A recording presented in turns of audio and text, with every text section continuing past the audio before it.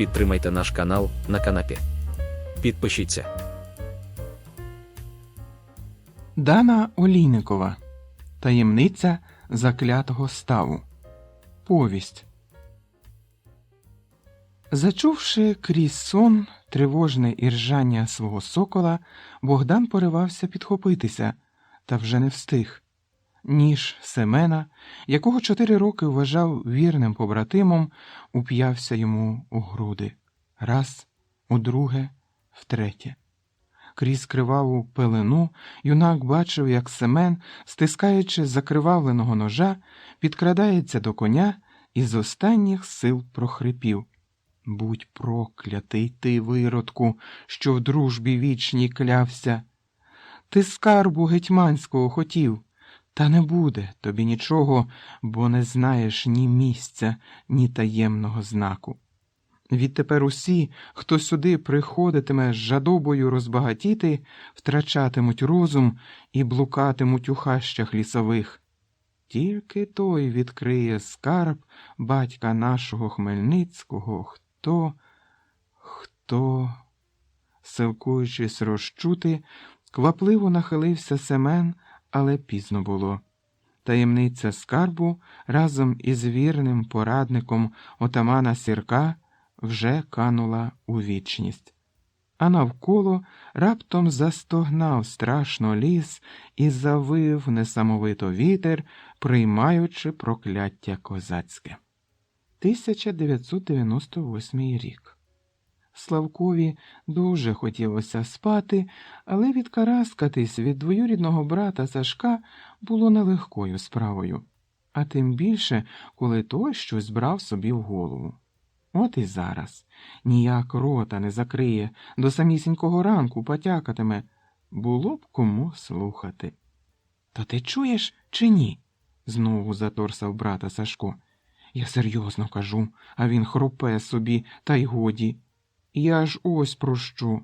Справді, спробуймо оту козацьку зброю відшукати, про яку дід Грицько розповідав. Ось побачиш, усі хлопці із заздрощів повмирають. І Василь, і Петро, а що вже Хвалько Калаченко, то і зовсім у бублик скрутиться. Ти ж сам казав, тільки добре пошукати треба. По шиї тобі добре дати треба, а не шукати казна що, не погоджувався Славко. Все, що могло десь лежати, давно вже без нас викопали. Не один ти такий розумний. Теж мені знайшов кого слухати діда Грицька з його побрехеньками. Коли ти такий хоробрий, то чому ж на заклятий став не пішов, як я тебе кликав, га? Мовчиш? Отож бо й воно. А то зброю йому... Козак задрипаний. Ось як дам зараз, скинувся Сашко. Я козак, а ти дурень. Ось що. Теж мені порівняв. Лише 3 тижні, як приїхав, а вже потякаєш про те, про що й гадки не маєш. 100 разів тобі казав. На тому ставу стільки людей загинуло, що ой-ой-ой. Он і ми з хлопцями пішли одного разу перевірити. То ледве живі прибігли. Там так навколо вило, наче. Теж мені герої, пугача злякалися, зневажливо перебив Славко, посіхаючи. Старі діди базікають, а ви й вуха розвісили, в казочки повірили. У 6 класі вже книжки треба читати. Про самогіпноз чув? Гадаєш, як у ліцеї вчишся, то вже й найрозумніший? Образився Сашко. Ми теж не дурні. Ось і по телевізору передача була про магію, то казали, що енергія в таких заклятих місцях особливо небезпечна. О, і взагалі, науково доведено, що людині треба спати, бодай 8 годин на добу, охоче підхопив Славко. А твоїми стараннями і 3 не набереться. Завтра набалакаєшся, екстрасенсе. Язиком одне тільки мелеш, а як до діла. А, то ти так, скипів брат. Ну добре, ходімо на цей заклятий став, коли тобі так припекло. Завтра ж. Славко від здивування аж прокинувся. Ще пак. Цілих 2 тижні умовляв він Сашка повести його на це таємниче місце, але той затявся ні і край. Він, Славко, вже й не сподівався, аж на тобі. Таки є чому здивуватися. Крадькома глипнув на брата, образився такий чортяка. Ну, треба ж так.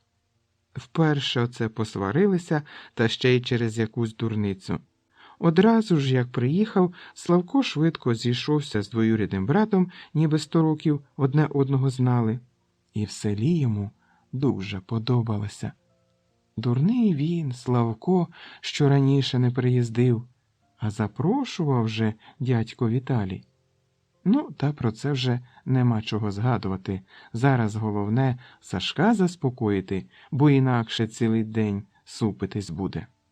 Ну, чого ти, справді, несміливо смикнув брата за сорочку. Я ж не хотів тебе образити, Санько. Слово честі. Якщо не хочеш іти, то біси з ним, із цим Ставком. Було б чого сваритися. А я й не сварився, пробурчав з-під ковдри Сашко. Це все ти, базікало, обзиваєш по-всякому. Гадаєш, я боягуз, так? То я на зло тобі піду. От. Та я не казав, що ти боягуз, занепокоївся Славко. Ти що, зовсім здурів? Я ж хотів. Давай уже спати, обірвав його брат. А то вранці батько знову з козами пошле. Тоді буде нам крос замість спання. Може, помиримося таки зараз? Розсміявся Славко. Ну то як, побратиме? Сашко, коли його так називали, лагіднішав просто на очах. Ось і цього разу завовтузився, почав виправдовуватись і врешті-решт запевнив Славка у своїй вічній приязні. На заклятий став друзі вирвалися тільки через 3 дні, коли упоралися з дорученими їм господарськими справами. Сашко хотів і заступи прихопити, але брат відраяв: не копати ж йдемо, а тільки подивитись та послухати, чи правду люди кажуть про нічні крики і стогони. Та й тягати по лісу причандалля невелика радість. Удень став і ліс здавались такими мирними, що хлопці якось непомітно для себе похоробрішали. Гралися, купались у ставку і навіть трохи потовклися навколо того самого дивного всохлого дуба. Але надвечір розмови й суперечки самі собою почали вщухати, навіть пошепки говорити стало лячно. Найменший шелест змушував братів здригатись і ближче присуватися до багаття. Сашко витяг пакуночок з їжею. Коли жуєш, думки мимоволі на щось інше відволікаються, на сало, наприклад. А все ти зі своїми дурними вигадками, не витримав таки Сашко, догризаючи шмат ковбаси. Ходімо, перевіримо. От і перевірили. Клацай тут зубами, як цуцик на морозі. І чого, питається? Не кажи, заперечив Славко з повним ротом. Все ж таки цікаво. Якщо всі ці розповіді про став побрехеньки, то ми будемо першими, хто в цьому переконається. Ніхто ж не насмілювався тут переночувати, а ми переночуємо. Уявляєш? Хлопці роти пороздявляють. Про це Сашко не подумав, а тому, добре поміркувавши, радісно кивнув. А й справді, ото вже втремо носа нашим боягузам. Гей, уявляю собі їхні мармизи, коли... А крім того, перебив його Славко, не обов'язково ж казати, що це місце звичайнісіньке. По-справді тільки потякають люди. Аж раптом лісову тишу розітнув божевільний регіт, який загрозливо повторила луна. І хлопці, випустивши з рук їжу, затряслися, немов у лихоманці. Що це було? Нарешті ледве вичавив Славко, клацаючи зубами. Ти що, братику, Не знаю, прошепотів той, присуваючись ближче до вогню. Може, пугач. Вони, знаєш, уночі частенько стогнуть і плачуть, чисто як діти, а то й регочуть.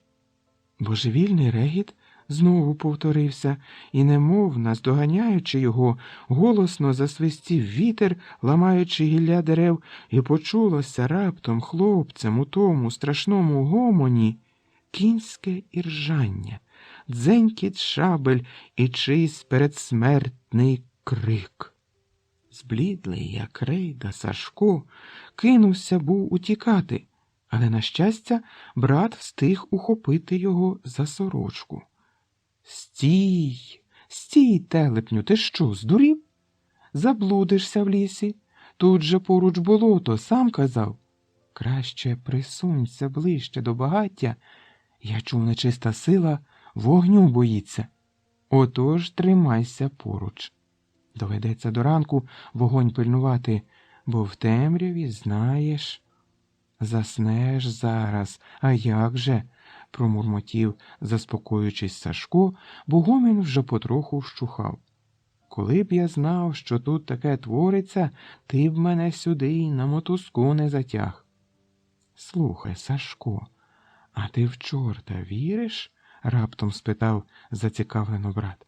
«Ні, ну справді, якщо є Бог, то й чорт теж, мабуть, є. Га? Та хай тобі гриць», – аж сплюнув той.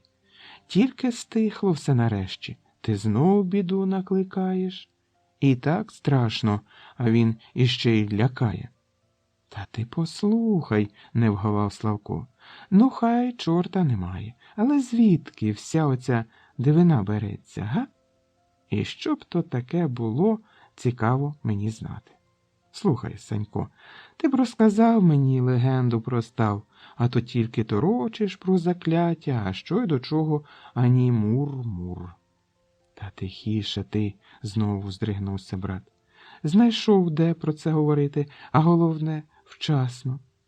«Ну, добре вже», – трохи спокійніше мовив згодом, упевнившись, що навколо все тихо. «Розповім. Багато не знаю. Тільки те, що дід Сергій розказував. Так ось, було це багато років тому, коли Україну після смерті Богдана Хмельницького шматували нерозумні гетьмани. Проїжджали якось селом два запорожці, кажуть, молоді та гарні, і все розпитували про цей лісовий став. Порозпитували і поїхали. А через якийсь час знайшли одного з тих хлопців убитим саме під оцим дубом. Сашко мимоволі здригнувся. Отаке. Ну, а поруч із шаблею козацькою заступи валялися, земля навколо розрита була, відтоді пішла чутка про скарб цей заклятий. Могилу козацьку на узліссі пам'ятаєш? Я ж показував. Отам хлопця вбитого того і поховали. Хрест увесь час добрі люди поновлювали, це ж як святиня наша вже багато років. А якщо земля розрита була, поміркувавши, спитав Славко, то, може, викопали той скарб одразу, га? Ну, ті, хто запорожця вбив. Цього не знаю, здвигнув плечима Сашко. Мабуть же. Щось таке вказувало, що не викопали, раз люди почали потім шукати. До речі, кажуть, що того другого козака ніхто більше ніколи не бачив. А ще розповідали, що відтоді всі, хто копати тут намагався, або розум втрачали, або й зовсім зникали кудись. Та ти сам щойно чув, що тут коїться.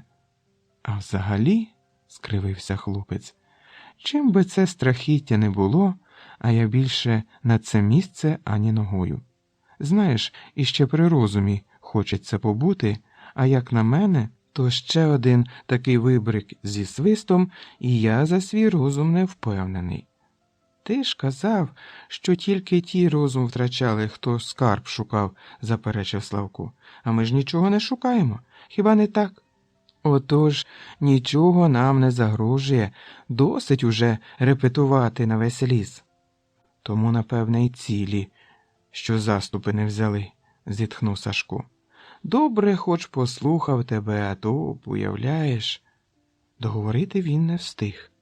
Свист вітру і той самий божевільний регіт раптом повторилися з такою силою, що хлопці від жаху попадали на землю, закриваючи руками голови. Цього разу ревище тривало так довго, що друзі подумки вже кілька разів прощалися з життям, аж поки нарешті почало потроху вщухати. Знову настала безгомінна тиша. Але підвестися брати вже не насмілились. Отак, обнявши один одного, вони й заснули на голій землі. І наснився Славкові дивовижний сон. Навколо дуба з'явилося сліпуче сяйво, і з того світляного стовпа вийшов, усміхаючись, молодий козак, не набагато старший за братів. «То що, братчики?» – весело запитав юнак, сідаючись коло багаття. «Налякалися?» «Ну, то нічого. Той не козак, хто жодного разу не лякався і страху не перемагав. Добре, що прийшли ви сюди не по багатство, як багато хто приходив, бо інакше назад дороги не було б. Тому що скарб, який тут лежить, відкривається лише тим, хто сміливість свою доведе і життя заради товариша не пошкодує, не багатства прагнутиме, а слави великої». Постать козака раптом огорнулася туманом, затремтіла і розтанула в повітрі.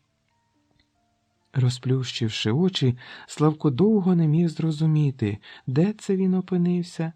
Потім, все згадавши, швидко схопився, розбудив Сашка. Саме тільки-но почало світати, і хлопці заквапилися додому, аби встигнути повернутися разом з іншими рибалками, бо свій похід на заклятий став від дорослих приховували.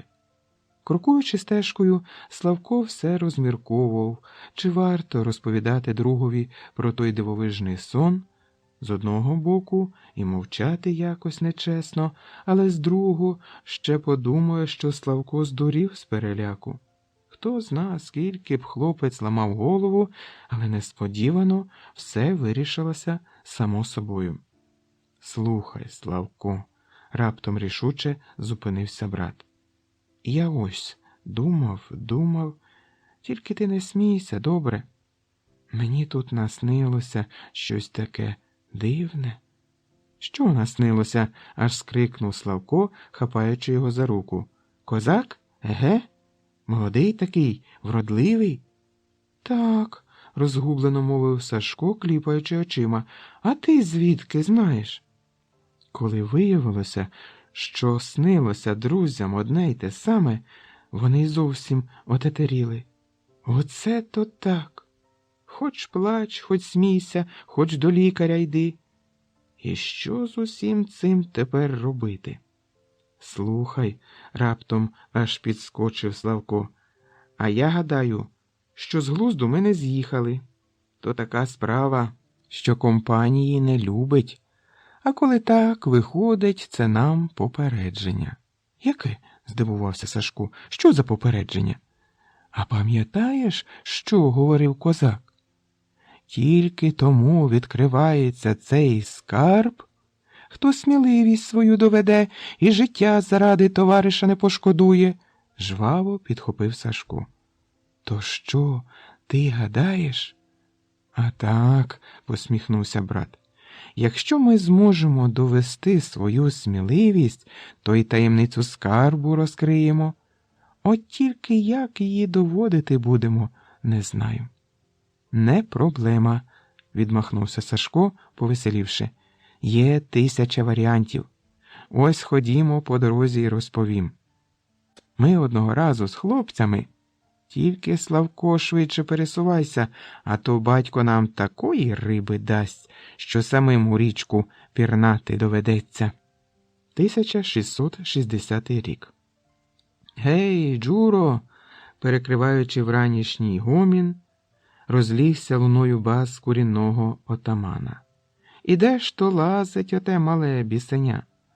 Із-за куреня миттю вигулькнув жвавий чорноокий хлопчина років 13-14 і став перед Степаном Левченком. Я тут. Що накажеш, батьку? Ой, Богдане, Богдане, вдавано насупився курінний. Хіба ж це діло? Чом я тебе маю кликати по півгодини? Тут уже курінний схитрував. Джура з'явився одразу, але треба інколи хлопця і підігнати, воно тільки на користь піде. А ну, гайда по сніданок, і не гайся мені, бо зараз намну чуба, то знатимеш, як наказів слухати. Останні слова Кошовий доказував уже вітрові. Хлопця давно й слід захолов. От же чортів син, усміхнувся, погладжуючи вуса куріний. Гарний козак виросте, як Бог дасть. Братові Дмитру на підмогу, а кошу нашому на славу. На січі розпочинався звичайний будень. Після купання козаки вже збиралися до сніданку, весело перемовляючись. За звичаєм осавул, суддя та інша військова старшина сідали до столу в куренях, де були записані. Джури теж харчувалися разом зі своїми наставниками.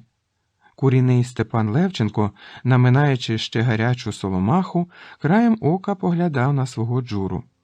Минає ж час, людоньки добрі. Лише 4 роки тому впросив його Дмитро Крайченко взяти до себе молодшого брата Богдана. Мале й худеньке хлоп'я, а вже який козак виріс на запорозьких харчах. І справді, хлопчина був меткий, моторний, накази виконував швидко і вправно, а бойову науку схоплював миттєво, немов і раніше все це знав. На бойових герцях Богданко вже міг здолати 18-річних юнаків, а верхи їздив, немов у сідлі народився.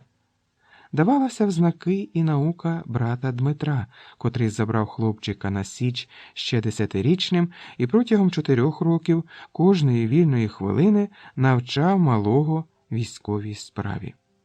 «Я все впорав, батьку», – вивів курінного з роздумів дзвінкий Богданів голос. «Чи ще накази будуть?» Посміхнувшись у вуса, Степан Левченко лагідно подивився на хлопчину. Ой же моторне вдалося. Він ще й подумати не встиг, а вже все виконано. Нічого, Богданку, не треба поки що. Біжи мерщій, бо запізнишся. Всі хлопці вже пішли. Богданко мимоволі скривився. Ходити до школи він не дуже любив, хоча вчився добре. Але як ти всидиш за псалтерем, коли є куди цікавіші справи? Після заутрені у Січовій церкві запорожці поралися по господарству. Роботи вистачало, одяг та зброю лагодити, човни смолити, а малі Джури тим часом у Січовій школі засвоювали письмо, церковні читання, вчилися хоровому співу та музиці. Звісно, Богданко з більшою охотою побіг би до зброярів або човнярів, але зась. Закон для всіх єдиний. Тому хлопчина, зітхнувши, неохоче поплентався за друзями.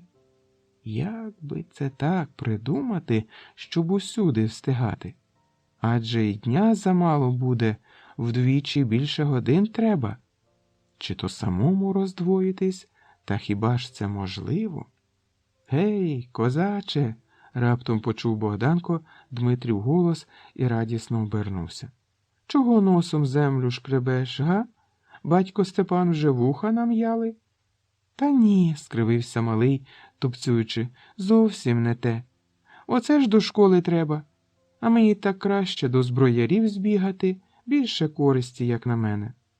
Ні, братику, суворо мовив Дмитро. Вчитися обов'язково треба, бо справжній козак мусить уміти не тільки шаблею вимахувати. Шануйся, Богдане, бо не поважати писемність січовикові гріх. Та хіба я що? Засоромився Богданко. Вчитися люблю, ти ж знаєш, і стараюся. Але що вдієш, коли шабля мені миліша? Хвалять тебе в школі, це добре, кивнув брат. А дурні думки жени геть, братику. Нам, крайченкам, це ні до чого. Та коли вже тобі так на лаві не сидиться, то зачекай трошки, ось невдовзі рушимо на татар. Якось умовимо батька Степана, щоб пустив тебе з нами у море. Може, хоч трохи оскомину зіб'єш та вчитимешся охочіше. Ой, правда? Аж розцвів Богдан. Ще пак. Вважалося, що справжнім козаком стає лише той, хто побував у морському поході, тому для Джури плавання було не лише неабиякою честю, а й висвяченням у козаки. Бо велику мужність і сміливість треба було мати, щоб виходити в море на чайках, особливо в бурю, та громити улуси. Примітка. Улус – поселення, громада. Під носом у турків. Щоправда, Джур завжди залишали вартувати човни, але всяк могло статися, тому обов'язково дивились, чи добрий рубака. Та правда, правда, посміхнувся у вуса Дмитро, з любов'ю дивлячись на брата. Але якщо слухатись будеш, то ж біжи, бо передумаю. Богданко жартома вклонився йому, як старшині годиться, і, сміючись, гайнув щодуху до школи. Дмитро мимоволі задивився йому вслід. Гарний хлопець, ні в року, тільки нетерпеливий ще, як оте лоша, але то дарма. Перемелиться потроху. Добрий козак росте, Дмитрику, почув хлопець голос старого дядька Михайла. Присяй біг, радий би був такого сина мати. І гарний, і ставний, а що правний у бою, нема що й казати. І голосок чисто соловейко. Та ну вас, дядьку, махнув рукою Дмитро, ще зурочите хлопця. І в кого воно таке вдалося? Батько і мати тихі та сумирні були. Я й сам у них пішов, а цей шибай голова. Хіба що, може, в діда нашого. Той неабиякий бунтар був, до того ж і силою, і розумом вдався. Шкода тільки, доля гарна обійшла. Коли б то хоч Богданчикові вона усміхнулась.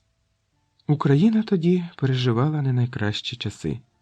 Після смерті Богдана Хмельницького у червні 1657 року булаву взяв його син Юрій. Але сподівання козаків, що будуть вони, як співали в піснях, за гетьмана молодого жити, як за старого, городи турецькі плюндрувати і слави війську доставати, не справдилися. Помилувавшись 2 місяці на таке правління, козацька старшина скликала в Чигирині представників усіх полків і обрала гетьманом колишнього військового писаря Івана Виговського. Та оскільки просте козацтво саме гризлося зі старшиною за ґрунти і млини, які верхівка успішно загрібала під себе, народ не прийняв гетьмана від владних. Козаки не забули нагадати, що гетьмана мають обирати на січі, а не хто зна де, ще й без січового товариства. Поки точились ці невельми лагідні дебати, під осінь в Україні з'явилося російське військо і любісінько розташувалось на лівобережжі, насаджуючи свої порядки. Розсмакувавши такі наслідки об'єднання з Росією, Виговський вирішив послати російських союзників до біса і кинувся шукати допомоги у Польщі. Однак новий гетьман прорахувався. Запорожцям поляки остогидли ще більше, тому, висловивши своє обурення, козаки взялися до зброї і проти Виговського виступив зі своїм полком та січовиками полтавський полковник Мартин Пушкар. Майже цілий місяць козаки лупцювали одне одного, перемагали то ті, то інші, аж поки запорожцям набридла ця катавасія, і вони, плюнувши на все, покинули Пушкаря та повернулись на Січ. Мартин Пушкар зазнав поразки і сам загинув у битві. Виговський тим часом не забував догоджати польському королеві, не відмовлявся й від допомоги татар, чого ніяк не міг стерпіти новий кошовий війська Запорозького Іван Сірко. Цей козак вороже ставився до Польщі і ненавидів татар, а також тих, хто з ними братався. Сірко більше схилявся до протекторату російського царя, а оскільки кошового шанував народ, то лінію цю підтримали всі козаки. Оголосивши Виговського зрадником, Сірко добряче поганяв його по всій Україні, не забував лупцювати і кримчаків, що, звісно, вносило розбрат у стосунки хана з новим гетьманом. Врешті-решт, Виговський був змушений передати владу Юрію Хмельниченку, за яким тяг руку Сірко. Сподіваючись на захист від Росії, Кошовий намовив Юрія оголосити про бажання України бути під протекцією російського царя, щоправда, за умови, що в українських містах не буде російських воєвод. Князь Трубецький, якому послано було такого листа, цьому бажанню тільки зрадів, але умову щодо російських воєвод любісінько пропустив повз вуха. Настановивши вже офіційно в Переяславі новим гетьманом Хмельниченка, Трубецький змусив Юрія погодитись на те, щоб воєводи перебували крім Києва ще в Переяславі, Чернігові, Братславі та Умані. Але сподівання запорожців на нове спокійне життя під захистом Росії не справдилися. Коли українські землі, обіцяні Виговським, не дісталися польському королеві, розлючений Ян Казимир увійшов у спілку з кримським ханом і рушив на Білу Русь, прагнучи помсти. Татарва, своєю чергою, доступившись до українських земель, почала навідуватися в гості побагатий Ясир. Примітка. Ясир – полонені, здобич. Отож, цього року, 1660-го, клопоту в козаків вистачало, тільки й крутилися, аби вчасно нам'яти боки бусурманам та звільнити полонеників. Нахабство кримчаків уже добряче допекло Сіркові, і він потроху готувався до морського походу, щоб гарненько пошарпати околиці Очакова та Аслангорода. Тож у повсякденних клопотах доводилося січовикам знаходити час для човнів та бойових герців, ще й про чатування не забувати. Після смачного обіду тетеря, риба, галушки і куліш козаки почали готуватися до роз'їздів та варти на січових вежах, а ті, хто міг відпочивати, примостилися навколо кобзаря послухати пісень та й собі поспівати. І ось полинула хвилююча, добре знайома дума. Ой, обізветься пан Хмельницький, отаман батько Чигиринський. Гей, друзі, молодці, браття козаки, запорожці, добре дбайте, барзо гадайте. Богдан Костиха, підспівуючи, не забував поглядати на козаків, які за наказом Корінного шикувалися на майдані, щоб їхати на варту. Скільки він уже просився з ними. Дарма, відмовляють, тому і підбігати перестав. Але ж хлопці знають, як йому кортить. Може, сьогодні поталанить? Ні, Кирило, що не кажи, раптом почув хлопчина голос дядька Михайла, а за батька Хмеля жилося нам куди краще. Зараз оце дивлюся на хлопців і гадаю, чи не доведеться нам і сьогодні вночі татарам дрючка дати? Лізуть кляті, як сарана, ще й ляхи сюди ж пнуться. Оце знову брали Юрася Хмельниченка, тільки маю я сумнів, що спокійніше житиметься. Він молодий і дурний ще, А тут руки міцнішої та досвідченішої треба. А кого б то обрали, Михайле? Зітхнув Кирило. Був один розумний, Виговський, і де він зараз? Гей, немає нам спокою, побратиме, як там не кинь. Другого такого, як Богдан Хмельницький, немає і не буде, щоб за народ свій стояв, сил не шкодуючи. Розумний був наш гетьман, ще пак, раптом стряв у розмову п'яненький козак. Напевне, забагато за обідом меду хильнув Сердега. Присягли на вірність Росії, і ось що маємо. Посадники хто? Воєводи.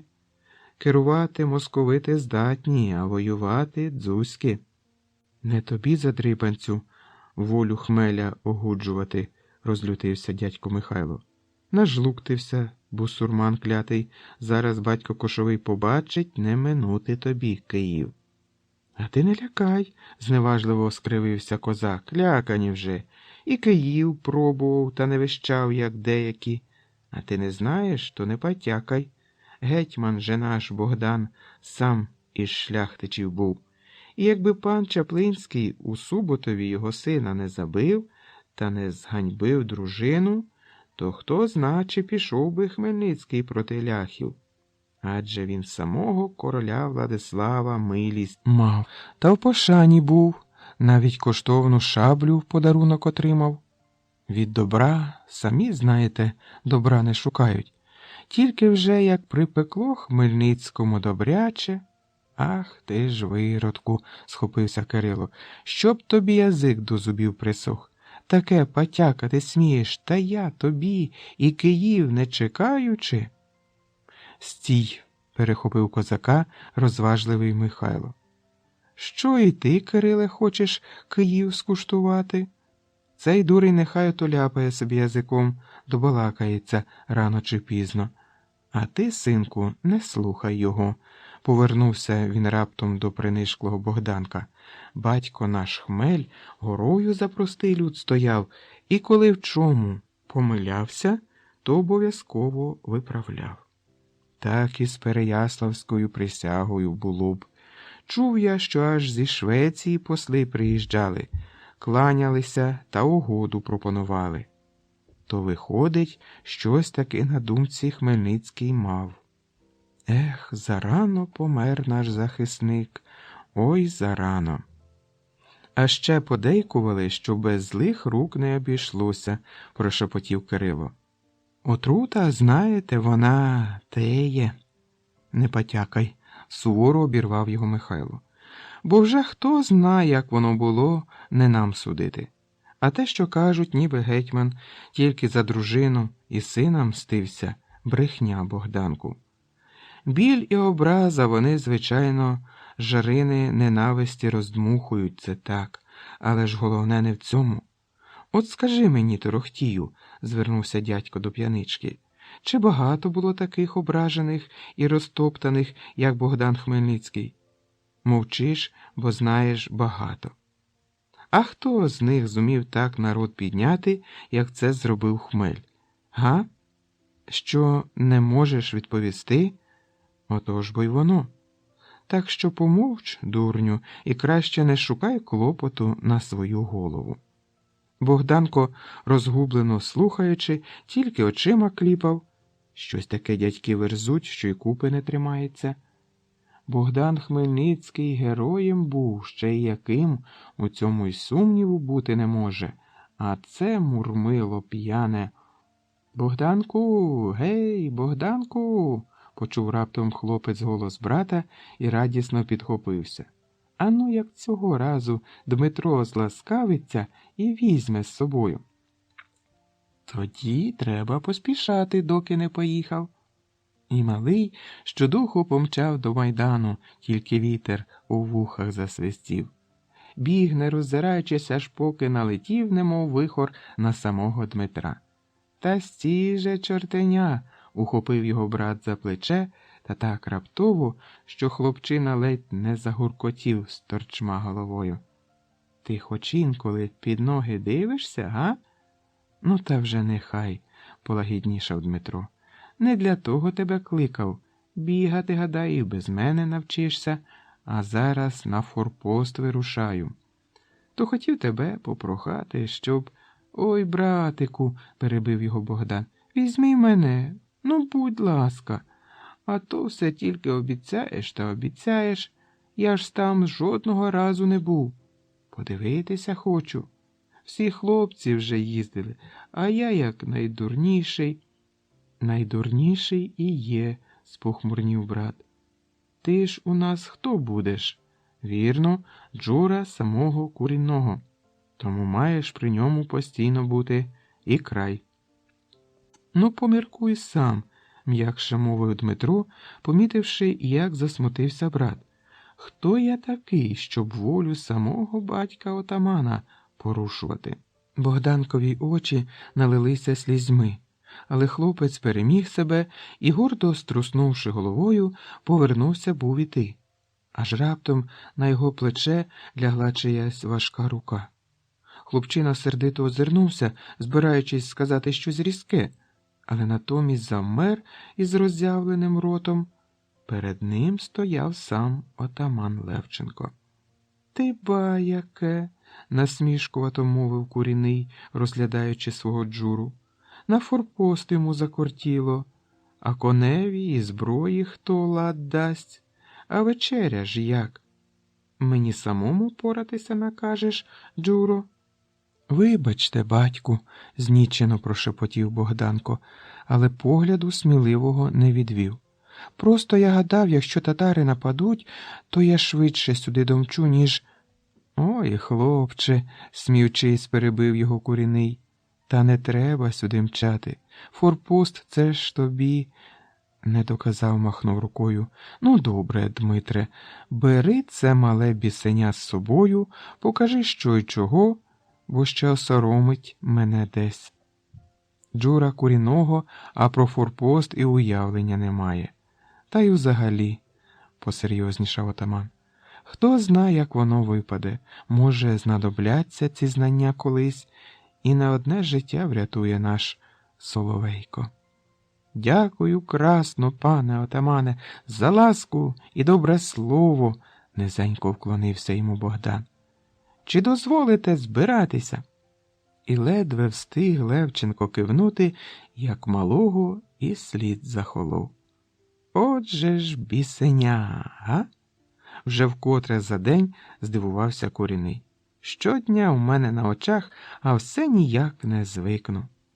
«Ну ти скажи, Дмитре», – звернувся він до юнака, – «і в кого воно таке метке вдалося?»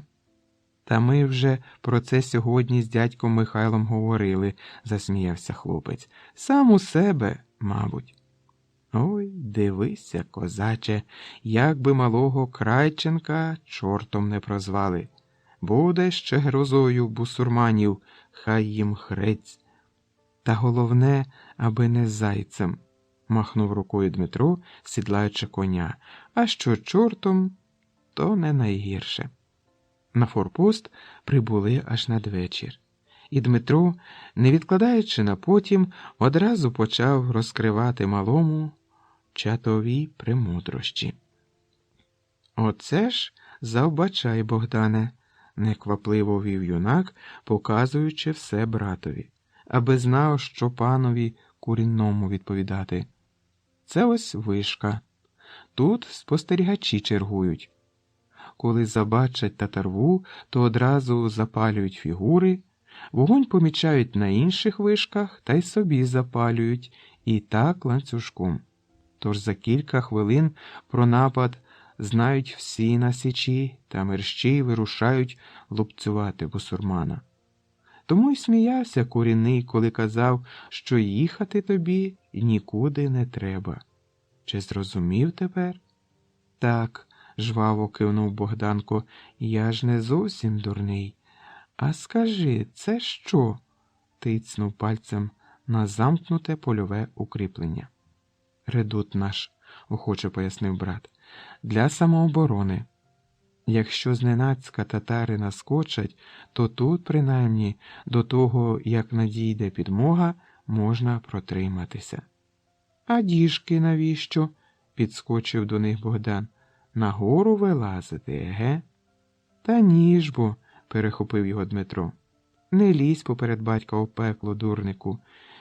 Діжки зі смолою, всі 18, крім верхньої. Бачиш, перше коло з 6 діжок, друге на ньому з 5, і так далі, з кожним колом на одну менше. Верхня діжка без днища, в ту порожнечу заливається смола. Під діжкою, он бач, залізний прут із блоком, через нього протягнуто мотузок, один кінець якого спускається в порожнечу. Оце і є, братику, наша фігура. Коли тривога, то мотузок запалюють і... Та зрозумів, відмахнувся Богданко. Тепер, якщо треба буде, і сам таку зроблю. Ну, посміхнувся у вуса Дмитро, дай-но, Боже, нашому теляті та вовка піймати. Та вірю вже, вірю, не серця. Давай ліпше ближче до стайні, коней треба виводити. Скоро бекети роз'їжджатимуться. Це дозорці наші. Патрулюватимуть знизу, коли споночіє, бо з вишки в темряві не все побачиш. Моя черга пізніше перед світанком. А чому по одному роз'їжджаються? Здивувався Богдан. Чи в степу місця мало? Це вже як знак, що свої козаки їдуть, пояснив Дмитро. Бо з інших фігур теж дозорці патрулюють, то щоб з татарином не сплутали. Татари вони завжди гуртом їздять. А як же тоді ми, жалібно спитав Богдан, зазираючи братові у вічі. Удвох не поїдемо? Ні, відрубав Дмитро. Тут сидітимеш, на форпості. Та ти що, гадаєш, усміхнувся він, спостерігши, як засмутився малий. Татари щоночі нападають. Слава Богу, не часто, тож із подвигами зачекаємо. Ніч перебудемо, Бог дасть, а вранці й назад, до коша. А ти краще, якщо вже все обдивився, лягай спати, бо ми завтра відпочиватимемо, а тебе багато роботи чекає. Та й до школи треба йти, так що не барися з відпочинком. Ну, хоч на вишку залізти можна? Набурмосився Богдан. Зараз, поки зовсім не стемніло, га? Та лізь уже, шибає голово, махнув рукою Дмитро. Все одно не відчепишся. Скажи Левкові, хай тебе пустить на хвилинку, тільки ж дивися, пильнуй добре. Еге ж, долинуло до нього вже згори.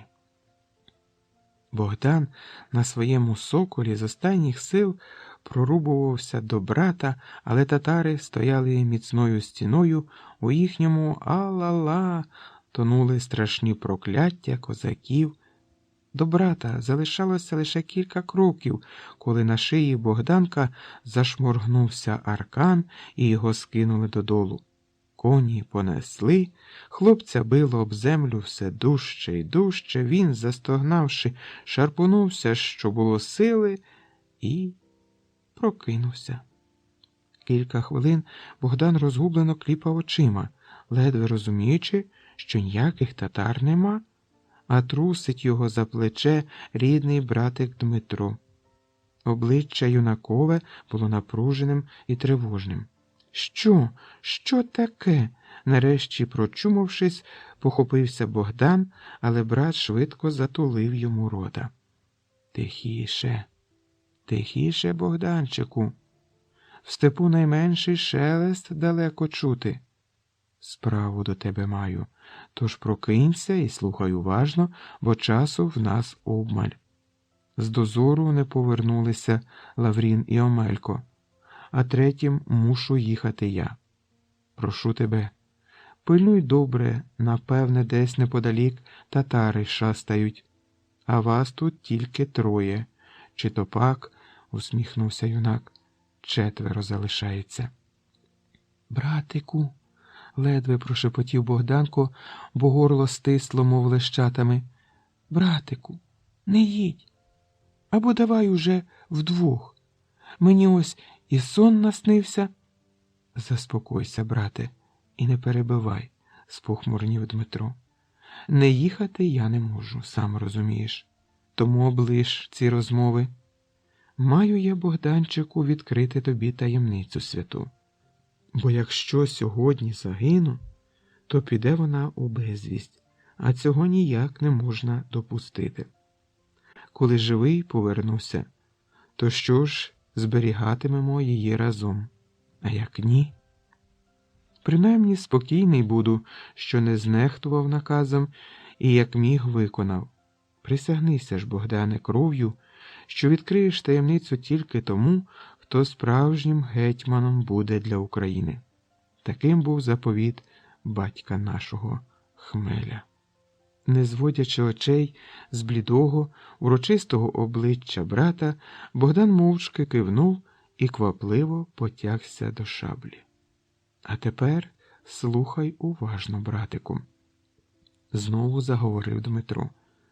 Перед смертю Богдан Хмельницький заповідав своєму вірному другові і соратнику Мартину Пушкарю, який, коли знаєш, загинув 2 роки тому у битві з Виговським, скарб безцінний, і звелів заховати його в землю на цілих 3 роки. І передати скарб тільки тому, хто візьме булаву гетьманську не заради влади, а заради волі народної. Термін цей ще не вийшов. Тому й беріг я свято клятву, дану Мартинові Пушкарю, моєму побратимові. А побраталися ми, коли я йому життя врятував у бою. Перед тим, як вирушити на Виговського, розповів мені Мартин про заповіт Хмеля. Так ось, Богданку, відтепер і ти цю таємницю знаєш і свято берегти мусиш. Та не лише берегти, а й виконати волю батька нашого, Богдана, коли час настане. А тепер слухай, як на те місце дістатися. Неподалік села Недайвода є у лісі став, який і називають лісовим. Щоб знайти його, треба стати спиною до сільської церкви та так, щоб сонце світило тобі у ліве око. Ледве встиг пояснити Дмитро, як звеліли йому збиратися в дорогу. «Ой, братику, мій милий», – не втримавшись, гірко заплакав Богдан. «Не покидай мене, візьми з собою, якщо загинемо, то вже разом». «Нумо, малий», – лагідно обняв його Дмитро. «Хіба так можна? Ти козак і плакати не повинен, бо тобі ж, коли повернемося до коша, соромно буде. І як же наша спільна справа, га? Чи я оце дарма вітер язиком ганяв? А тебе я прошу, Богданчику, міцно стис в обіймах хлопчика. Хоч би що там було в житті, завжди тримайся гідно, аби не сказав ніхто, що рід наш боязкливий. І сам бережися. Ти ж єдиний у мене, хлопчику любий, дитино моя», – міцно поцілував брата. «Козаком гарним я тебе виростив, запорожцем лицарем хотів бачити, хоча, може, Бог дасть, ще й побачу. Хай тебе Господь береже, братчику мій коханий». І, притиснувши наостанок Богдана міцно-міцно до серця, Дмитро рвучко відірвав від себе брата і, не озираючись, чимдуж побіг до стайні. Здавалося, відколи поїхав Дмитро, минула вічність. Дозорці напружено, до болю у вухах вслухалися в ніч, але навкруги було тихо, незабаром світанок. Може, й справді заблукали хлопці. Он же який туман, чого дивуватися.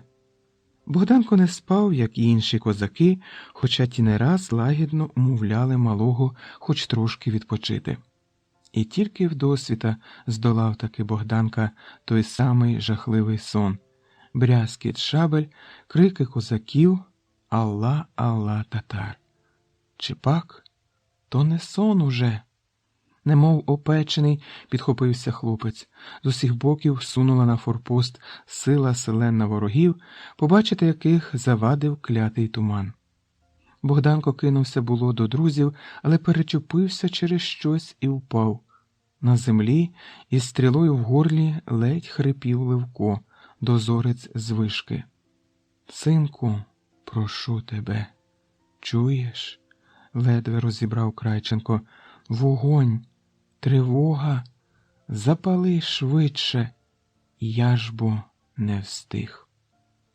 Богдан не пам'ятав, як опинився на вишці, як підпалив мотуза. Головне тепер було якнайшвидше злізти, допомогти хлопцям протриматися. Та коли хлопчик, ризикуючи зламати карк, злетів на землю, то побачив, що рубався вже тільки один Стас. Недовго думаючи, Богдан кинувся до товариша. «Стасе, чуєш? Тікаймо!» Осатаніло рубаючись, вигукнув він. «Я вже підпалив фігуру, давай швидше, ну!» «Тікай, дурнику, чуєш?» лаючись, сплюнув козак. Він намагався прикрити собою малого. «Тікай, дурненький, ну якого ж ти біса виліз?» Хлопець хотів ще щось мовити, але не встиг. Татарська стріла вп'ялася йому в горло. Тої ж миті зрозумів Богдан, що від смерті йому не втекти, і дико скрикнувши, рвонувся в січу. Що ж, коли так, то смерті Крайченки ніколи не боялися дивитися у вічі, і він теж не відступить. Сміливо рубався Богдан, але що міг вдіяти підліток проти такої сили татар? Нараз шию зашморгнув аркан, в очах потемніло, і хлопець відчув, що летить, але не вгору, як у мріях, а додолу на залиту кров'ю землю. І останнє, що відчув Богданко, гіркоту і почуття провини перед Дмитром, бо не виконав його волі щодо скарбу гетьманського. Коли розплющив очі, побачив лише степ, великий і безкраїй. Навколо галасувала татарва. Руки у Богдана були зв'язані за спиною, а сам він лежав упоперек коня. «Полон!» – майнула гірка думка. «Господи Боже, полон! Краще б убили одразу, ніж все життя мучитися в неволі».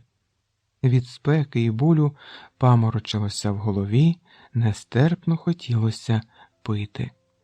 Вдруге отямився від хлюпнутої в обличчя води.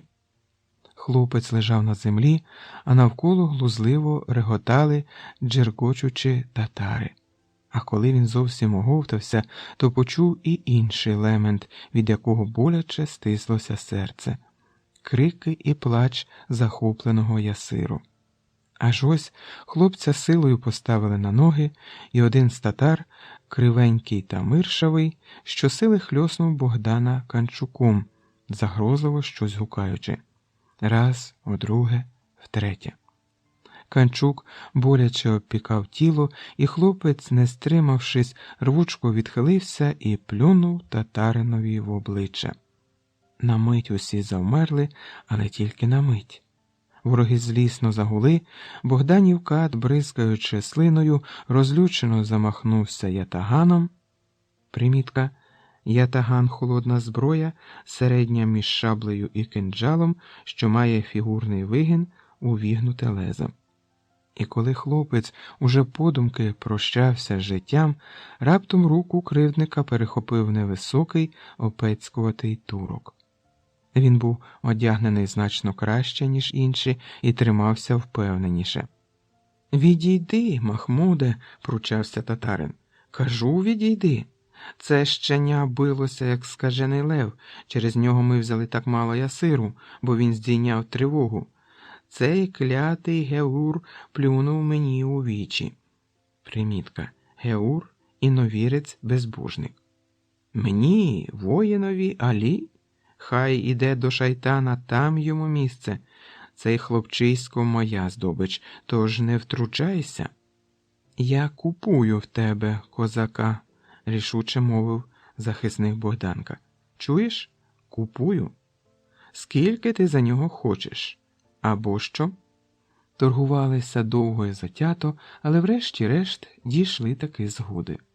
Розрахувавшись, новий господар Богдана неквапно підійшов до хлопця, обмацав м'язи, силоміць розтулив рота і зазирнув туди. «Якши!» – розплився турок гидкою посмішкою. «Якши, козак! Ну й дурний ти, Алі, не любиш, виходить, гроші. За це степове орля я втричі більше виручу на невільницькому ринку в Кафі, або передам його на бакшиш султанові. Теж не гірше. Примітка. Бакшиш – подарунок. Хлопчисько вже неабиякий воїн, а в яничарському корпусі стане ще кращим». Алі, зрозумівши свою помилку, вибухнув злостивою лайкою, але Махмуд на це вже не зважав. Так само гидко усміхаючись, підійшов упритул до розгубленого Богданка, який ніяк не міг второпати, до чого вся оця комедія, взяв за підборіддя, подивився у вічі. «Якши!» – зміїна посмішка викривила товсті губи нового господаря. «Якши, яничар!» Примітка. Яничари – турецька піхота, що формувалася з полонених юнаків. Почувши це слово, Богданко зблід, як полотно, і закам'янів. Жахливішої долі бути не могло. Страшнішим за галери, за найтяжче рабство було це коротеньке слово його майбутнього. Запроданець, зрадник, яничар. 1998 рік. Вже кілька днів Сашко із Славком міркували над тим, як довести людям свою сміливість, але нічого путнього на думку не спадало. Все, що пропонував Сашко, брат не приймав, як застаріле, але й сам запропонувати нічого не міг. Сашко навіть поривався покататись на бугаєвій яшці, якого боявся сам зоотехнік Іван Семенович, не кажучи вже про інших односельців. Але Славко заперечив, сказавши, що інвалідом він бути не хоче, голова йому потрібна, та й інші частини тіла теж. «Нехай з цим бугаєм дебіли б'ються», – розпалився Славко. «Тільки очі налиті кров'ю чого варті. А як гребе копитами землю, коли лютує, а як...» Потік натхненних доказів перервав Сашко. «От і видно одразу, що ти боїшся. Сміливець – це хто? Не той, хто нічого не боїться, а хто перемагає свій страх. От і перемагай. Ти тільки уяви, як у хлопців мармизи витягнуться», – знову завів своїй Сашко, «коли ми на Леваду на яшці приїдемо. Га? Не знаю, як щодо мармиз, а животи в них справді болітимуть від реготу», – похмуро буркнув Славко. «Бо тікати будемо, як Ява з Павлушею від контрибуції не бігали. Пам'ятаєш у Нестайка? І взагалі, ідеї треба не з книжок старих цупити, а самому вигадувати». «От і вигадай», – образився Сашко, – «розумний дуже. Як на мене, можна спробувати на водонапірну башту полізти і почепити там щось. Висота, сам знаєш, ого-го». «Це все дрібниці», – зітхнув Славко. «Так собі, забавки та й годі. От якби пожежа була або повінь». «Дурень ти», – аж сплюнув з пересердя брат, – «і ляпнеш отаке. Хоча...» – замислився хлопець, – «чом не ідея? Гайда до ставка, там завжди малеча брьохається, може й поталанить когось врятувати». Кілька днів хлопці чергували біля річки, але марно. Малюки весело хлюпалися у воді і гадки не маючи про чиїсь проблеми. Тоді брати, злі та знервовані, вирішили таки лізти на башту. Не подвиг, звичайно, але ж головне, як заспокоював себе Сашко, страх перемогти. Тому башта якраз те, що треба. Але склалося далеко не так, як планували друзі. Спочатку все йшло добре. Вони навіть жартували і підсміювалися одне з одного, та тільки но герої вмостилися на верхніх щаблях і хвалькувато поглянули вниз, їхня сміливість вмить випарувалась, як калюжа у велику спеку.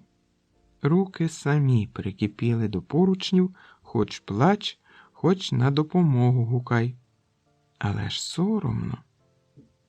Давай пісні співати, знайшовся таки Сашко. Тоді нас хоча б побачать, а там зорієнтуємось. Спробували, але дзузьки. Односельці лише привітно махали руками і сміялись у відповідь, деякі жартували з хлопцями. Тільки десь години через дві люди зрозуміли, що тут щось не так, і почали, перемовляючись, потроху збиратися під баштою. Хлопці до того часу вже добряче захрипли і лише цокотіли зубами від холоду й страху. Хотілося їсти, пити, а найбільше злізти нарешті з цієї клятої башти. Спочатку братам було байдуже до кпинів натовпу, та коли внизу з'явилися всі їхні друзі, стало непереливки. Славко ладен був крізь землю провалитися, аж раптом краєм ока побачив, що брат потроху відклеює руку від щаблини і взагалі усім своїм виглядом дає зрозуміти, що спуск розпочався. Хлопець хотів був гукнути його, але вчасно втямив, що Сашко з несподіванки може зірватися, і прикусив язика. Брат спускався усе впевненіше, і тут Славко зрозумів, якщо він і далі сидітиме на щаблині, немов курка, то об'єктом глузів буде саме він. Тому, набравши в груди якомога більше повітря, Славко й собі почав поволі переставляти руки по щаблях клятої драбини. Не встиг Сашко стати на землю, як батькова рука стягла його вниз і одразу ж вліпила добрячого запотиличника. «Ах ти ж, затрипанцю, видриня мале!» – лютував дядько Віталій. «Через тебе, шмаркача нещасного, пожежну команду збиралися викликати. Добре, що вчасно побачили, як ти злазити почав. А то б ославили мене на весь район. Сорому не оберешся». Сашко тільки мовчав, похнюпивши голову. А що тут скажеш? Клепки не вистачило, поперся до неба в гості. От тепер слухай та мовчи. Одне слово отримали хлопці добрячого прочухана. Перепало й Славкові, і хоча небоже дядько Віталій і пальцем не зачепив, хлопцеві було неабияк соромно. «Ти ж на півроку старший, Святославе», – картав його дядько. «Ну сам поміркуй, а якби хтось із вас зірвався до біса, що тоді? Мій лобуряка плювати на все хотів. Поглянь, поглянь», – звернувся до сина. «Мати досі за серце тримається, а тобі як з гуски вода». «Чого це, як з гуски?» – промурмотів у кутку Сашко. «Ми теж переживали». «Переживали вони. Чого б то?» – хотів би я знати. Знову завівся дядько Віталій. «І взагалі, признайтеся, якого біса ви на ту башту поперлись?» «Та ми ж тільки хотіли», – заїкнувся був Славко, але брат перебив його. «Тільки трохи піднятися хотіли, тату. Ну, подивитися просто, як воно село згори виглядає, але захопилися та й...» «Щоб не було мені більше таких гарних захоплень», – вже заспокоюючись, мовив дядько. «А то, їй-богу, зніму очкура і так відлупцюю, що сісти не зможете». Тиждень брати були сумирними, мов ягнята, але з прагненнями довести свою хоробрість не розпрощалися. Незабаром у Сашка з'явилася ще одна думка – провести ніч на цвинтарі. Оце, мовляв, справжнє випробування. Дурниці, скривився Славко. Це вже набридло і в книжках. Згадай, всі на цвинтар бігали, як ідіоти, і Том Сойер, і Ява з Павлушею, та й взагалі. Казав я тобі, що книжки не найкращий варіант. От якби ми в місті були, пішли б до малих бомжів переночувати в каналізацію або підвал. Оце справді щось. А коли б ще й у притулок когось відвели, врятували, то взагалі клас. Та де ж їх тут узяти, аж засмутився Сашко. Цигани бувають часом, але рідко. Може, в райцентр з'їздимо, пошукаємо бомженят? А гроші? А вдома що скажемо? Це ж там і ночувати треба, зітхнув Славко. І взагалі, з порожніми руками до бомжів не підеш. Харчів треба купити, ну, ще там щось. Ні, брате, не підходить нам ця справа. Гроші то ще нічого. А як раптом у рейді захоплять? Уявляєш, що буде? Як візьмуть на облік, тоді від батька за потиличником не відбудешся. На обох вистачить. То як? Підемо на цвинтар, порушив сумну мовчанку Сашко. Варіантів усе одно немає. Ну, добре, махнув рукою брат. Хоч щось робити, не сидіти, як квочки. Адже час спливає. Але героїчний рейд на цвинтар здійснити не вдалося і не з вини хлопців. Коли вони, скрадаючись у малині, вже вибрались на леваду, то побачили якусь дивну мовчазну постать, що виразно вимальовувалася на тлі нічного неба. «Ой!» – ледь чутно скрикнув Сашко і враз присів навпочепки. «Хто це, Славко, га?» «Не знаю», – промурмотів брат, вдивляючись. «Може, обійдемо його якось?» Але обходити не довелося. «Ну що, барбоси?» – почули раптом хлопці голос дідуся Сергія і полегшено зітхнули. Але підвестися так і не наважились. «Може, скажете?» – гнув своєї дід, підійшовши до них. «Чого це вас баламутить, як воду в чорториї?» «А хіба що?» – невинно закліпав очима Сашко. «То вам здалося, дідусю, слово честі. Ми ж і на городі працюємо, і корову випасаємо, і свиню годуємо, ну як завжди. А по ночах вас носить теж як завжди», – примружився дід, набиваючи люльку. «Чи як?» «Та», – заїкнувся Сашко розгублено, – «та ми те є. Погуляти вийшли». І собі вихопився Славко, але одразу ж прикусив язика. І треба ж таке бовкнути. «Анумо, хлопці, давайте без дурощів», – посерйознішав дід Сергій. «На заклятий став зібралися, так? По обличчях ваших бачу. Та кажіть, кажіть, бо мені вже терпець урвався». Брати помовчали, похнюпивши голови, перезирнулися. «Та ми вже були там, діду», – знічено пробелькотів Сашко. «Це ми в інше місце. Так, особисті справи». «Були?» – здивувався дід. «І ночували? Оце то так. Ну, розповідайте, розповідайте, чи ж бачили що?»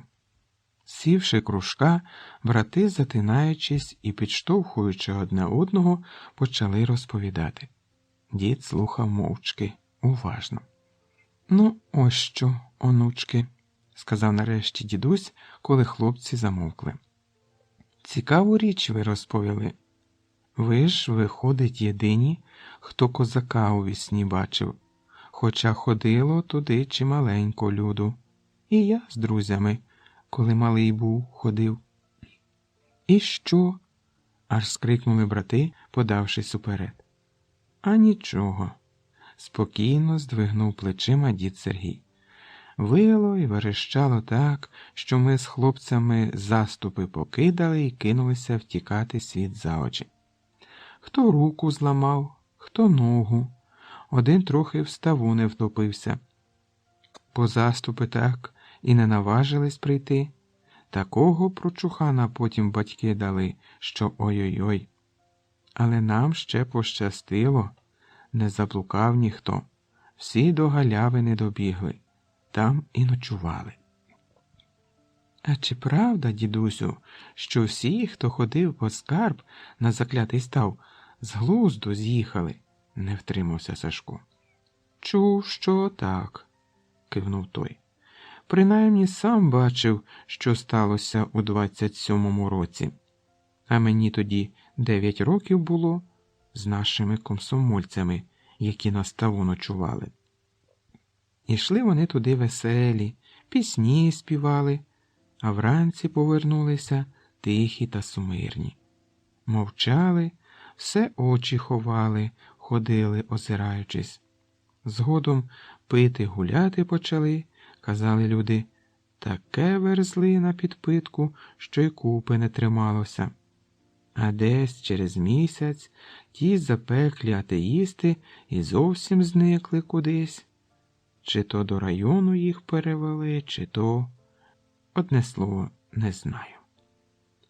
А чому ж, дідусю, насмілився і Славко, до цього ставу історики, дослідники не навідувались?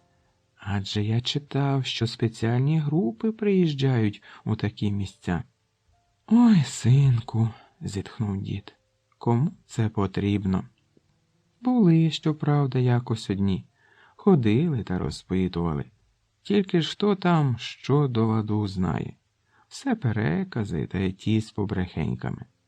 Чи був той скарб, чи ні, цього ніхто не знає. Що козак убитий був, то правда. Онде й могила його є, а за що вбили того запорожця, невідомо. Може, за зраду, а може, за дівчину. Здається мені, то люди про скарб вигадали. Мабуть, щоб таємнічіше було. А вам, хлоп'ята, ось що раджу, посерйознішав дід Сергій. Помилував вас заклятий став, і слава Богу. Вдруге, нема чого туди лізти. А коли сміливість свою довести хочете, то поміркуйте гарненько, перш ніж щось утяти. Бо справжня сміливість заради справи святої, заради людей. А ви ж задля чого на ту вежу поперлися, га? Друзяки тільки голови похилили, а що тут скажеш? От на фронті, пам'ятаю, вів далі дід Сергій. Хлопці в атаку йшли. Жменька їх у село вривалася. Проти сили фриців стояли, щоб не дати людей спалити в церкві. Оце так, оце сміливість. А те, що ви викаблучуєте, старий махнув рукою, то дурощі тільки. Ага, скривився Сашко. Добре вам, діду, казати. Війни зараз немає, що ж нам у Чечню їхати? Помовч, нечестивцю, гримнув на нього дідусь. Таке мелеш. Війна – це страшенне лихо. Не дай вам, Боже, діти, його зазнати. А сміливість свою довести можна і зараз. Головне, дурна твоя голова, не коли, а як проявляти її. Щоб нагоди дочекатися, може, не 1 рік треба. А може, й тижня досить. Це вже як Бог пошле. Свята сила вас, онучки, оберігає. То диви і нагоду дасть. А що це ви, дідусю, так до віри, га? Піддрочив Сашко, зводячись на ноги. Ніби ж за атеїзму росли і виховувались, а тепер моди тримаєтесь? Та ні, дитино, раптом замість запотиличника сумно промовив дід Сергій. Мода тут ні до чого. Мене й мати молитву учили, то я хоч і не дуже вірив, але слова запам'ятав.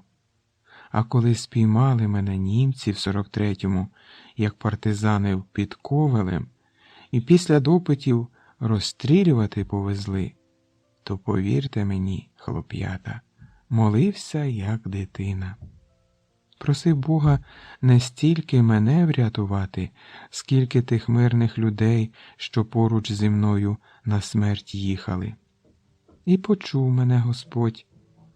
Наші літаки налетіли, почали бомбардувати дорогу.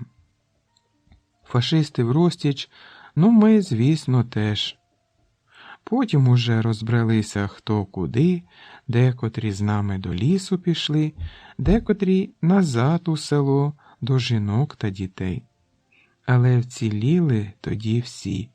З тієї пори, онуки, віри своєї я не відступався.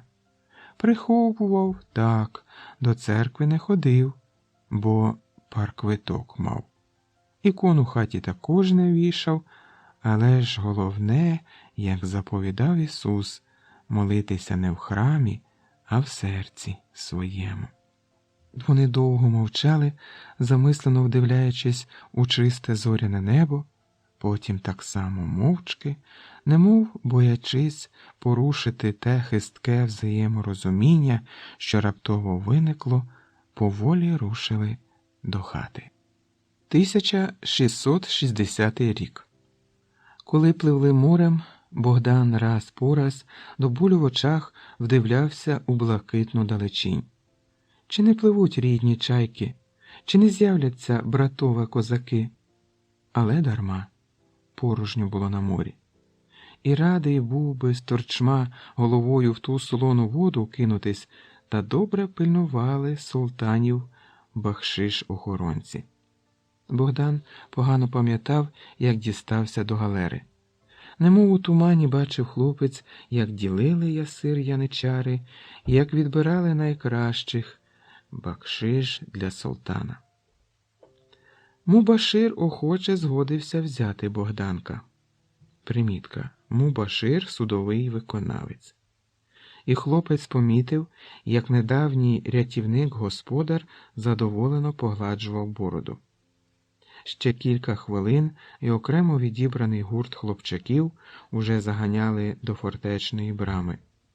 Вежа, що височила над Сивашем, гармати, молоді воїни, котрі стояли на охороні воріт, усе це промайнуло повз Богдана, десь далеко позаду чути було розпачливі зойки розлучених чоловіків, жінок і дітей. Свист яничарських нагайок, а попереду було море і нова доля, жорстока і невідома. Першою до Босфору вирушила галера з султановим бахшишем, красуні дівчата для гарему і хлоп'ята для яничарського корпусу.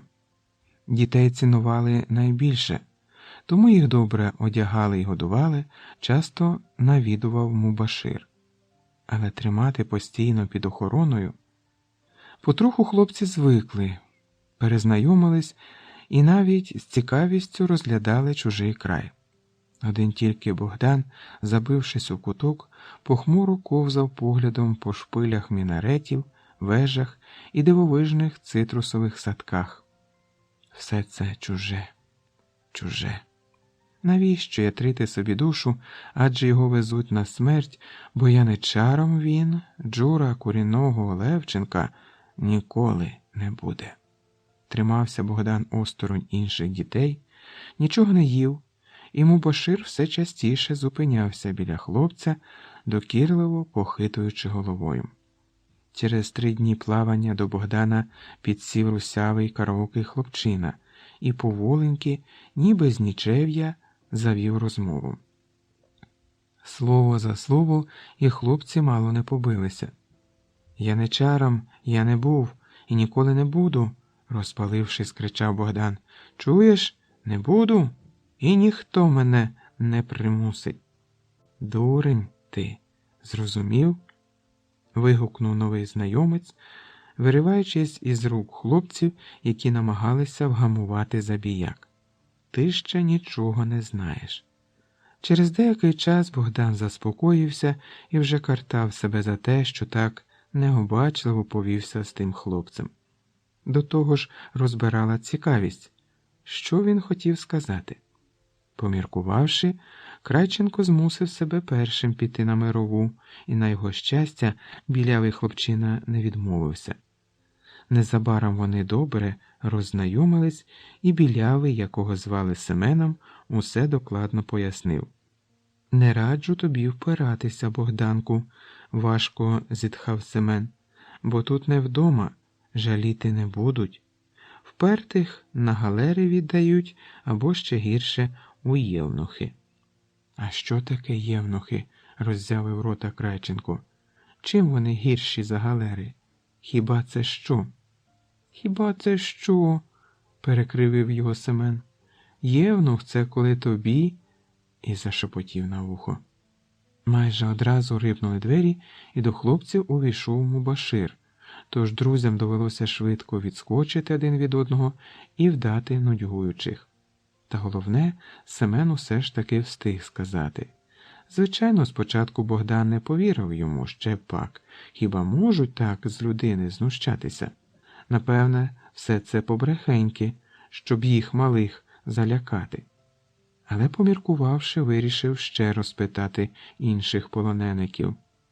Оглянувши бранців, зупинився на невисокому чорнявому хлопчині, рухливому і задерикуватому. «Напевне, я не знаю», – відповів на Богданове запитання чорнявий Олекса, «але чув, що все це справді так. Оно, бачиш», – вказав рукою, – «хлопчина сидить. Ну, у нього ще шрам над бровою. Так от, дядько цього Андрія, козак, втікач з галер. Він, до речі, трохи Андрія турецькій мові навчив. То це дядько розповідав, що полонених хлопців таки ділять, кого в медресе, кого на галери, а кого в євнухи або до німих. А коли я не хочу, аж тупнув ногою Богдан, не примусять кляті бусурмани. Ой, який хоробрий, пирхнув Олекса. Примусять ще як. Не для того тебе везли, гроші великі платили, щоб потім убити. Хіба якщо ти вб'єш когось із їхніх, тоді можуть. Але без зброї нічого не вдіяти. Голими руками що? Тільки канчуків отримуєш. І на галерах опинишся. Згниєш тут заживо, як оті козаки, що нас везуть. Як? Підскочив Богданко. Нас козаки везуть, наші? Та це ж, та ми ж, аж захлинувся від хвилювання, ми ж врятувати їх повинні. Чи ти здурів? Злякано відсунувся від хлопця Олекса. На верхню палубу нас не пускають. І охорона озброєна. Краще забудь про це і змирися, по-доброму тобі раджу. Але Богдан не змирився. Всі дні плавання він розміркував, як потрапити на оту верхню палубу, і навіть крадькома почав учитися в Андрія турецької мови. Але нагоди ніяк не випадало. Аж нарешті галера прибула до бухти Золотого Рогу. Полонеників почали виводити на палубу, і тут Богдан побачив таки козаків. Змучені, бородаті чоловіки зі стертими до кісток руками скидалися на живих мерців. Запалені червоні очі з болем дивилися на малих. Стогін прокотився по галері, козаки загомоніли, почали окликати хлоп'ят. Заворушилися і діти. Та одразу ж залунали загрозливі окрики татар, різко злетіла нагайка і зі свистом опустилася на обличчя немолодого вусатого козака, який сидів найближче до ключника-наглядача. Бризнула кров, і тут Богданко не витримав. Підскочивши до Мубашира, він вихопив у нього з піхов шаблю і кинувся на ката.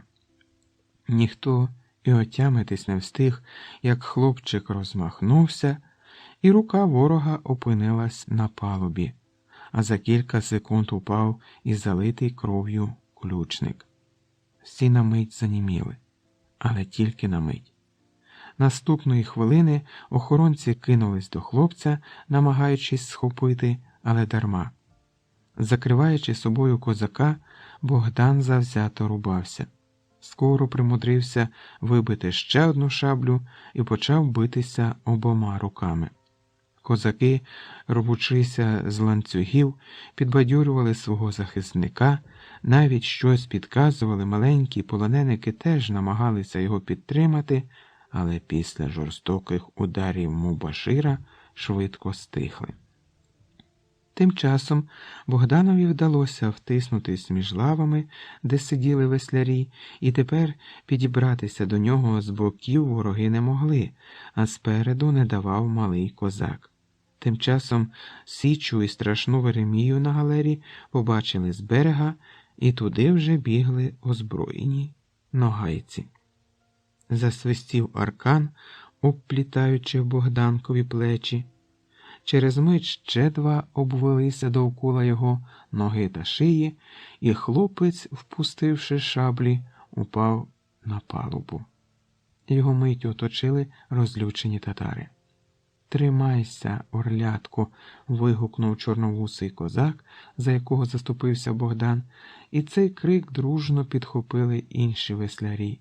«Не здавайся, хлопче, ти ж січовик!»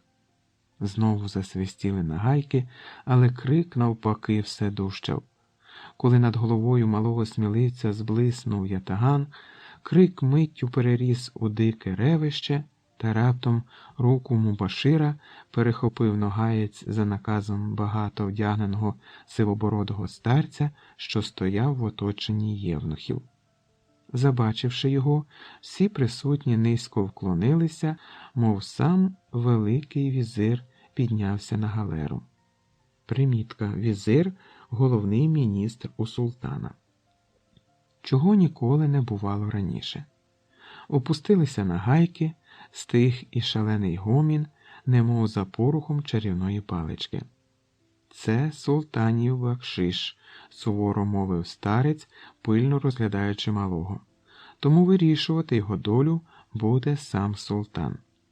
Далі, поміркувавши, візир щось неголосно сказав євнухові, і той, кивнувши, підступив до зв'язаного Богдана.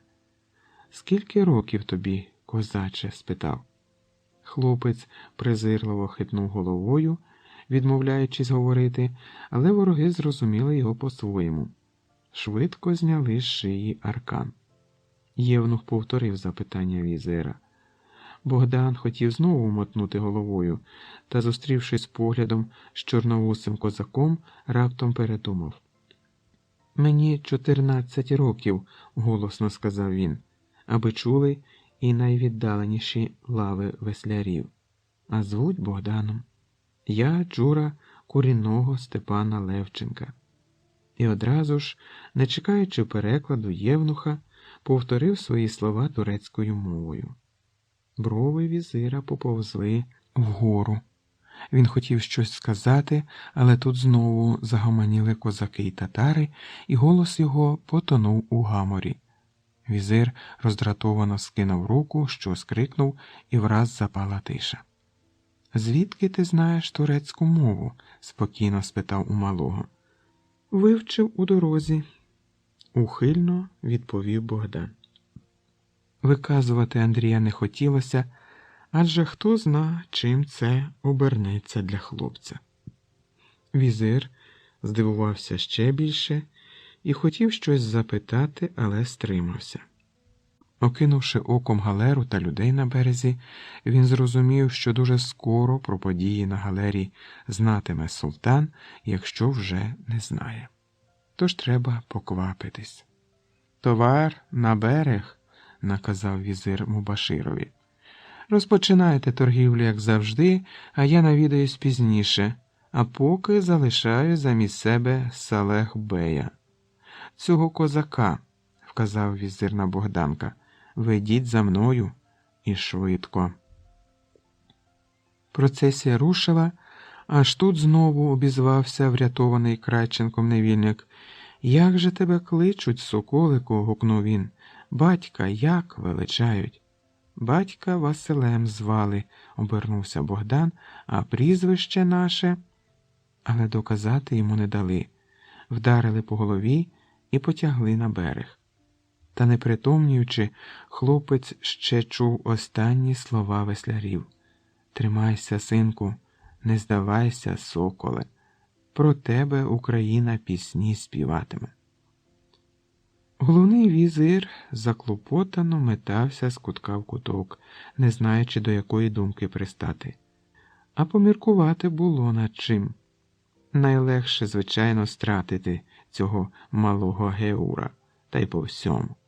Таке степове вовченя ніколи не стане воїном Аллаха. Кляті запорожці встигли добре втокмачити хлопчиськові дурощі про честь козацьку. Бачив візир таких упертих, тільки на галери й годяться.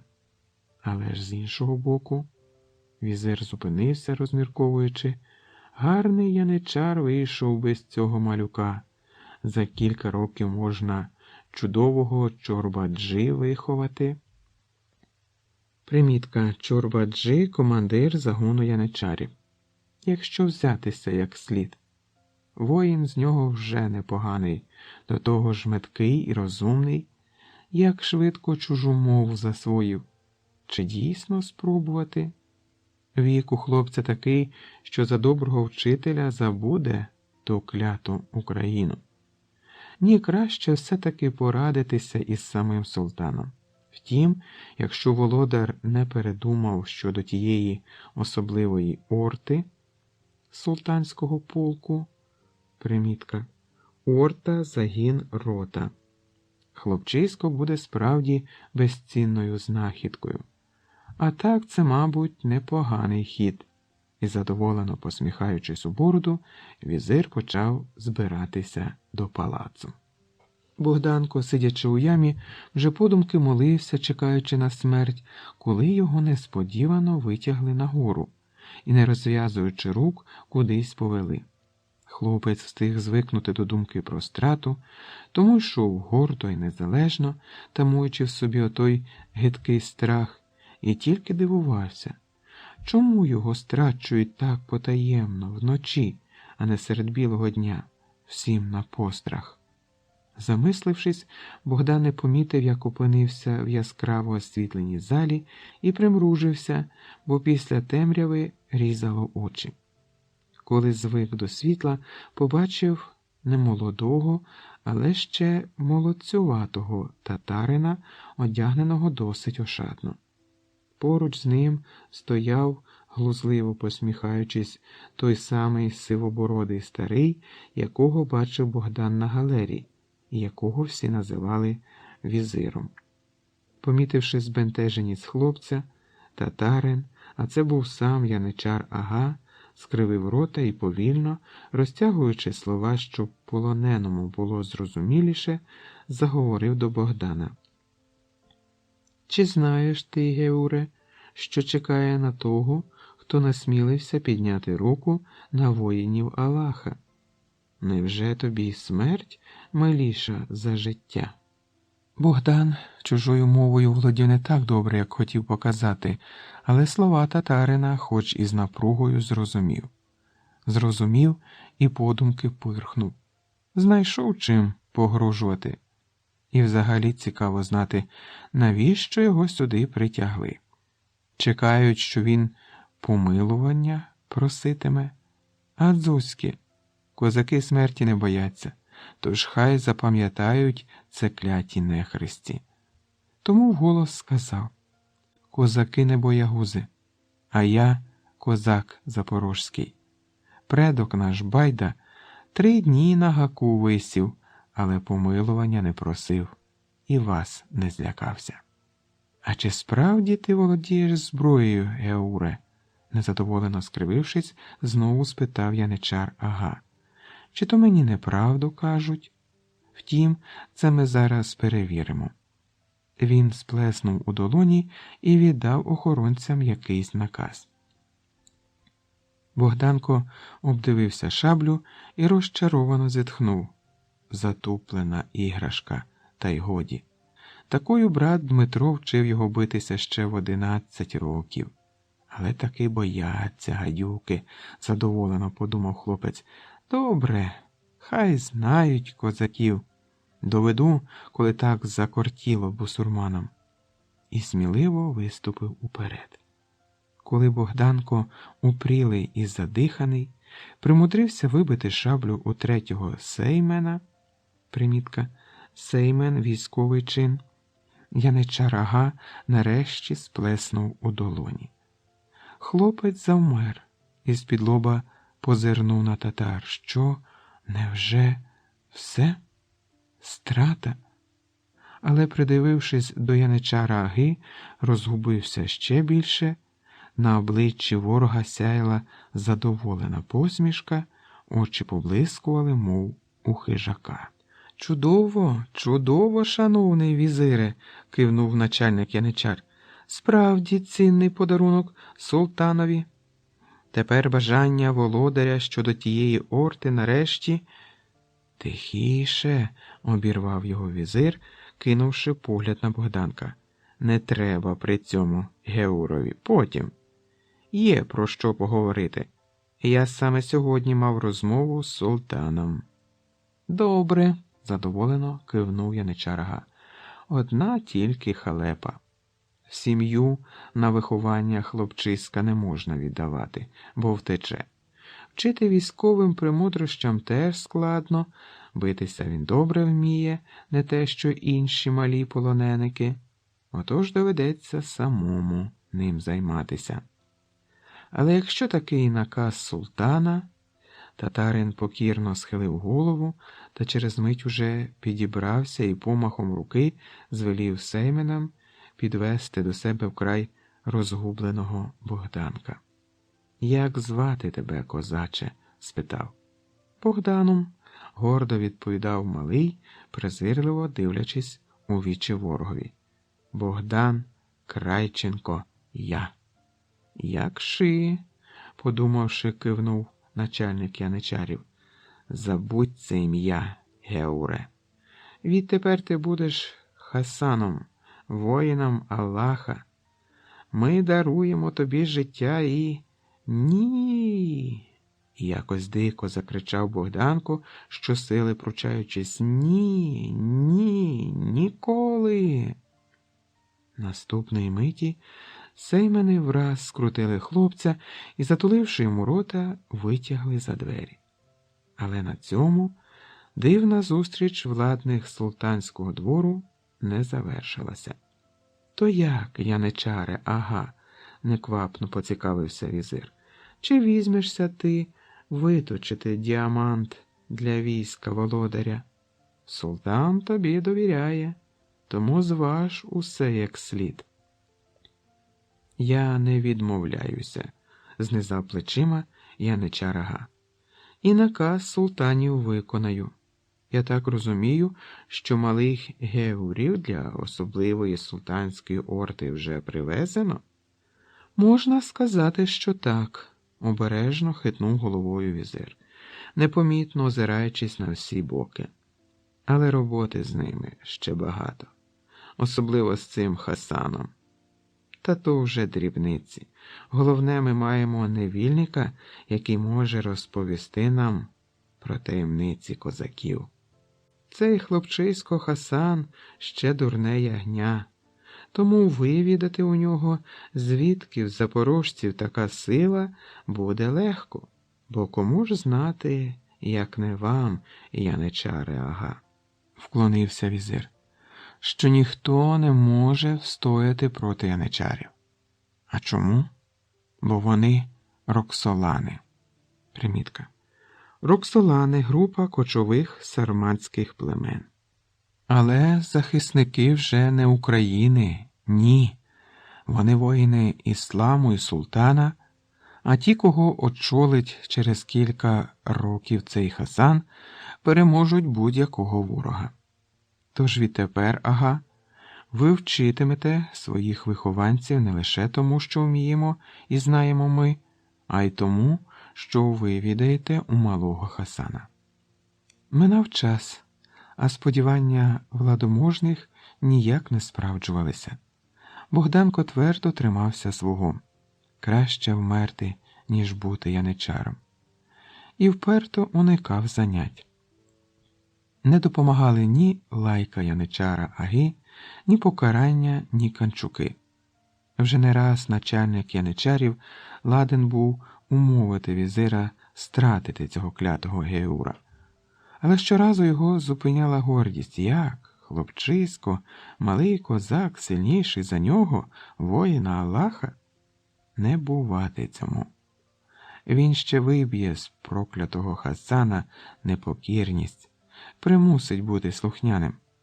Хто зна, чим би скінчилося це протистояння, якби не порада знахарки Сусанни, котру вельми цінував не лише яничар Ага, а й увесь султанський двір. «Що мучить тебе, яничаре Ага?» – якось шанобливо запитала жінка, коли він уже вкотре попросив її полегшити біль у старих ранах. «Може, чим зараджу? У мене ліки всякі є, бо ж коли серцю неспокійно і тіло не одужує». «Не знаю, Сусанно, чи допоможеш», – задумливо поглянув на неї яничар Ага. «І взагалі не твоя це справа». «Чула я, – вела своєї знахарка, – що у тебе, шановний, клопіт з малим невільником з України. Якщо цим переймаєшся, то коли дозволиш, можу зарадити». «Навіть так?» – зблиснули очі у начальника яничарів. «Справді, у тебе ж багато трав. Напевно, є й такі, що пам'ять забирають. Може б це?» «Ні, шановний Ага», – всміхнулася жінка. «Трави тут ні до чого.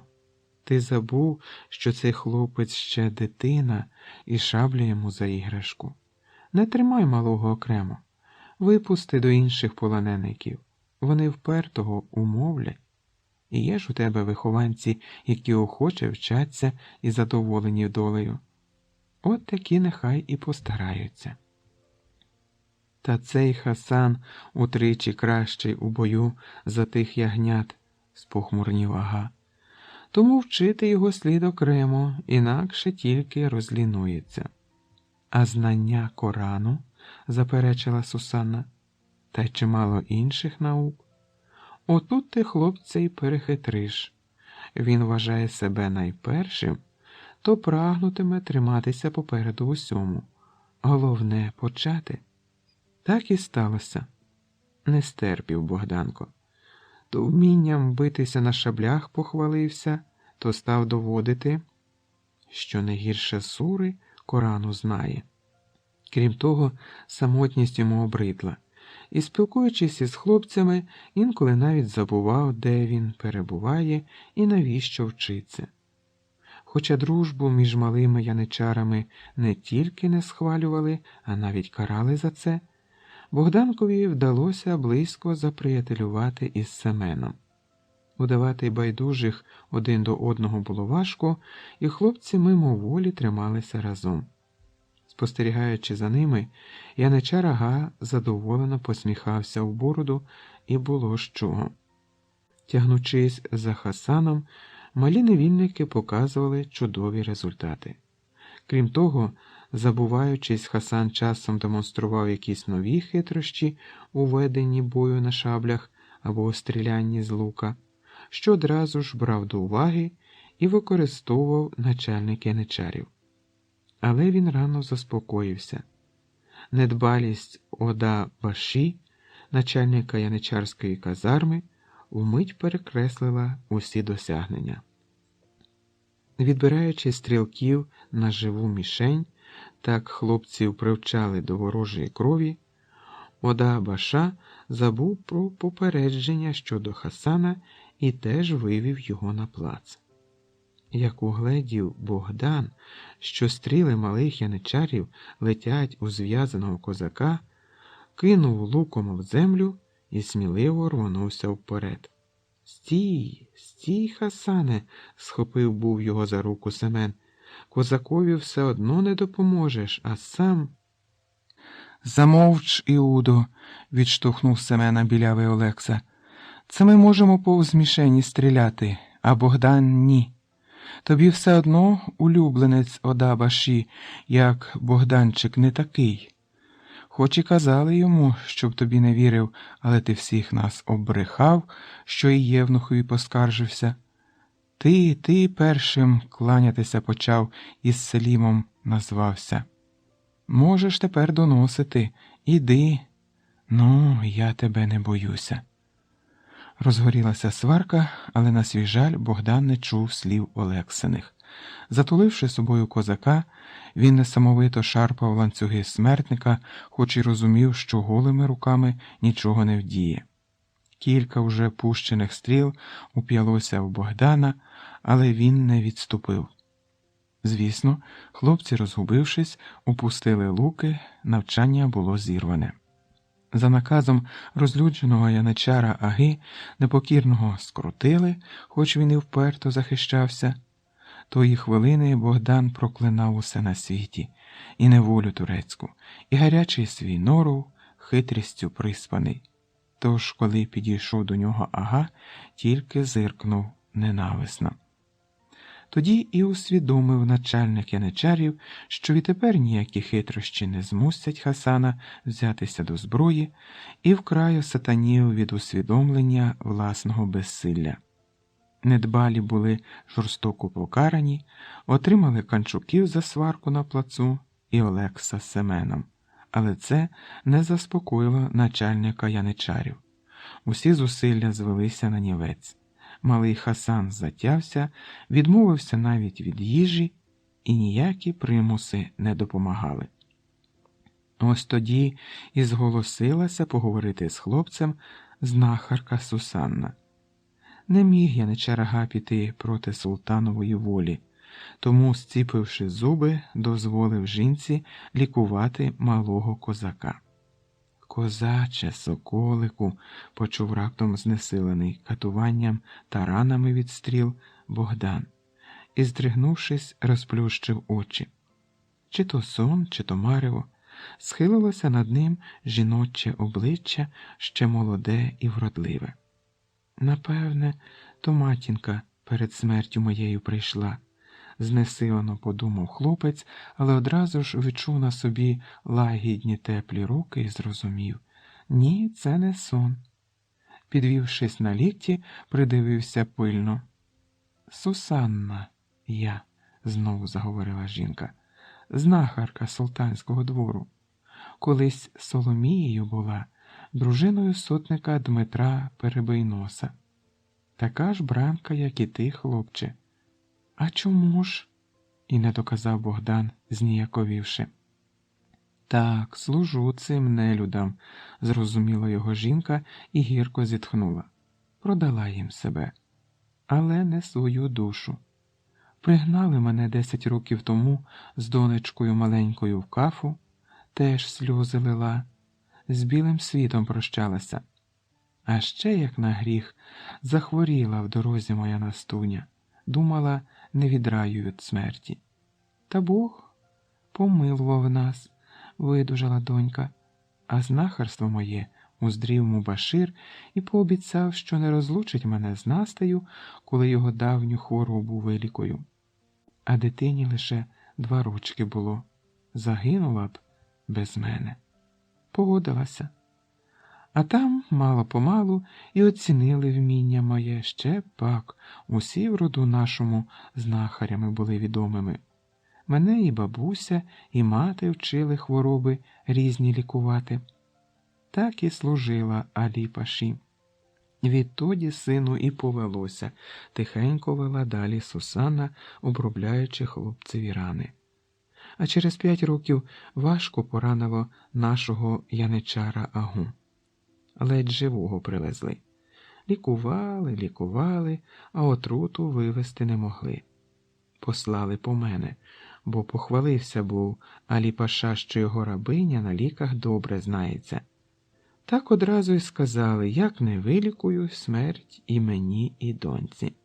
Що було робити? Морочилась довгенько, але впоралася з Божою допомогою.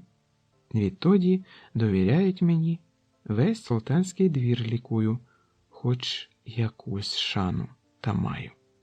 Як же ви скорилися, не витримав Богдан.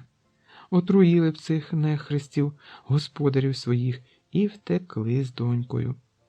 Не галасуй, хлопче, застерегла його жінка. Певна, що за нами стежать, тож лежи тихенько. І мовчи, слухай, коли хочеш. Тікати тут нікуди, сину. Доженуть швидко, а кара за втечу смерть. Себе не шкода, а Настуню за що ж губити? Обіцяв яничар Ага тоді, що відпустить мене на волю за службу вірну. Тільки коли це буде одному Богу відомо. Крім того, ще ханську грамоту треба купити, аби дозволили виїхати з Криму. А вона грошей коштує 500 алтин. І видають її тільки мусульманам, та ще й хабаря треба дати, бо мусульманської віри я не приймала. Мечеть, звичайно, відвідую так про людське око, бо джаврів, християн тут так називають, татари ненавидять. А мені, знахарці султанського двору, не мусульманкою бути не можна. Тож усі думають, що я віру Аллаха прийняла і лікувати себе дозволяють. А воно, бачиш, синку, як. От і збираю потроху гроші на грамоту та обіцяної волі чекаю. Ну, та нічого. Вірю, що коли вже пощастило вижити в цьому пеклі, то пощастить і в Україну повернутися, хоч і перед смертю.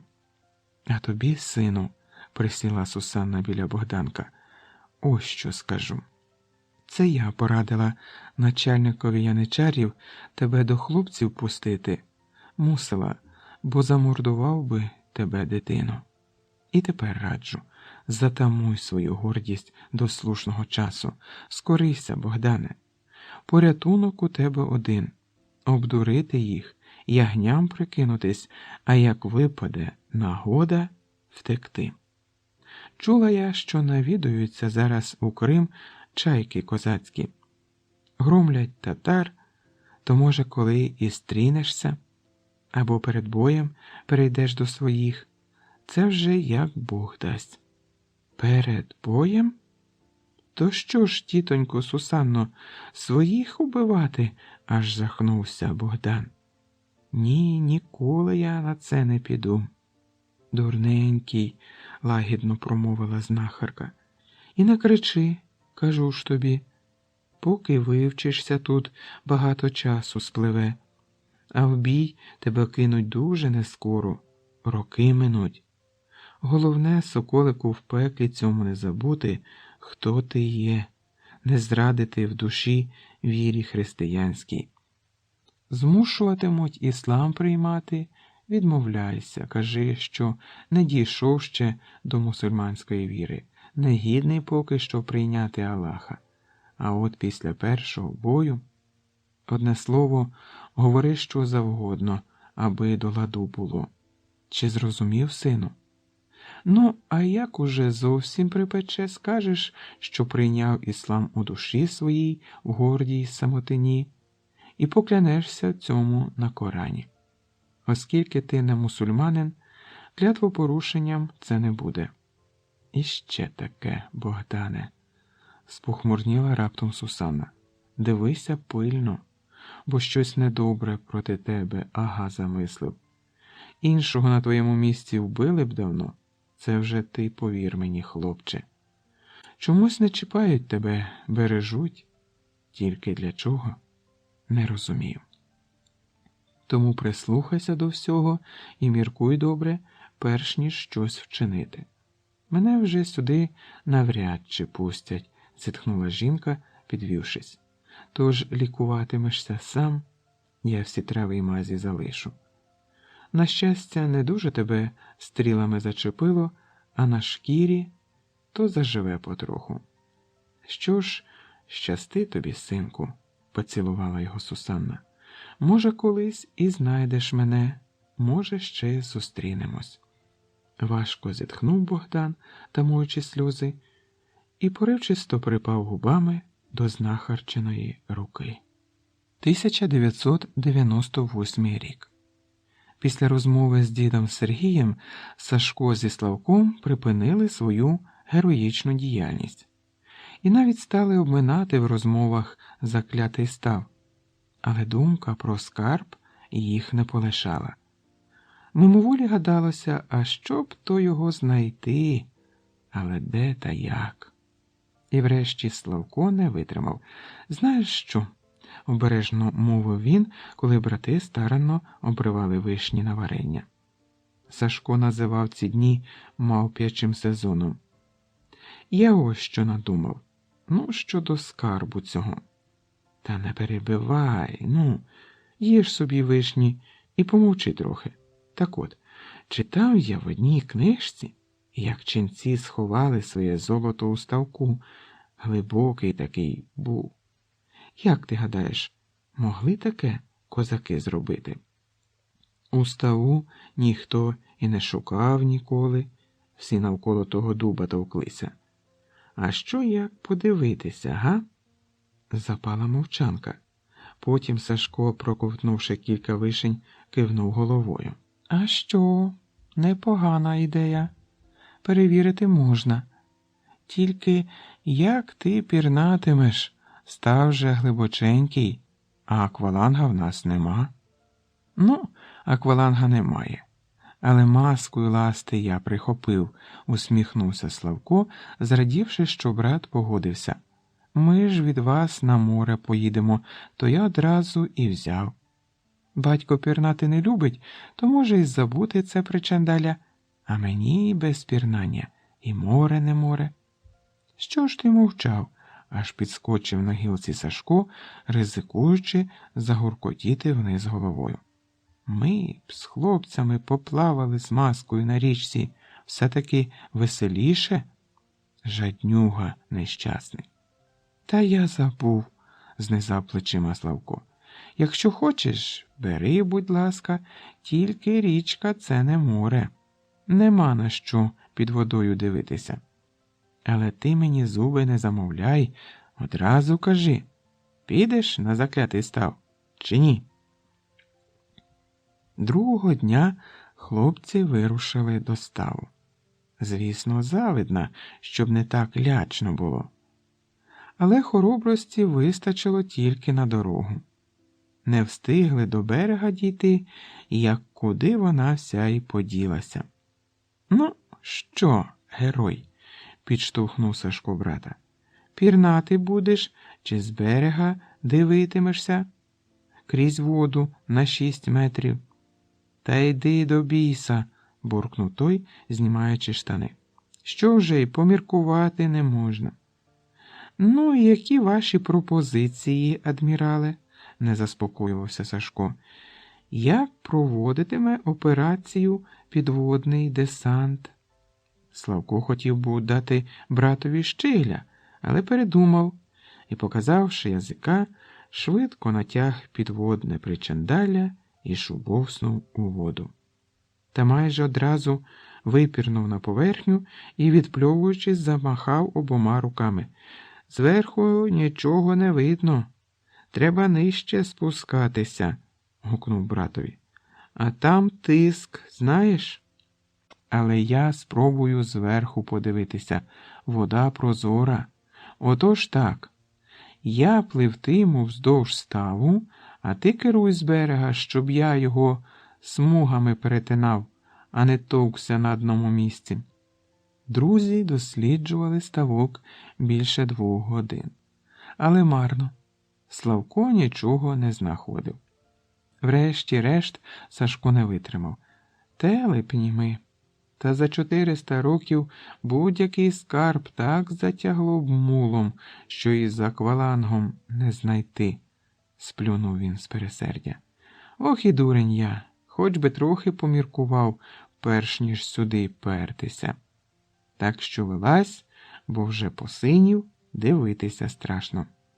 «Та зараз», – цокаючи зубами, гукнув Славко із середини ставу. «Ось тільки спробую пірнути глибше. Тут ніби щось на дні є». «Стій! Стій! Не треба!» – заверещав Сашко не своїм голосом. «Ти втомився. Ще судома вхопить, а там холодно. Стривай!» Але брат уже зник під водою. Його довго не було, і коли Сашко вже хотів лізти у воду, Славко з'явився на поверхні. Хлопець хотів полегшено зітхнути, але, придивившись, похолов від жаху. Славко жадібно ковтав повітря і, розмахуючи руками, раз у раз поринав під воду. Він з останніх сил намагався зірвати маску, яка заважала бачити і дихати, але це ніяк не вдавалося.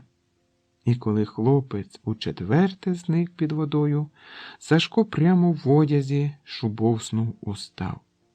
Славко був далеченько, тож коли брат зміг наблизитись до нього, він уже тільки безсило тіпався, обличчя перекосилося від жаху, губи посиніли. Сашко, Сашко, прохрипів хлопець. Судоми, я. І, захлинувшись водою, раптом якось дивно смикнувся і пішов на дно. Не тямлячи себе від страху, Сашко рвучко подався вперед і, глибоко вдихнувши повітря, пірнув слідом. Він нічого не бачив у скаламученій воді, але встиг вчепитися братові у волосся і, напружуючи останні сили, почав підніматися вгору. Славко був зовсім не пір'їнкою. Сашкові здавалося, що руки ось-ось відірвуться, груди стискало, страшенно хотілося вдихнути, але він терпів. Ривок, ще один, ще.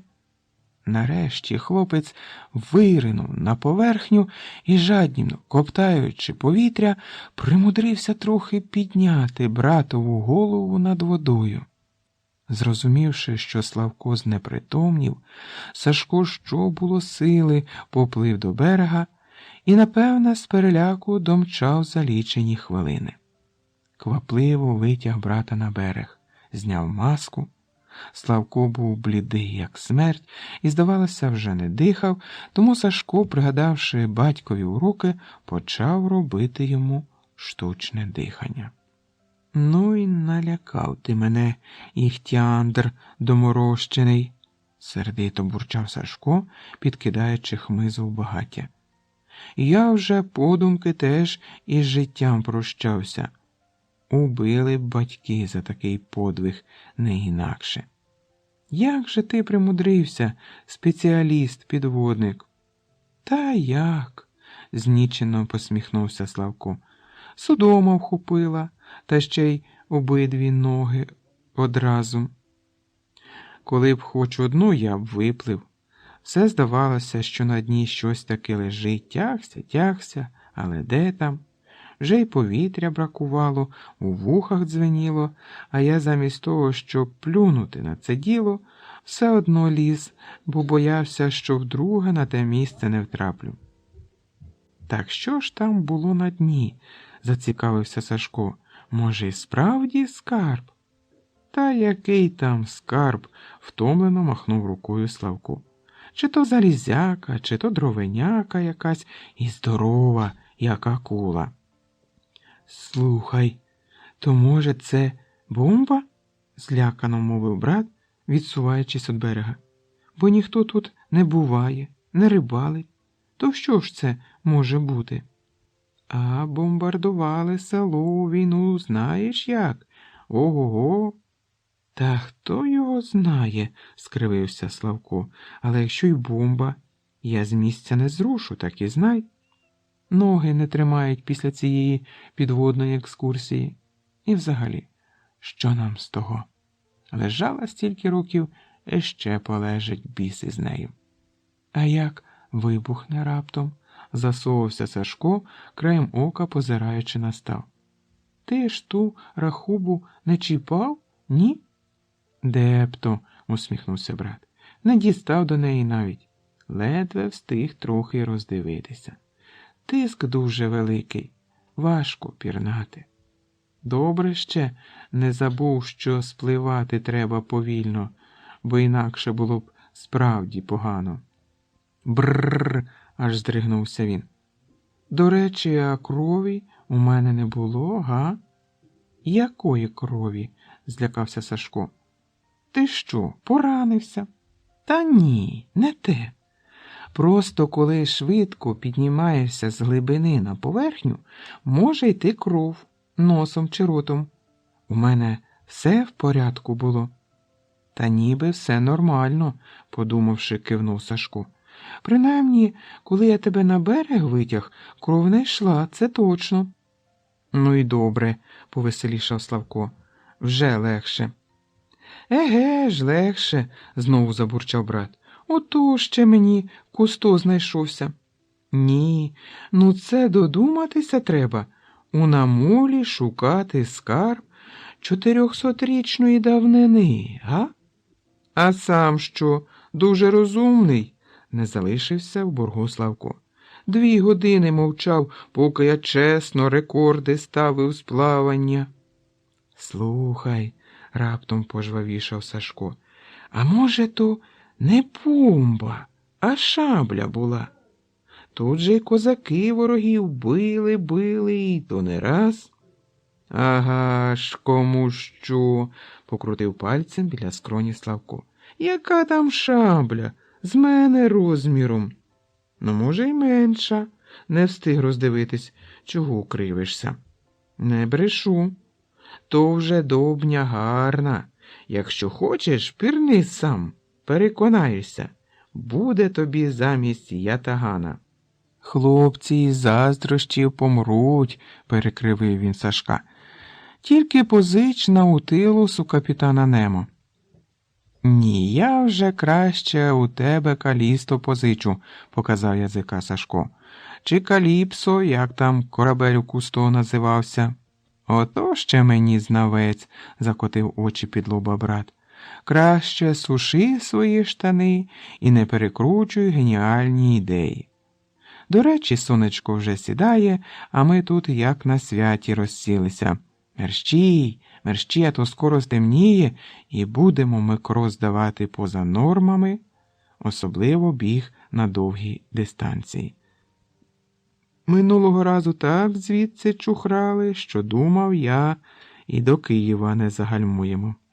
Спекотний липень змусив друзів притишити свій пошуковий запал, який знову з'явився після пригоди на ставку. Весь вільний час весела ватага сільських хлопців товклася біля води, гармидер і вереск не вщухав протягом дня. Додавало розваги і підводне плавання. Але з часом усі ігри набридли, захотілося чогось незвичайного та оригінального. Тоді запропонував Славко навчитися пірнати з очеретиною, як козаки. Тим більше, що деякий досвід пірнання з маскою вже був. Ідею хлопці захоплено підтримали.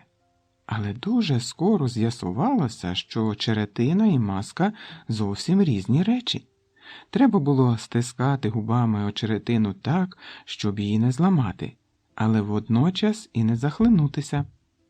Однак труднощі тільки додавали азарту, і десь за 2 тижні значна частина хлопців уже пірнала досить непогано. Славко перші дні не наважувався приєднатися, далася в знаки пригода на заклятому ставу, але все-таки не витримав купинів і теж поліз з очеретиною у воду. Незабаром виникла думка влаштувати змагання з підводного плавання по-козацьки, тому тренування стали проводитися частіше і з більшим запалом. Але напередодні турніру сталася прикра пригода. Грицько, хизуючись, виперся на середину ставка і почав викаблучуватись, але ненароком хапнув добрячий ковток води, розгубився і став тонути. Хто зна, чим би все це скінчилося, якби не нагодився на човні дід Мусій, що рибалив неподалік. Отут про все й дізналися. І про козацьке пірнання, і про турнір. Вся ватага отримала від батьків добрячого прочухана, а змагання старші одразу ж заборонили під страхом смерті. Про цю пригоду Сашко із Славком дізналися аж після обіду, тому причин для переживання було вдосталь. По-перше, пропустили найцікавіше.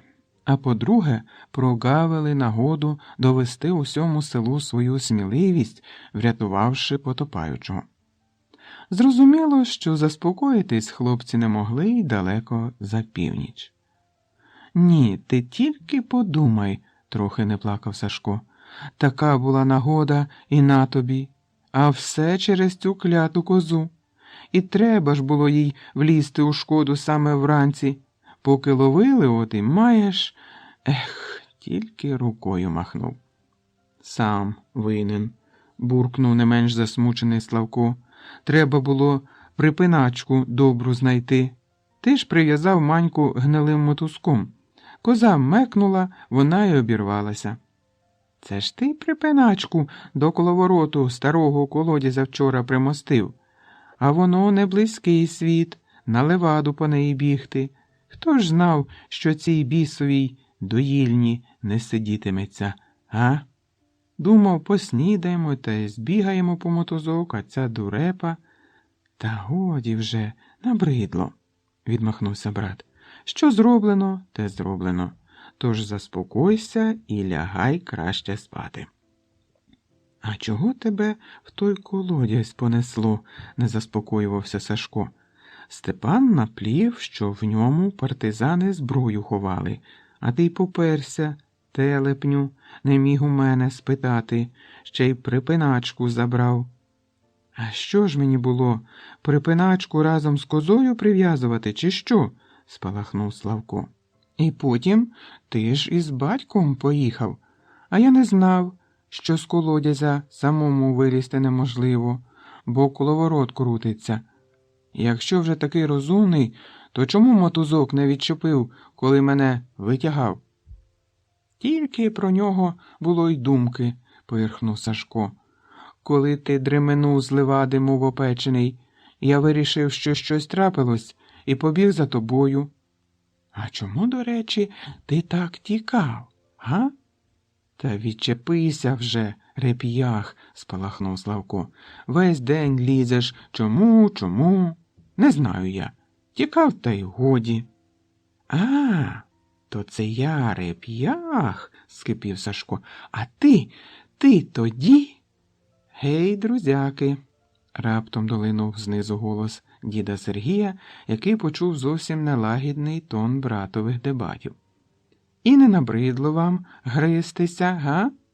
Чи дня мало, що й поночі завелися? Та коли б щось розумне, а то тільки шкода в голові. Завтра, до речі, косити підемо, тому швиденько по колисочках.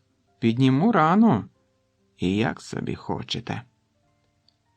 Через тиждень друзів чекало нове розчарування.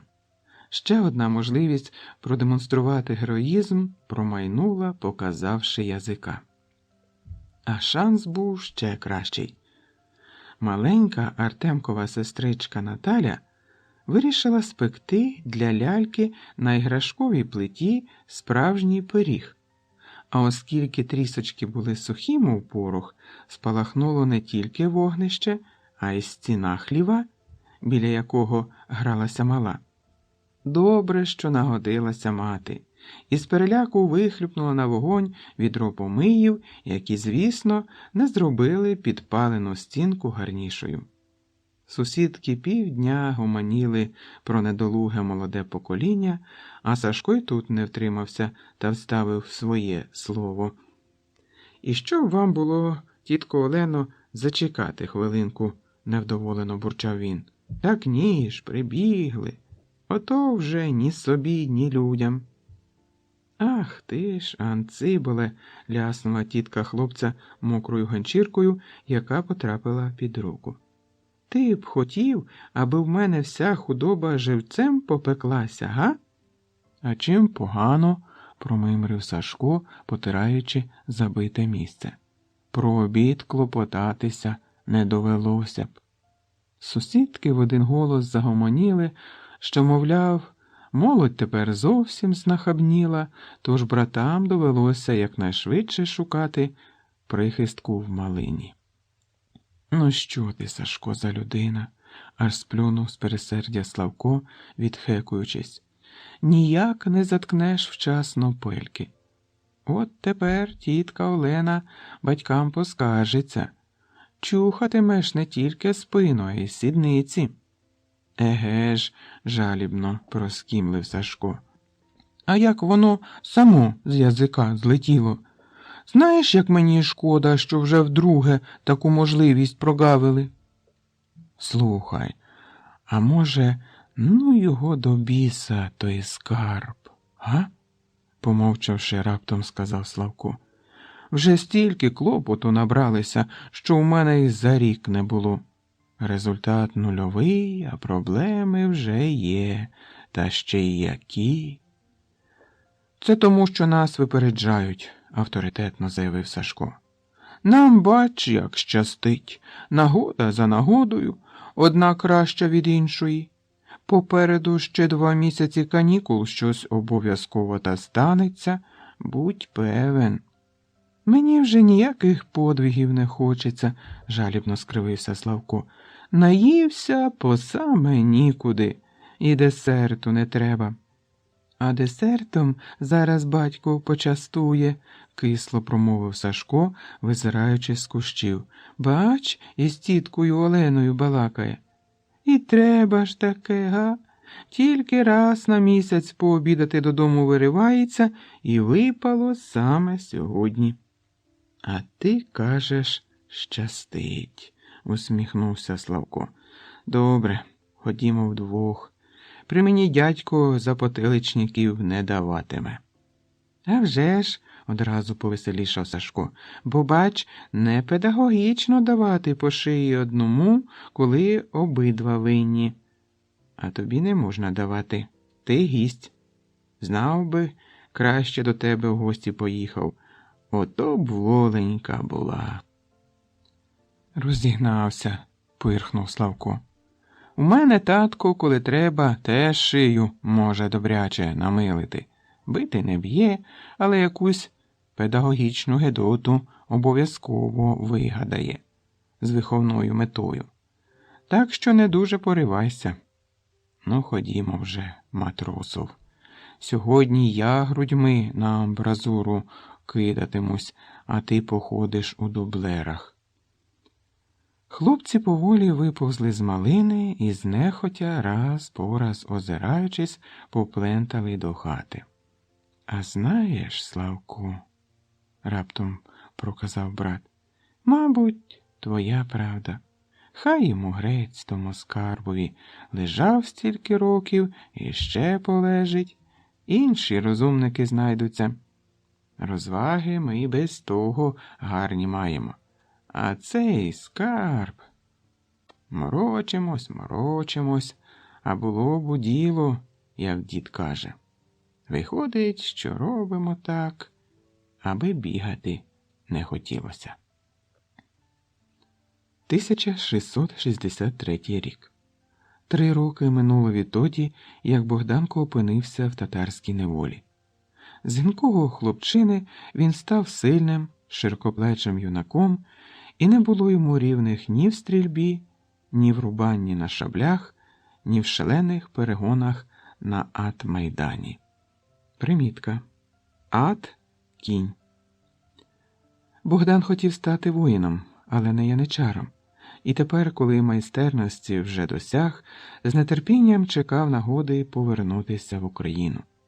Ці думки він приховував від усіх, навіть від Семена Селіма, бо розумів, що в казармі навіть стіни мають вуха. Поради Сусанни добре пам'ятав, і всі ці роки тримав язика за зубами, незважаючи на домагання яничара Аги.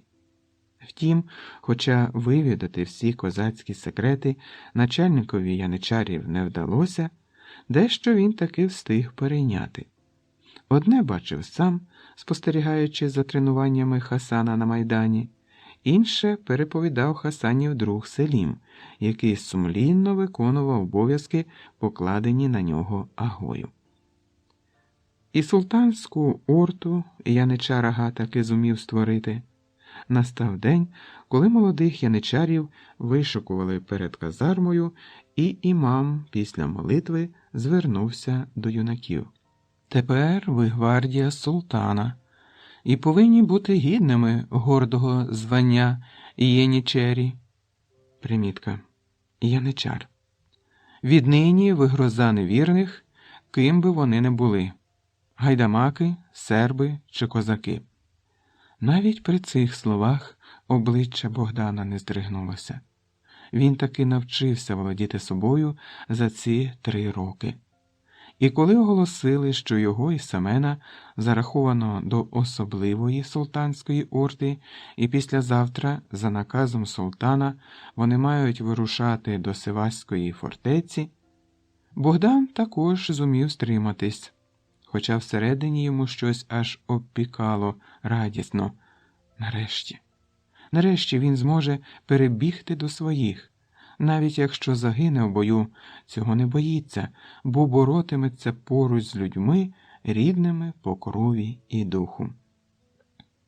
Після посвячення до юнака підійшов Чаушлар. Примітка. Чаушлар – посланець турецької влади. І жорстко наказав, немов викарбував. За наказом яничара Аги ти відтепер отримуєш владу Чорба-Аджі. Щоправда, ця влада дається тільки після того, як яничар доведе в бою свою сміливість і відданість султанові, бо самих яничарських регалій тут недостатньо. Але яничар Ага вирішив інакше. І його наказ ти мусиш виконувати, Хасане. Зараз нам дуже допікає Урус Шайтан, тому ти зі своїми людьми захищатимеш фортеці Перекопу від нападу козаків. Через 2, щонайбільше 3 тижні отримаєш інший наказ. Але наказ Богдан отримав уже увечері. Коли яничари радісно святкували своє посвячення, сам яничар Ага викликав юнака для таємної розмови. «Ти став Чорба-Аджі, Хасане. Це почесне звання», – неквапно мовив начальник яничарів. «Це перший випадок за моєї пам'яті, коли його отримує 17-річний юнак. Але ти заслужив. Рівного тобі немає в султанських ордах. У крові твоїй є дух і сила воїна, а таке рідко трапляється. Я не помилився в тобі 3 роки тому і виховав справжню окрасу султанської гвардії. Але це ще не все.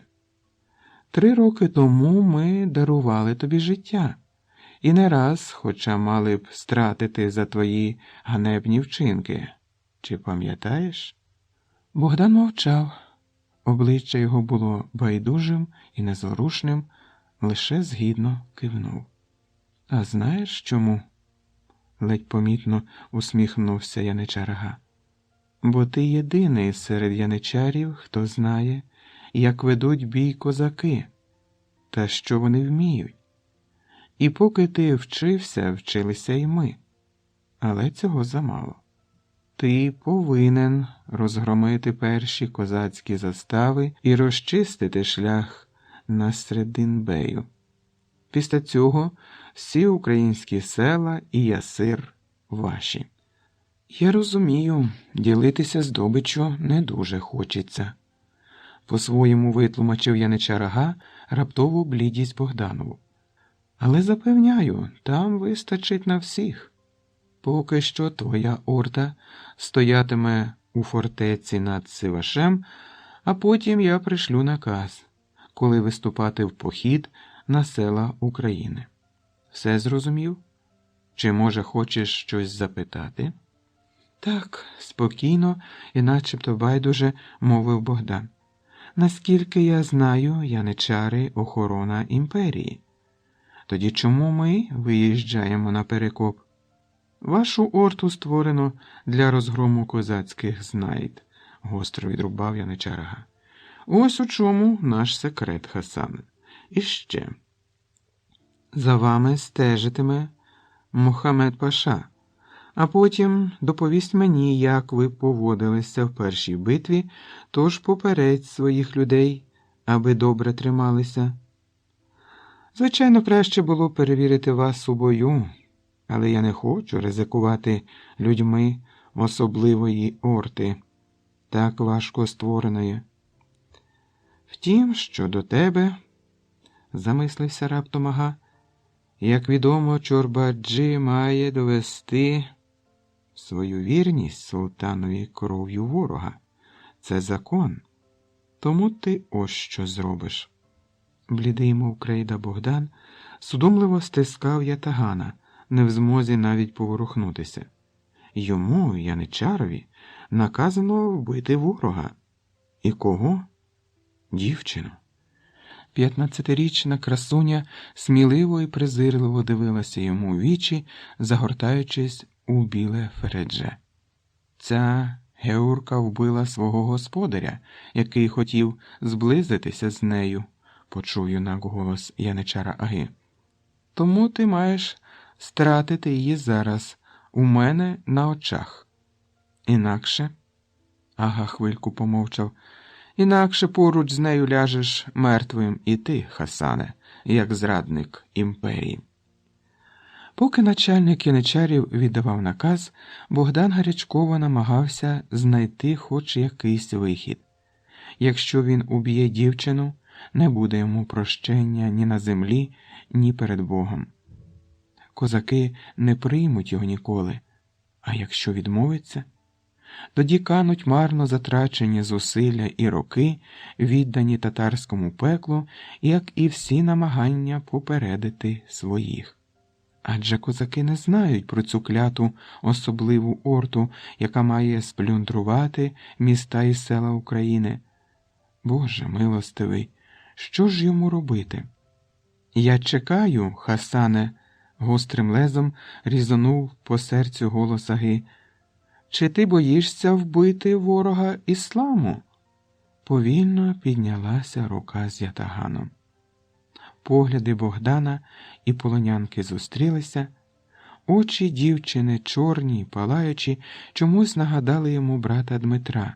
І тут якоюсь миттєвою блискавкою промайнув спогад. Розповідь брата про те, як йому пощастило уникнути смерті, коли... «Дякую тобі, Господи!» – мало не скрикнув Богдан, але останньої хвилини зміг стриматися. Часу вже не було, тож тепер або пан, або пропав. Темрява, смолоскипи світять погано, може й не помітять. Свиснув у повітрі ятаган, страшно закричала дівчина, і Богдан, щосили напружуючи зір, щоб не помилитися, черконув її гострим лезом по шиї, пускаючи кров, але замість другого смертельного надрізу вдарив ятаганом знизу вгору, відрубуючи вухо. Третій удар був нанесений шаблею плазом, і дівчина, захрипівши, застигла на землі, залитою кров'ю головою. Богдан на мить замер від жахливої думки, що міг і не розрахувати удару та вбити невільницю. Але змусив себе заспокоїтись. Що зроблено, те зроблено. Тепер тільки треба чекати, коли йому нарешті дозволять. «Вітаю, Чорба-Аджі!» – почув юнак задоволений голос Аги і поволі обернувся. «Вітаю!» Рука трохи тремтіла, але то з незвички, Хасане. Другим разом відрубуватимеш голову з одного замаху. Однак твій удар вельми цікавий, мушу визнати. Зручно, зручно. Ну що ж, можеш іти до своїх яничарів. Сьогодні ще гуляйте, а завтра готуйтесь до походу. Гей! Відвернувшись, ляснув у долоні Ага. Заберіть звідси цю Геурку. Зачекайте, стріпнувся юнак. Справжній яничар сам повинен доводити все до кінця. Я бажаю власноруч скинути цю невільницю в урвище, аби мою силу бачили зорі і всесильний Аллах. та дарували перемогу в майбутніх битвах. Чи буде на це ваш дозвіл? Секунди видалися йому вічністю, поки Ага нарешті згідно хитнув головою. Як ши, Хасане. Потім можеш іти гуляти зі своїми яничарами. До завтра. А там готуйтесь до від'їзду. Дівчина довго не приходила до тями, і Богдан у відчаї вже подумав, що все-таки не розрахував удару. Але нарешті красуня ледь чутно застогнала і розплющила очі. Впізнавши яничара, полонянка скрикнула, та Богдан швидко затулив їй рота. «Мовчи, мовчи, чуєш?» – прошепотів він. «Ми тут самі, але можуть бути й татарські вивідачі». «Вбивця!» – люто прохрипіла невільниця. «Запроданець, Іуда!» «Я не вбив тебе, а врятував», – посміхнувся Богдан. «Ось послухай мене, дівчину. Неподалік звідси є християнське селище Мангуш. Там живуть усі відпущені християнські невільники. Перечекаєш тут до схід сонця, а потім підеш. Знайди знахарку Соломію. Люди підкажуть, де вона живе, бо сам я не знаю. Тільки дивися, будь обережною, бо в Мангуші за християнами наглядають татари, прислані ханом. Бояться собаки, щоб мангушці не стали занадто вільними. Отож не зізнавайся, хто ти і звідки, бо інакше нам обом смерть. Соломії можеш сказати». «А як похопляться мене?» – злякано прошепотіла дівчина, здригаючись. «Доженуть?» «Хто?» – похитав головою Богдан. «Я вбив тебе у них на очах, розумієш?» Щоправда, вухо довелося відрубати. То вже вибач, дівчино гожа, не можна було інакше. А зараз слухай уважно. Я знизу між уламками скель підвісив кошму, то впадеш ти не боляче, не бійся, що високо. Тільки благаю тебе, не кричи, зірко ясна, бо вдруге бити таку красуню по голові мені б не хотілося. Я мушу скинути тебе в урвище, раптом хтось таки та слідкує за нами знизу. Все зрозуміла?» Дівчина хитнула головою і встала, спираючись на Богдана. Той обережно підняв невільницю на руки. «Не бійся, я не буду кричати, соколе», – прошепотіла вона, обнявши юнака за шию. «Кидай, я тобі вірю». Богданові перехопило подих від ледь чутних пахощів її волосся і гнучкого тіла, але він переміг себе і, зціпивши зуби, зробив крок до краю. «Як звати тебе, рятівнику?» – витираючи сльози, спитала красуня. «Скажи, за кого мені Бога молити, соколе ясний? І чому ти яничар?» «Доля так склалася, зірко небесна», – сумно всміхнувся Богдан. «Та то вже нічого, якось буде. На, одягни оцю лахмину, щоб на жебрачку скидатися, менше чіплятися будуть. Мені час повертати, чекають і Ага, і мої яничари, а ти тут посидь, як я казав. До схід сонця і йди. Нічого не забула?» Дівчина похитала головою, пильно вдивляючись у Богданове обличчя. «Прощавай, соколику», – спробувала вона вклонитись, але не змогла. Від болю в ранах запаморочилося в голові. «Вибач, і вклонитися тобі не можу. Мене Оксаною звати. Батечко мій, Максим Перепілка, десь із турками б'ється. Може, ще побачимося з ним, коли буде на те Божа ласка. Скажи все ж таки, як звати тебе? Чула я, ніби Хасаном кликали». «Ні», – посміхнувся юнак, відступаючи в темряву. «Не Хасаном, зіронько ясна. Богдан Крайченко я, козак запорозький». Не встиг яничар Ага передати наказ своїй особливій орді, 2 жовтня 1663 року козаки, яких вів кошовий Іван Сірко, прозваний татарами Урус Шайтаном, увірвалися до Перекопської фортеці. Сонна сторожа помітила січовиків уже біля мурів і вдарила було на сполох, та запізно.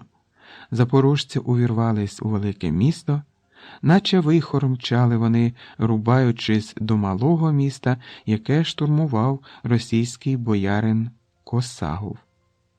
Ординці чинили відчайдушний опір, крики та брязкіт шабель стояли над жахливою різаниною. Та тільки встигли козаки оволодіти Перекопом, як вивідачі забили тривогу. Надходив з ордою Насреддин Султан. Після недовгої наради з воєводою полковник Сірко вирішив відступити, запаливши місто, бо проти 40 тисяч татар, змучені походом і битвою козаки, просто не вистояли. А з полоненими татарами що? Підскочив до кошового молодий козак. Он їх скільки бузовірів і яничари є? Яничари? Неабияк здивувався Сірко. А вони ж тут звідки?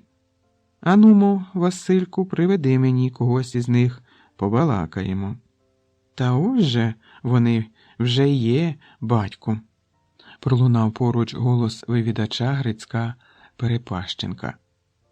Молоді та ранні, хай їм грець. Добре билися, гріх заперечити. Щоправда, не всі. Ось ці двоє, показав він, тільки відбивались, але нікого не зарубали. Сам бачив. А як ми їх оточили, то і ятагани під ноги кинули. Он як? Ще більше здивувався Кошовий. Це вже цікаво, Грицьку. Скільки воюю, а таке чую вперше. Та що з ними панькатися, втрутився боярин Косагов. Вирубати до ноги, ото найкраще. Розумний ти, воєводо, заговорив раптом українською мовою молодий вродливий Чорбаджі. Рубати, не народжувати, сяк би старався. На мить усі як один поніміли, а потім здійнявся такий галас, що Сірко й вуха затулив. Та цей теж анци були, гаркнув він. За вами й грому не почуєш. Ти звідки, хлопче? Звернувся до полоненого. Мо вивідач? Що я й не знаю? Ні, не вивідач, батько Сірко, вклонився по-козацьки Чорбаджі, від чого січовики зовсім остовпіли. Але й не яничар. 3 роки жив у турецькій неволі, змушений був. А це мій друг Семен, ми з ним разом усе пекло турецьке пройшли. Є в мене до тебе, батьку, справа важлива, тільки тобі розповісти можу. То ти мене знаєш? Розгубився полковник. Звідки?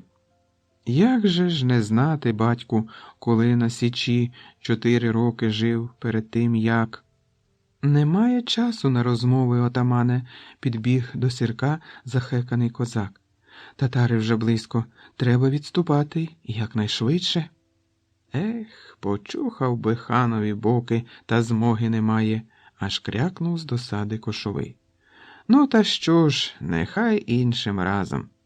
Отже так, хлопці, повернувся до січовиків. Усіх наших невільників забрати, місто підпалити, хай іде димом до біса, а татар... Сірко на мить затнувся. Татар і яничарів вирізати всіх до єдиного, крім оцих 2, вказав на Богдана і Семена. А тепер виконуйте наказ і швиденько, хлопці, одна нога тут, а друга там. Богдан ще не встиг надивуватися, що вже вкотре смерть помилувала його, як вони з Семеном, прив'язані до коней, аби їхати могли верхи, у супроводі наглядальників уже мчали широким степом. Юнак жадібно вдихав повітря рідного краю і не міг повірити своєму щастю. Вдома. Нарешті він удома. Та коли перша радість минула, став він помічати і злісні погляди козаків, і розмови невдоволених. Серце юнакове стислося від гіркоти і болю. Оце таке твоє повернення, Богдане Крайченку. Чи про це ти мріяв довгі 3 роки? Чи такого чекав? До того ж іще й Семен не давав спокою своїм бурчанням, що краще, мовляв, було загинути в бою, ніж теліпатися на мотузку, як собаці, що він воїн, а не злодій, і що... Та замовкни вже, не витримав нарешті Богдан. Міг і не здаватися, силоміць не тягли. Чого ти за мене вчепився, коли здавалися, як отой реп'ях? Чого тобі бракувало? Козаки почали зацікавлено поглядати на полонеників, деякі собі втрутилися в суперечку. Здійнявся шалений галас, але раптом почувся голос кошового Сірка, і всі шанобливо замовкли. Знову анцибули за своє взялися, сердито завважив полковник, хитаючи головою. Одразу попереджую, хто полонених зачепить, голови позбудеться. А ти, хлопче, звернувся до Богдана, іди зі мною. Якщо поговорити хотів, Чорбаджі, то я готовий тебе вислухати. Хотів би віч навіч з тобою говорити, батьку, спокійно відказав Богдан. Коли буде на те твоя ласка. Сірко мовчки кивнув і повів юнака за намети, далі від цікавих очей. Примостилися просто на землі, першим заговорив Сірко. Нумо, тепер розказуй, що хотів. Бачу, лихих намірів у тебе немає. Та я й сам за себе постояти можу, хоч зі зброєю, хоч без неї. Тому оце й сиджу з тобою наодинці. Але спершу хочу знати, Чорбаджі, звідки ти родом і як тебе називати? Якщо Чорбаджі, то, звісно, Хасаном, гірко всміхнувся юнак. А якщо, як козака, то Богдан Крайченко я, колишній джура курінного Степана Левченка. Стривай, хлопче, аж підскочив Сірко, то ти ж і є той самий брат Дмитра з Витяги, малий Богданко, що на форпості загинув. Так, сумно кивнув юнак. Тільки ж, як бачите, не загинув. Та краще б мене вбили тоді.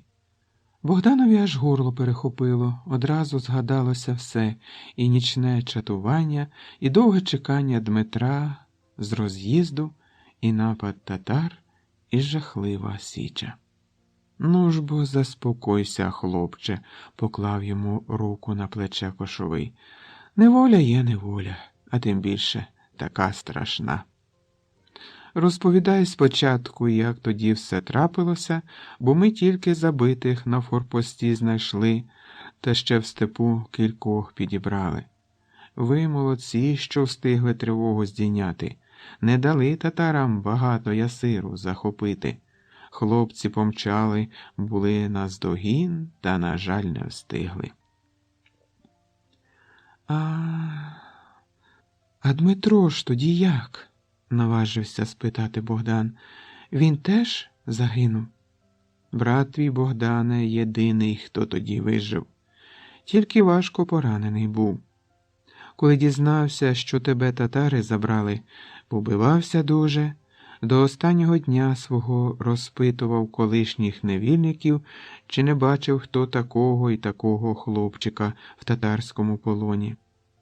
Сподівався, що ти зумієш втекти або хоча б звістку якусь подати. Але дарма, ніхто з тих, хто зміг повернутися з Криму, не знав про тебе. А рік тому загинув наш Дмитро як справжній козак, хай земля йому буде пухом. Помовчали. Потім, перехрестившись, сумно мовив Богдан. Що ж, на все воля Божа. А розповісти тобі, батьку, ось що маю. Опісля того і вирішуй, страчувати мене чи ні. В одному поклястися можу, немає на мені нашої козацької крові. Що змусили, то служив, хоча й опирався скільки міг. Ой, сину, скорботно зітхнув Сірко, Таке на Україні зараз робиться, що пролито багато і рідної крові. Та ти сам хоча б битву Пушкаря пам'ятати маєш. Але про це згодом побалакаємо. Довге те казання і страшне. Розповідай краще, що за справа у тебе така важлива і таємна. Цілу ніч прогомоніли козаки. А як прибули на Січ, наказав отаман скликати січову раду. Коли всі зібралися, вийшов наперед, уклонився товариству, як годиться, і повів таку мову. Скликав я вас, шановні братове, на важливу пораду, щоб не казали потім лихого та брехливого. Гадаю, всі ви вже знаєте про 2 полонених яничарів, що ми привезли, і голови ламаєте, що воно й до чого. Історія ця дивна, але чого тільки на світі не трапляється. То краще самі послухайте, а потім своє слово скажете. Полковник зробив знак козакам і наперед вивели Богдана й Семена. Вклонившись товариству, схвильований Богдан почав розповідати. Але як тільки він назвав себе, сколихнулося людське море, і наперед з криками почали пробиватися кілька козаків. Січовики впізнали свого улюбленця і прагнули сказати своє слово, та їх швидко вгамували. Закон є закон. Спочатку вислухай, а слово потім візьмеш. Богдан трохи розгубився, але, переборовши хвилювання, продовжив свою розповідь. Чимало це зайняло часу, та козаки уважно слухали, не перебивали, іноді стиха перемовлялися. Лише коли сказав Богдан про особливу султанську орду, не стрималися запорожці, загаласували. Ще пак, звістка важлива, бо ж як створили одну таку орду, то й другу зможуть, був би час. І загроза в тому Січі неабияка. Але Сірко швидко вгамував козаків і завершував розповідь Богдан уже в цілковитій тиші. «Ну що, братове, скажете на це?» – знову виступив наперед Кошовий, коли полонений замовк. «Як чинитимемо з цими 2?» «А що казати, батьку отамане?» – знову загукали, пробиваючись наперед, старі Богданові друзі. «Знаємо ми цього хлопця і руку на відсіч дамо за нього». До юнака підбіг дядько Михайло і міцно стис в обіймах.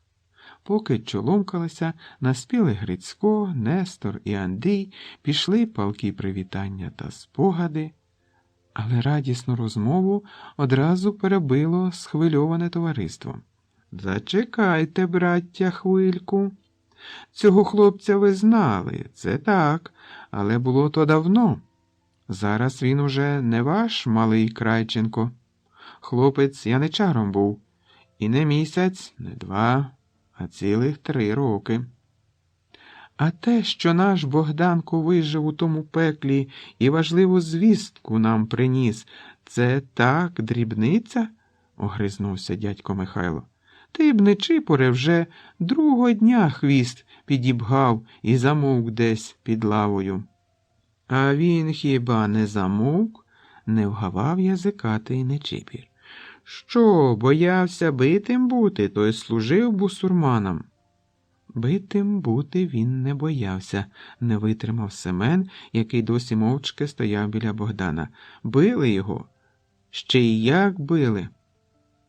Семен раптом рвучко розвернув друга спиною до людей, задер сорочку, і козаки побачили страшні рубці, що покраяли всю спину. «Там не питали, хочеш ти чогось чи ні», – палко вів далі Семен. А Богдан не здавався, ще й за козаків полонених на галері насмілився вступитись. «Ану, зачекай!» – розлігся раптом чиїсь бас, і натовп здивовано заворушився. Наперед квапливо пробивався сивий кульгавий козак, і всі шанобливо його пропустили. «Куди ти, Прокопе?» – гукнув був хтось. «Хіба ти цього яничара знаєш?» «Столи пельку», відмахнувся козак. Не яничара, братове, захисника свого знаю. Став перед усіма, вклонився товариству. Цей хлопчина, тоді ще дитинча, собою мене закривав. 2 шаблями рубався. Ану, Моливко Онуфрію, звернувся козак до натовпу, хто зі мною на галері був і братчиками нашими звільнений? Вийдіть-но сюди. Всі 3 квапливо підійшли до Богдана і нерішуче затупцювали, пильно вдивляючись юнакові в обличчя. Першим похопився сивий Прокіп. Це ти?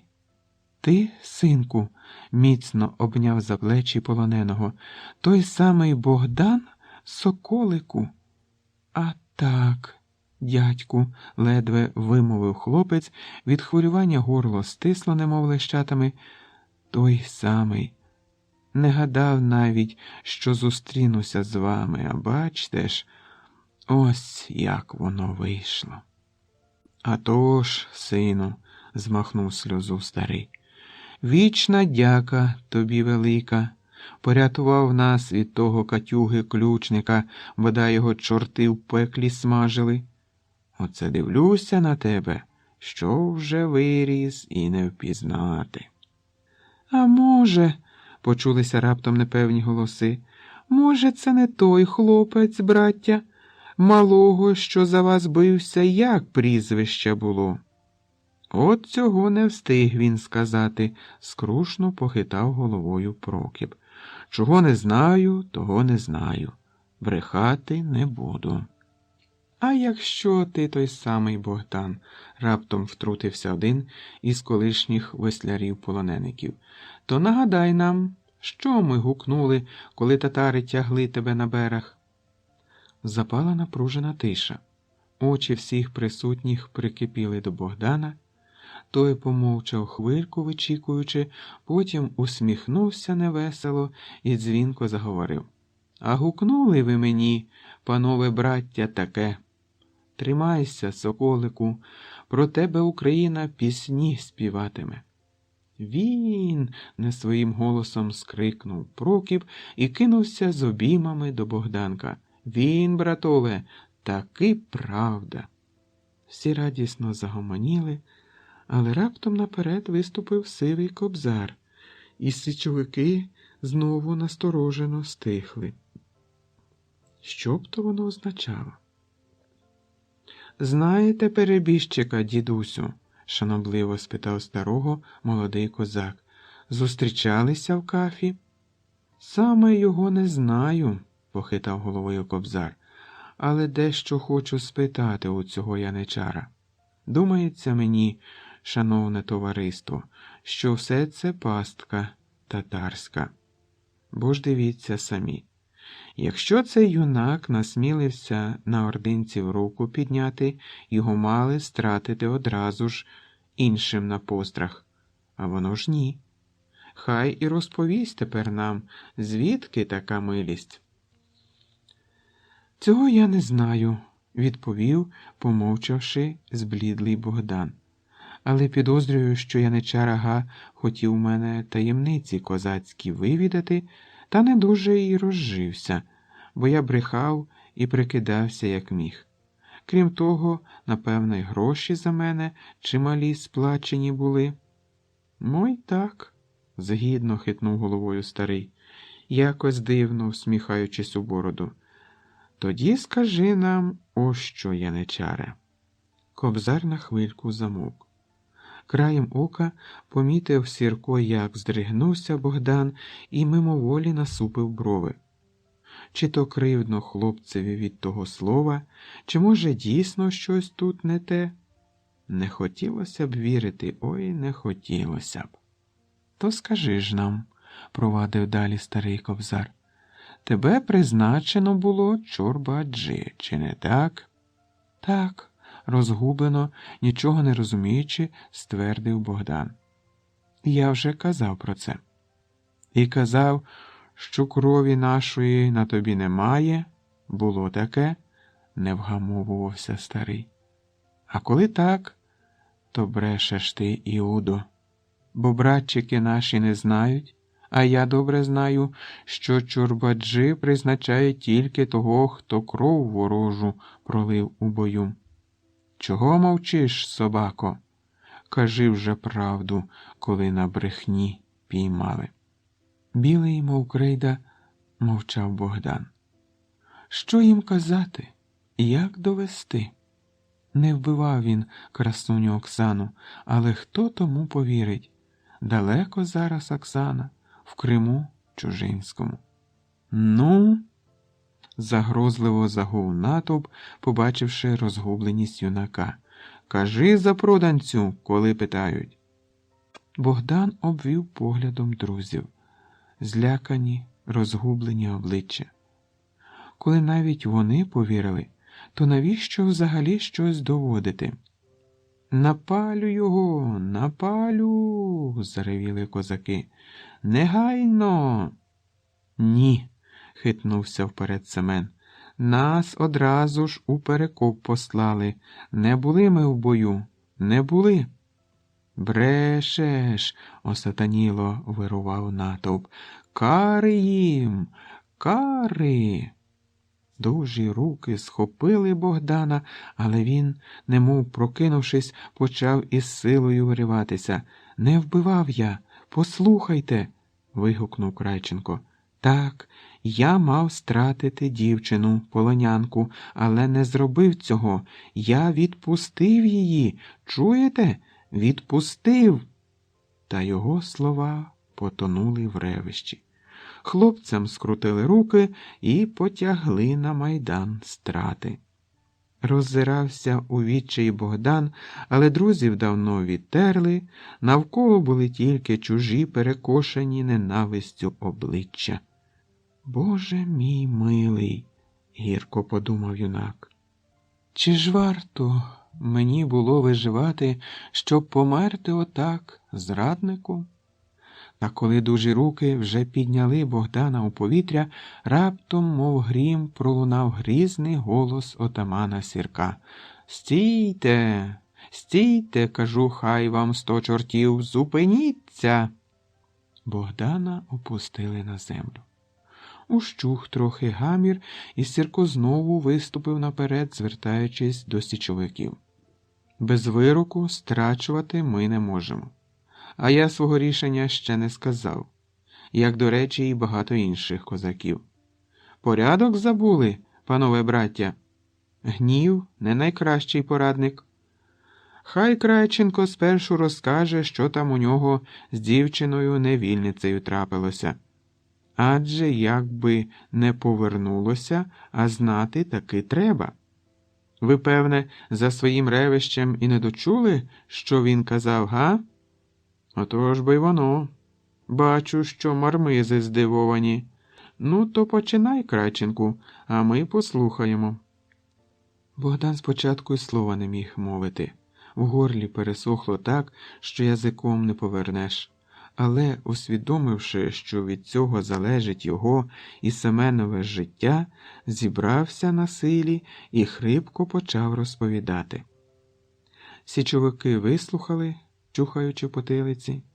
Якщо поміркувати, то може й правда, адже хто його зна? Всяк на світі буває, але ж непевно якось. «Що тепер скажете, браття?» – підвів руку кошовий отаман. «Саме зараз маємо думку скласти і до рішення прийти спільного. Міркуйте і зважайте добре, бо якщо невинного стратимо, гріх нам буде перед людьми і перед Богом». Завагалися на мить козаки, але тут наперед знову виступив сивий кобзар. «Дарма захищаєш цього яничара, батьку. Милий він тобі чи ні, а чужинцем є, чужинцем і залишиться. Спокійніше стратити, аніж татарського вивідача на січі мати. Кари йому». «Кари, кари!» – підхопили козаки, і голос Богданових друзів загубився в тому ревищі. У розпачі глянув Крайченко на Сірка, Але той лише похитав головою, мовляв, не моя воля, хлопче. Похилив юнак голову на мить, та все ж переміг себе і, виструнчившись, гукнув щосили: «Ваша воля, панове товариство, але я правду кажу, щиру правду. Чим хочете, можу заприсягтися, та ви все ж одно не повірите. Хай на вашій совісті моя смерть буде, бо я сказав вам правду». «Брешеш!» – крикнуло кілька січовиків. «Брешеш, собако!» «А таки правду!» – розлігся раптом ще один голос, і всі на мить отетеріли. Наперед вийшов ставний, добре одягнений козак і, вклонившись товариству, провадив далі. «Запізнився я, братове, та хвала Богові ще встиг, не дав згубити невинну душу.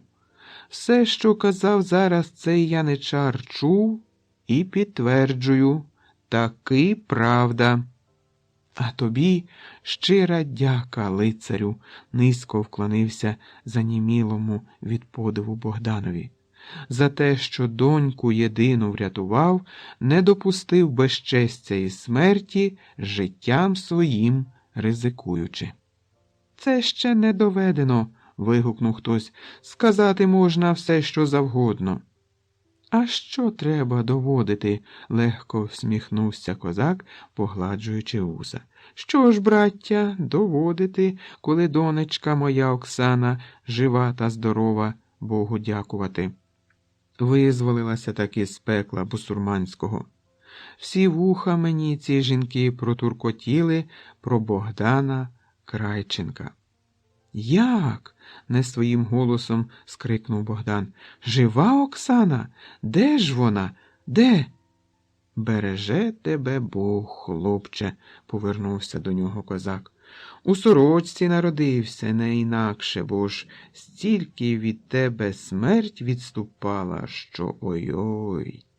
Максим Перепілка я, коли не здогадався. Оксанка моя з другою своєю рятівницею вибралася з Криму клятого, але треба ж було такого лиха, що нарвалися знову на татар уже на своїй землі. Та Бог милосердний не дав дівчині від горя розуму втратити. Саме нагодилися ми з хлопцями, ну й дали бусурманам доброго прочухану, а ясир, звісно, звільнили. Як побачив же я свою Оксану, думав із божеволію від щастя. Отакої, махнув раптом рукою козак, відвертаючись. Кляте око взяло та й запорошило. «Та хто ж з Оксаною був, дядьку?» – не заспокоювався Богдан. «Яка ще рятівниця?» «А та, до котрої ти її посилав, хлопче, Соломія. Розповіла мені знахарка, що доньку свою єдину втратила, а оскільки грамоту ханську якраз викупила та до Оксанки моєї прикипіла, то й вивезла дівчину з Криму. Грамота ж бо на двох була написана. Та все тобі потім Соломія з Оксаною самі розкажуть.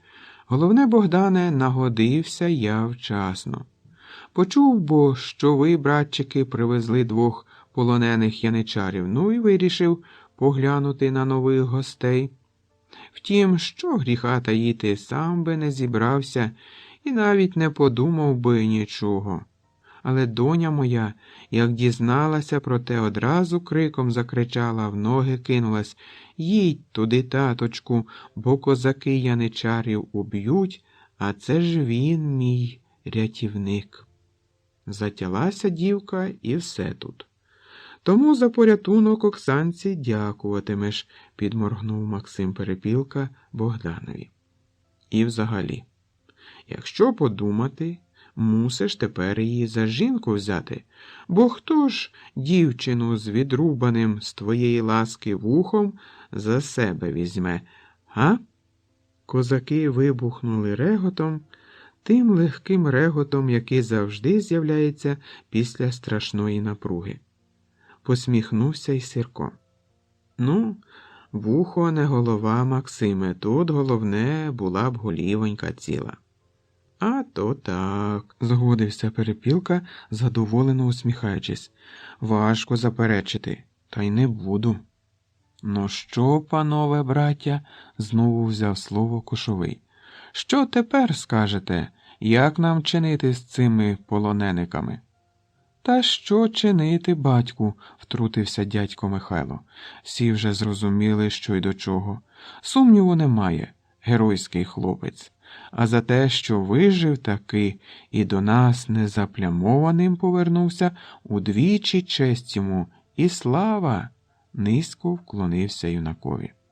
Дяка тобі, хлопче, за всіх тих, кого рятував від наруги і смерті, за тих людей, від яких 3 роки тому татар відігнав, запаливши фігуру, а нам уже, вибач, за недовіру. Сам розумієш, як воно буває. Ну, з Крайченком розібралися, а що з другим яничаром робити? Раптом почувся чийсь непевний голос. Його майже й не чути було, чи то налякався, чи то сказати нічого.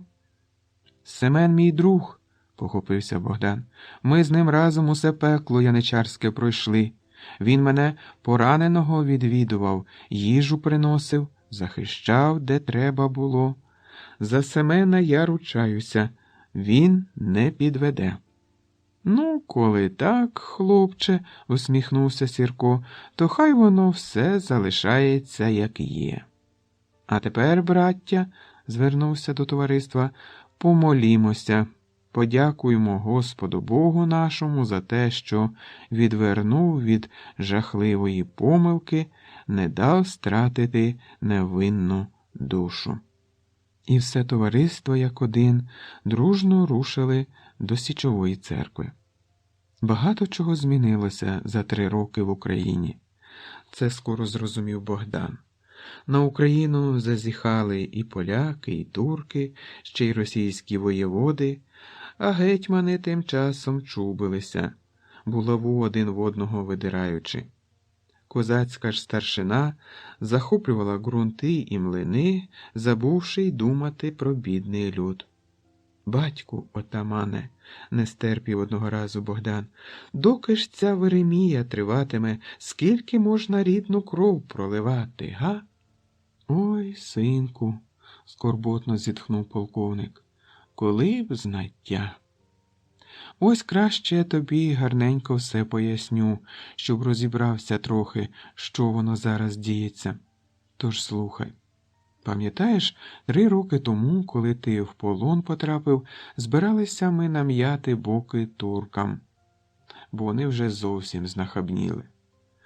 От як вас на форпості розбили, тоді захопили й полонеників, а невдовзі після цього налетіли знову і захопили вже 20 000 ясиру та погнали в Крим. Ну, тут ми з братчиками вчасно спохопилися. Наздогнали цих людоловів на кучугурах Кінського острова та й віддячили добряче. Всіх вирізали до бісової матері і звільнили полонеників. Після тієї січі і зібралися ми з хлопцями до кримчаків у гості. Так, як готувалися, я пам'ятаю, сам із човнами возився, сумно зітхнув Богдан. Мене ще Дмитро обіцяв у той похід взяти, мріяв, як море побачу. І побачив, та тільки не з шаблею і на чайці, а з галери полонеником. А так, хлопче, погодився Сірко, яку б стежку собі не обрав, а Господь все одно на призначену ним виведе. Отож тоді, в 1660-му, польський король Ян Казимир із Росією щепився, образився сердега, що Хмельниченко до росіян по захисток пішов і землі віддав. А російські воєводи, не втім'я биті, вирішили, що як через Юрася така буча, то хай він і допомагає у битві. Однак козацька старшина перехопила військо Хмельниченка, не дозволила з'єднатися з російським військом, бо були дуже ображені за відмову Росії забрати своїх воєвод з наших земель. Відтак ляхи московитів розгромили вщент, а потім за Хмельниченка взялися, притисли Юрася разом з козацьким табором і змусили віддати польським панам усе правобережжя. Таки на гадяцьких умовах. Ми з братчиками тоді під Бугом татар били. Не захотіли лізти в ту Юркову колотнечу. А коли дізналися, що наробив Хмельниченко, ой, що то було. І крику, і прокльонів усього чули. З того й почалося. На правобережжі народ польських панів виганяє, що на маєтки даровані поперлися, а козаки на лівобережжі російських воєвод трусять, бо знахабніли дуже зі своїми порядками. Куди вже було Хмельниченку в тій ворохобні розібратися? Махнув він рукою та й передав гетьманські клейноди полковникові Тетері, а сам пішов у ченці. Військо запорозьке Тетерю не визнало, бо він теж за поляками руку тяг, а тут ще й Сомко із Золотаренком до булави почали пхатися, їм, бач, влада потрібна була, а не добробут України нашої. Відтак народ швидко зрозумів, що всі ці вітрогони нам ні до чого, треба обирати нового гетьмана. Хлопці на січі думали, гадали та й вирішили віддати гетьманську булаву Іванові Брюховецькому. У червні цього року і обрали його в Ніжині на Великій Раді. Але Тетеря теж себе гетьманом вважає, все біля ляхів товчеться, ще й людей підбурює. Оце ж нещодавно польський король Ян Казимир за намовою дружини Марії Людовіки знову вирішив повернути Україну до корони. Чимале військо зібрав. Щоправда, в бійку поки що не лізе, тільки до Білої церкви добувся і став табором. Туди припхалися Чернецький та Собеський, ще 40 тисяч на чолі з Сефер Гіреєм та Менглі-Гіреєм. Може, чував про них? Більше того, і Павло Тетеря з'явився там зі своїм полком. Сам на вірність королю присягнув, та ще й військо змусив клятий запроданець. Тут ще й чернець Гедеон, наш Юрко Хмельниченко, тобто прибіг, закортіло, бач, знову гетьманської булави. Татари одразу ж почали грабувати лівобережні міста і села. Це теж щастя не додає. Але найгірше, сину, Сірко неквапливо затягся люлькою, що Тетеря ось послів із грамотою прислав, умовляє схилитися до влади Польщі. Навіть гетьманства свого ладен зректися, аби тільки погодилися козаки. Звісно, і закипіла на січі Веремія, хто до ляхів тягнеться, тобто за Тетерю, а хто відмовляється від польської ласки навідріз. «Що ж робити, батьку?» – помовчавши, спитав Богдан.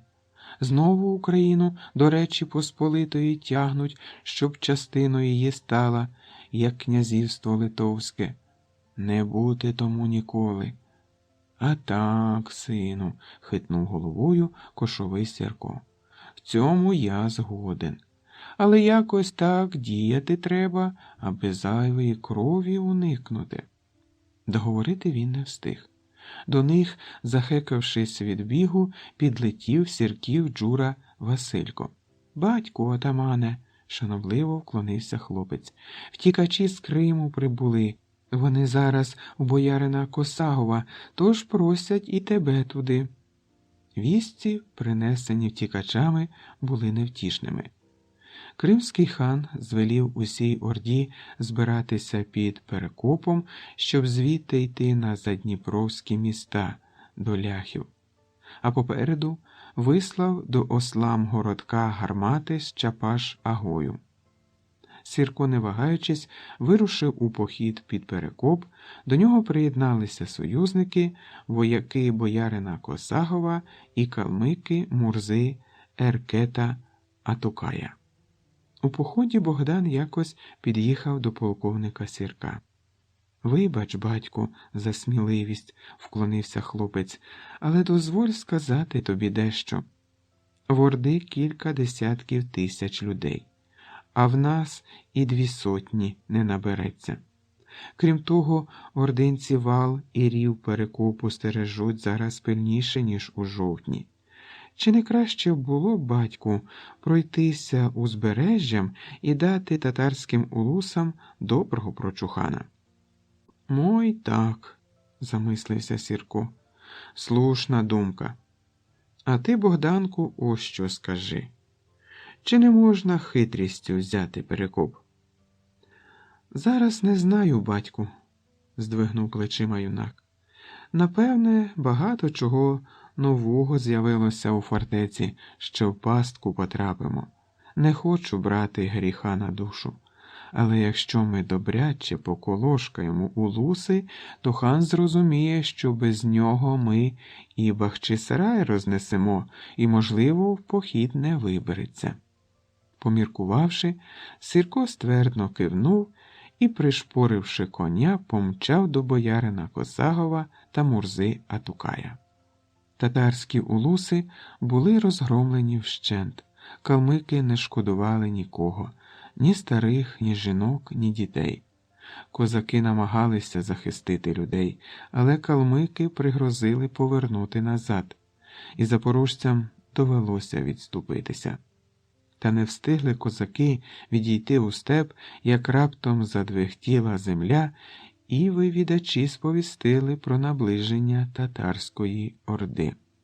«Це, напевне, Караджбей суне, а якщо так, то з ним не менше 1000 набереться», – прикусив губу Богдан, який намагався триматися біля Сірка. «Відходити треба, батьку, і якнайшвидше». Козаки наддали ходи і спробували прорватися до Каланчака, але орда невблаганно наздоганяла сміливців. «Що ж, синку, приймаємо бій?» – звернувся Кошовий до Богдана. «Не страшно, хлопче?» «Ні, батьку, я своє малим відбоявся», – хитнув головою Крайченко. «А тільки, коли дозволиш, свою думку хотів би висловити». «Що ж, кажи», – згодився Сірко, – «воїн ти добрий, дурниці не верстимеш». «А порада моя така», – неквапливо мовив юнак. «Січа тут не допоможе, тільки людей втратимо. Краще засідка. Ось якірці по полю розкидаємо, щоб передні лави збити, а потім їх вогнем із шанців, а вже тих, хто драпака даватиме, доженемо легко, хай он калмики в засідці почекають, щоб швидко накрити». «Молодець, синку», – аж розцвів Кошовий. «Їй-богу, молодець. Недарма за тебе ці бузувіри так чіплялися. Тепер розумію». «Та не ображайся, Богданку», – він лагідно скуйовдив хлопцеві чуба. «Я ж хвалю тебе, козаче, хіба не зрозумів? Я й сам про таке думав, щоб засідку влаштувати, а ти вже й обміркував. Далеко підеш, Богдане. Бог дасть, ще побачу тебе гетьманом». За наказом Сірка січовики почали швидко вкопуватися в землю, готуючи шанці, а калмики відвели коней за пагорб, щоб накрити останні ворожі лави. Незважаючи на близьку небезпеку, всі працювали спокійно та злагоджено, ретельно перевіряли рушниці, шикували стрілецькі лави. «Богдане!» – зачув раптом Крайченко Семенів голос і невдоволено обернувся. Цей хлопець дедалі більше його дратував. Здавалося, Семен ніяк не міг усвідомити, де він живе, що, як і навіщо робить. Щодня скаржився на недовірливі погляди козаків, неповагу, погані порядки. Мимоволі Богданові спадало на думку, що захищав його Семен на тій козацькій судовій раді швидше заради себе самого. Адже за Богдановою полетіла б і його голова. Пригадувалися розповіді малих друзів по яничарському корпусу, коли вони ще могли вільно спілкуватися, і не розкидала їх доля по різних ортах. Що й запобігливий Семенко, і боягуз, і перед Чорбаджі плазує. Але він єдиний, хто до мене побитого у підвалі навідувався, ризикуючи бути жорстоко покараним, заспокоював себе в такі хвилини Богдан. На жаль, він не міг знати, що робив це Семен з наказу самого яничара Аги.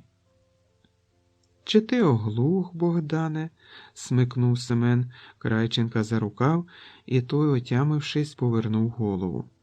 Вигляд товариш мав незавидний. Очі бігають, руки тремтять, ну, заєць в кущах, та й годі. «Та чого ти, Семенку?» – приховуючи презирливу посмішку, м'яко проказав Богдан. «Все ж таки перший бій у хлопця, треба розуміти. Поб'ємо цих бузувірів, тільки пір'я летітиме, ось побачиш». «Та їх же більше в 100 разів», – затупцював Семен. «Зітруть на порох і не кавкнемо. Може, тікати краще?»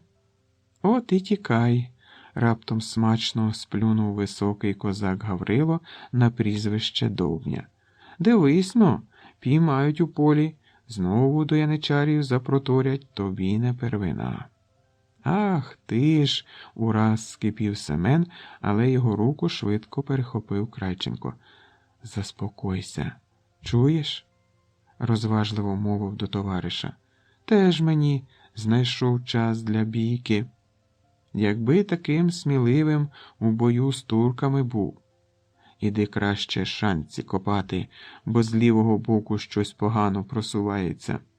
Нумо, швидше, бо орда вже близько». «А ти, Гавриле», – звернувся Богдан до пересмішника, коли Семен відійшов, – «припни язика, бо зараз шаблею як хекну, то буде з тебе 2 Довбні, ще й на 3 вистачить». Козаки зареготали, і Довбня разом з ними, тож сварка швидко згасла сама собою, але Гаврило все ж таки, влучивши хвильку, шепнув на вухо Богданові. «Ти, хлопчине, серця, я проти тебе нічого не маю. Сам Кошовий тебе поважає, та й хлопці теж, бо й сміливий ти, ні в року, і воїн добрий. А от цей твій товариш...» Козак, похитавши головою, сплюнув убік. «Як на мене, слимак слимаком. Очі бігають, все щось винюхує чи вичікує. Біс його зна. І чого цей жевжик у козаки подався, не розумію. Краще б гречку сіяв попід хатою». Богдан відкрив був рота, щоб заперечити, але не встиг. Шанцями, зливаючись із гуркотом кінських копит, прокотилося «Алла-ла, татар». Через мить крик змінився стогоном. Ординці налетіли на розставлені якірці, і коні, спотикаючись, попадали на землю. Татари спробували зупинитися, але дарма. Задні натискали, і вся лавина невблаганно котилася на пагорб, розчавлюючи тих, хто вже впав. Залунали постріли козаків, і кілька десятків кримчаків попадало на землю. Тільки тоді ординці почали щось розуміти і квапливо розвернули коней. Але тут із-за пагорба вихопились калмики. Вони пронизували списами ворогів і жбурляли під ноги коням, які топтали ще живих. Наразі до них приєдналися і козаки. Січа була недовгою, осліплі від жаху татари тікали світ за очі, навіть не наважуючись обернутися. Невдовзі поле бою очистилося, серед козаків та їхніх союзників ніхто не загинув, і цьому, звісно, не можна було не радіти. «От бач, Семенку, а ти боявся», – весело підморгнув Богдан товаришеві. «Наш кошовий знає, що робить, з ним не пропадеш». «А хто боявся?» – одразу набундючився Семен. «То тобі здалося, побратиме». Хлопець з байдужим виглядом поважно рушив до коня, а Крайченко, дивлячись йому вслід, тільки лукаво посміхався. Не встигли січовики відсвяткувати перемогу під Перекопом, як правобережні козаки принесли прикру новину. За намовою своїх посіпак Ян Казимир наказав стратити Івана Богуна, одного із сподвижників Хмельницького. Крім того, Ян Собеський розбив загін Штрасбурга, який ішов на допомогу Брюховецькому до Канева, і стратив усіх козацьких полковників, котрі там воювали. Сам не свій був Сірко від такої звістки, і щоб внести розбрат у стосунки польського короля з татарами, розгромив ногайські улуси, пройшовся побужжям. А відтак селяни, що жили між Дніпром та Дністром, стали сміливіші і почали приєднуватися до Сірка та громити поляків. Об'єднавшись навесні з російським боярином Косаговим та наказним отаманом Сашком Туровцем, кошовий Сірко вже відверто виганяв ляхів і прибічників тетері з правобережної України. Однак не сидів, склавши руки, і польський король Ян Казимир.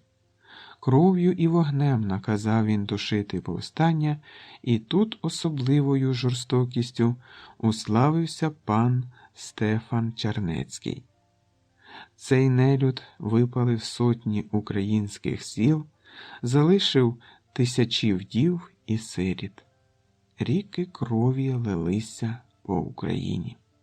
Тож часто билися козаки з удвічі, втричі більшою силою ворога, але завдяки сміливості й таланту свого кошового перемагали і йшли вперед, звільняючи полонеників та караючи ляхів.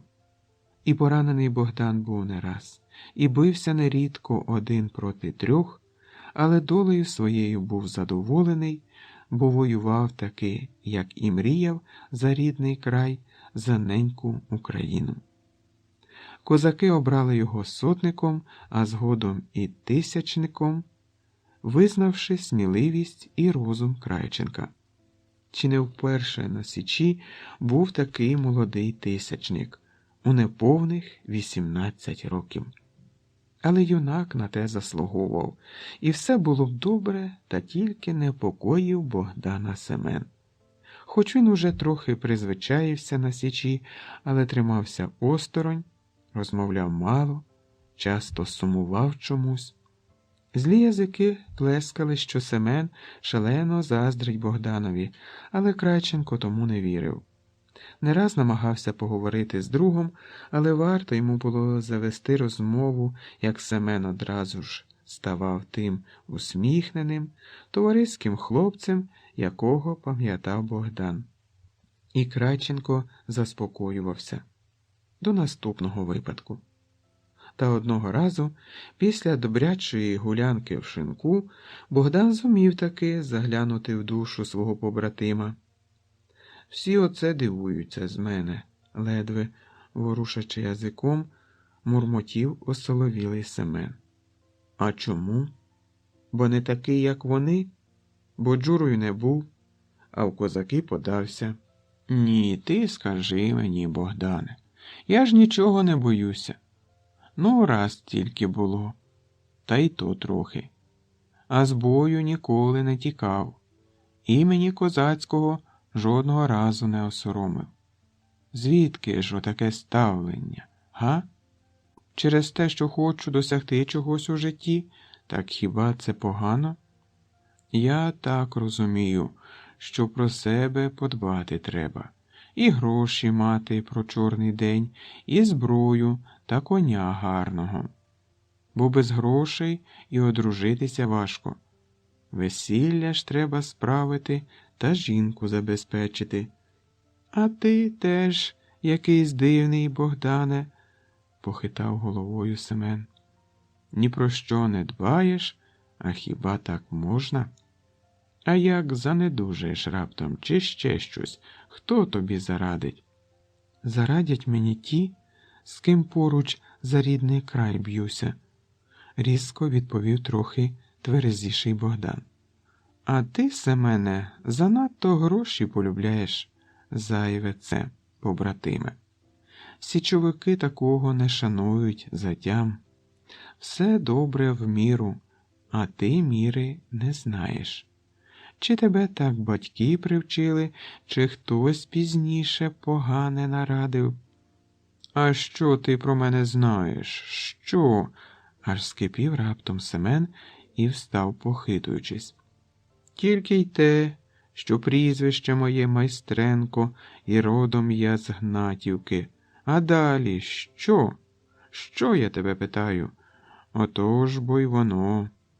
І батько, і мати мене навчали, що на світі тільки добро і панує, і що розумним та покірним сам Бог дає. А насправді, саме зло навкруги, і продертися крізь нього неможливо. Ось ми все воюємо, а просвітку не видно. Одну дірку собою затикаємо, інша вилазить і так без кінця. То навіщо це все, скажи мені, навіщо? А буде краще, коли ляхи наші землі захоплюватимуть, а татари ясир тисячами гнатимуть? Потемніли Богданові очі. Так, по-твоєму, буде краще? До чого тут? Ледве вичавив із себе Семен. Я не про те. Воюємо, отже, треба. Я ж від бою ніколи не відмовлявся і від ворога не тікав. А тільки набридла ця біганина, зрозумій. Спокою хочеться, а його все нема та й нема. Або принаймні якось би визначитись, рік воювати, то рік, 2, то 2, а не так, хто зна і скільки. І ще, Богдане, вчили мене батьки покірності і добре робили. Тільки тому, що покірний я був, вижив у корпусі яничарському і до євнухів не потрапив. І зараз теж. Коли слухаєш та на рожен не преш перед старшиною, то й живеться непогано, хіба ні? Хоча тобі цього не зрозуміти. Ти сам вважай, старшина, кланятися не треба. Я не кланявся і кланятись не буду, відрізав Богдан. Дивні в тебе слова, Семене. Може, й дивні, погодився той, але справедливі. Не знаю, чи цікаво тобі буде слухати, але ж послухай. От мене мати все голубила, милувала, від незгод життєвих захищала, казала, що я, мовляв, ще дитина, встигну напрацюватися за життя. Жили ми непогано, сякий такий достаток був. Батько, щоправда, гнівався інколи, що росту я занадто тихим, все за материну спідницю тримаюся. А мені й непогано було так.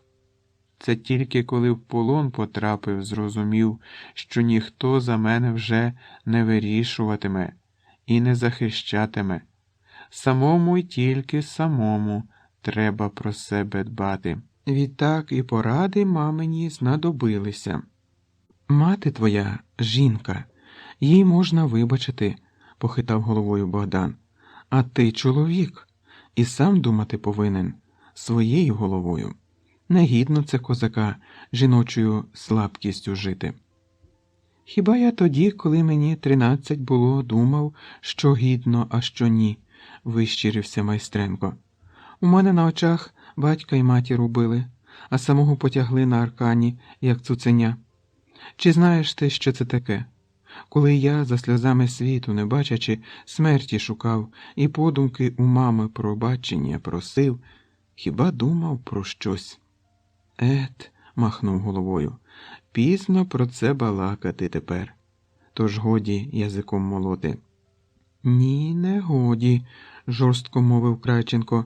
Мене на аркані не тягли, як тебе, але впоперек коня. Їхати теж не рай. Можу тебе запевнити.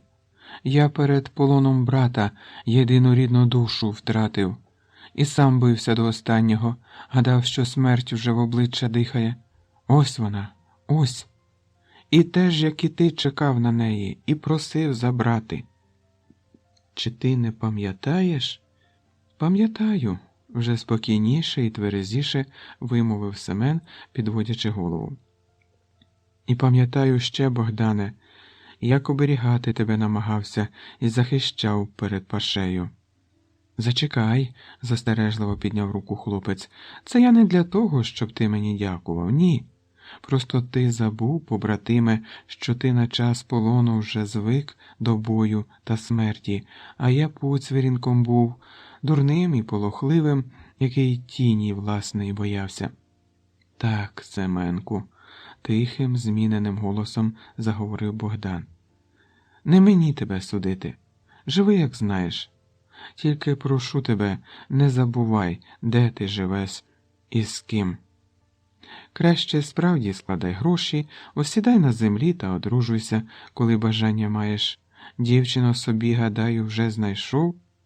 Богдан, усміхнувшись, ковтнув медовухи, тому не помітив, як хижим вогнем зблиснули на цих словах побратимові очі. Незважаючи на тяжкі бої та ворохобню на січі, Богдан завжди знаходив час навідувати Соломію з Оксаною. І потроху почало збуватися пророцтво Оксаниного батька, Максима Перепілки. Вже й радий був би козак узяти врятовану ним дівчину собі за дружину, але не міг він осісти на землі, коли палала вогнем рідна Україна. Так він пояснював своє рішення і Максимові, і Соломії, але знахарка мала іншу думку. То, сину, виправдання, а не причина. Одружуйся, на добро тобі раджу. Та й дівчину шкода, сохнеш за тобою. А мені Оксана замість доньки зараз. І руку б собі врубала, аби тільки не страждала моя квіточка. Та й тебе, сину, жалію, бачу ж, як кохаєш. А що воювати хочеш, то сім'я тому не перепона. Он подивися на батька нашого Сірка. І дружинонька є, і діточки, як же без цього? А хіба не воює наш Кошовий? Гей, синку, не мені тобі казати про це. Пам'ятай, Богдане, рід твій має на землі залишитися. Це закон життя. Ти козак, всяке може трапитися з тобою. Хай Господь від того береже, перехрестилася жінка. А все ж таки про майбутнє думати треба. Та й мені, старій, радість від онуків була б, коли не берегла на чужині свою настуню, то хоч від другої донечки маляток дочекатися. Окрім власних сердечних справ, не давала ще спокою Богданові таємниця скарбу, довірена братом Дмитром. Всі ці роки юнак про неї не забував, а останнім часом навіть поривався розповісти все Кошовому Сіркові, але не зважувався. Хто зна, скільки б це тривало, якби не несподіваний похід отамана Сірка. «Ну що, тисячнику?» – перепинив Крайченка полковник, коли всі по обіді розходилися по куренях. «Чи не знайдеш часу порадитися зі мною?» Хіба тобі питати мене, батьку? Посміхнувся Богдан. На все твоя воля. Тобі та кошеві служу і служитиму, скільки життя стане. Та ти таки справді, хлопче, з молодих та ранніх, схвально засміявся і Сірко. Скоро в коло козацької старшини увійдеш, то радитимемося з тобою вже інакше. Ну, а поки що, сину, хотів би вислухати твою думку про наш похід на Чигирин. Фортеця там міцна. 3 ряди ровів та 3 ряди мурів, ще й арсенал чималенький, а зайвої крові проливати не хотілося б. Думаю, що чигиринці битися не будуть, а от тетерині посіпаки залюбки, і позиція в них значно краща. Науку ти пройшов, Богдане, добру, і на Січі, і в Криму. В цьому я не раз переконався, тому думку твою радо вислухаю. Довго ламали голову Кошовий і Тисячник, та все ж зійшлися на тому, що брати Чигирин приступом таки не варто. Якби то вийшло, задумливо мовив Богдан, то найкраще було б підкупити тетерених прибічників. Чув я, що до грошей вони дуже ласі. Як гадаєш, батьку отамане? Правду кажучи, Богданку, думав і я про це, кивнув Сірко. Однак навряд чи зможемо. Грошей на підкуп не вистачить, скарбниця наша зараз небагата, а на те, що є, треба провіанту докупити, зброї, коней. Аж затнувся розгублено Богдан, стис у руці шаблю. Ось вона, слушна мить. Сказати чи ні? Сказати чи... А навіщо нам взагалі до Чигирина? Раптом надумався юнак. Сидять Павлові посіпаки? Ну й хай собі сидять. Ще доберемося до них, коли тетеря сам здасть булаву. Хіба ні? Чи, може, то він у гості запрошує, бо потиличників давно не отримував? Таки запросить, чекай, насмішкувато, хоча й ледь стривожено усміхнувся Сірко, побачивши раптову Богданову стурбованість. Справа в тому, хлопче, що в Чигирині залишилася скарбниця гетьмана нашого Хмельницького, і охороняється вона зараз не дуже пильно. Шкода буде, коли якісь шляхетські пройдисвіти доберуться і розтягнуть усе. Не для того, батько, наш Хмель. Пане полковнику, раптом рішуче обірвав його Крайченко. Вибач, що не дослухав, але на те є причина. Як не скажу зараз, то не скажу вже ніколи, а мовчати мені не сила. Коли в цьому поході є Божий знак, то отже так тому і бути. А як помилився я, то що ж, відповідатиму за порушену клятву вже перед самим Господом. Та що ти, Богданку, аж стурбувався Сірко, чи ти при своєму розумі, чи тобі не пороблено? Що ти таке говориш, сину? Вислухай мене, пане полковнику, твердо мовив юнак. Вислухай, а вже потім вирішуватимеш, як далі діяти. Але запевняю тебе, це не менш важлива звістка, ніж ота з Криму привезена. Розповідь не зайняла багато часу. Коли Богдан скінчив, запала довга мовчанка, яку врешті-решт першим порушив Кошовий отаман. А чи певен ти, хлопче, що той скарб Хмелів іще лежить? Адже кілька років минуло, все могло трапитись. Та байдуже, хоч би як там було, їхати треба на те місце негайно. Не знаю, що міг Хмельницький приховати такого, що мало б 3 роки в землі лежати і гетьману новому бути переданим. Але відшукати цю річ необхідно. І якнайшвидше, Богдане. А кому ж те дістанеться, батьку? Несміливо спитав Крайченко. Може, ти сам візьмеш булаву гетьманську? Не для мене такий тягар, сину. похитав головою отаман. Бо це ж усі тонкощі дипломатії необхідно знати. Мови, знову ж таки, а я більше шаблею вмію. Але й Брюховецький не пануватиме. Він, сучий син, не встиг ще булаву міцно взяти, а вже перед панами стелиться. Та головне, аби було що передавати, а кому, то вже потім вирішимо.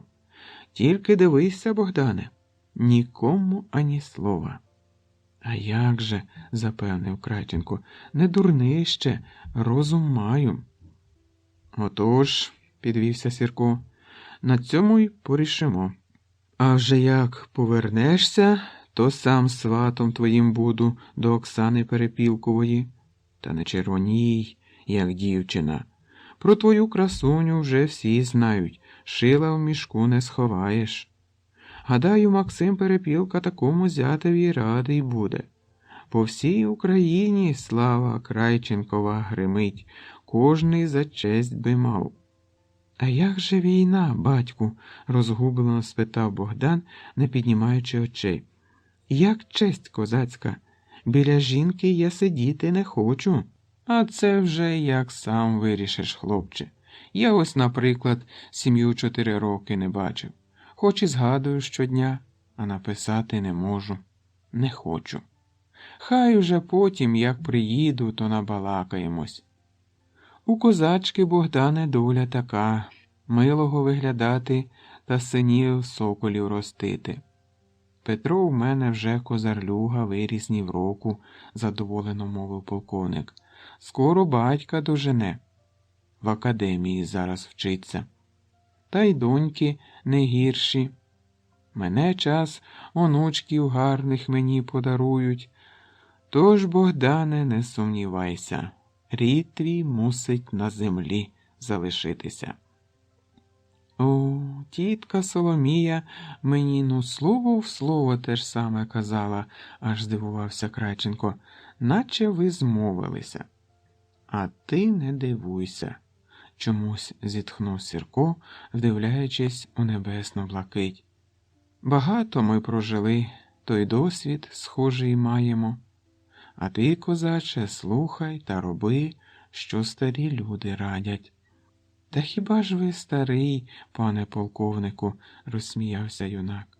Ви б ще із мене мішок тирси вибили при потребі. Гей, гей, хлопче, коли б то так, журно хитнув головою Сірко. Підупав таки на силі, підупав. Тільки й мрію, щоб побачити, як звільниться наша Україна, не стогнатиме підляцьким чи татарським чоботом, а там і вмирати можна. Тільки щось мало в це віри, Богдане. Захищати нам ще рідний край не рік і не 2. Здається, кінця краю цій колотнечі не буде. 1998 рік. Вже завершувався липень, і Славкові дедалі частіше спадало на думку, що незабаром їм із Сашком доведеться розлучитися. Скоро мали приїхати Славкові батьки, щоб забрати сина до Євпаторії. Чесно кажучи, хлопець із самого початку не хотів їхати на курорт, а тепер тим більше, але мати ще вдома категорично постановила – дитину слід оздоровити і край. Тож хоч не хоч довелося скоритись. Час промайнув швидко, і ось уже на подвір'ї стояла готова до далекої подорожі татова машина. Погостювавши кілька днів, родина Семеренків почала збиратися в дорогу. Але дядько так наполегливо умовляв, що на Славкове щастя батьки погодилися ще трохи затриматись. На останній тиждень Славкового гостювання хлопці отримали повну волю. І тепер, надолужуючи прогаяне, цілісінькими днями товклися біля ставу або на узліссі, де велися запеклі козацькі битви. А знаєш, якось не витримав Славко, коли брати вибралися порибалити на ніч. Я навіть не думав, що тут може бути так цікаво. Дурень був, що не приїздив раніше, слово честі. Тепер щоліта гостюватиму, якщо дядько не проти. Та ти що? Аж обурився Сашко. Таке ляпнув. Татко дуже радий, що ти приїхав.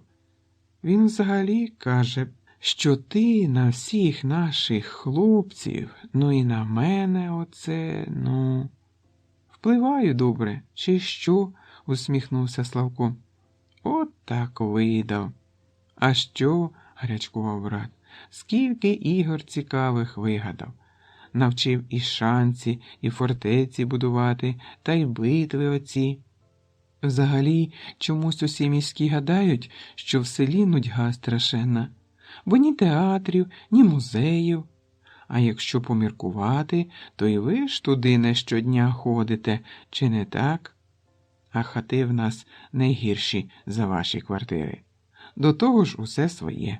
І фрукти, і овочі, молоко свіженьке щодня, та й річка під боком. Хіба погано? Щоправда, з господарством клопіт, але ж воно того варте. Як зараз із зарплатою сам знаєш, от і доводиться метикувати. Та я згоден, зніяковів Славко. Я ж нічого не кажу, що погано. Все просто чудово. Але, розумієш, ми не звикли так жити. Ну, господарство там і все таке інше. У мене перші дні спина і ноги страшенно боліли після того городу. Ніби мене розібрали на запчастини, а зібрати чомусь забули. І це при тому, що працював не щодня. А якби щодня? Бррр, краще на базарі купити, ніж так мордуватися. Це вже кому як, розсудливо мовив Сашко. То в тебе з незвички. А взагалі ти молодець, швидко всього навчився. Татко каже, що в житті все згодиться. Ага, тільки корову доїти навчуся, кивнув Славко, і брати весело зареготали. А подивися, гарно ж як, задер голову Сашко. Зорі оно, з кулак завбільшки. Таке скажеш, лінькувато відмахнувся Славко. Не з кулак, та й не маленький, то правда. У нас у місті зорі взагалі погано видно. Помовчали, прислухаючись до тихого плескоту річки. Так тихо і гарно було навкруги, легенький гомін близького лісу заколисував, і мимоволі подумалося Славкові, що так, напевне, багато років тому сиділи отут на березі і бойові побратими-козаки, мріючи про мирне життя. І раптом блискавкою сяйнула чудова думка. «Слухай», – аж підскочив Славко, – «знаєш що? Ти взагалі як себе вважаєш? Чи козацького роду?» «А так», – трохи здивувався брат.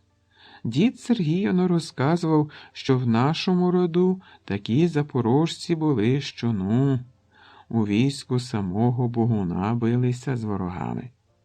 А дідові його прадід розповідав і...» «Ну, добре», – затулив йому рота Славко, – «слухай краще сюди. Я хотів...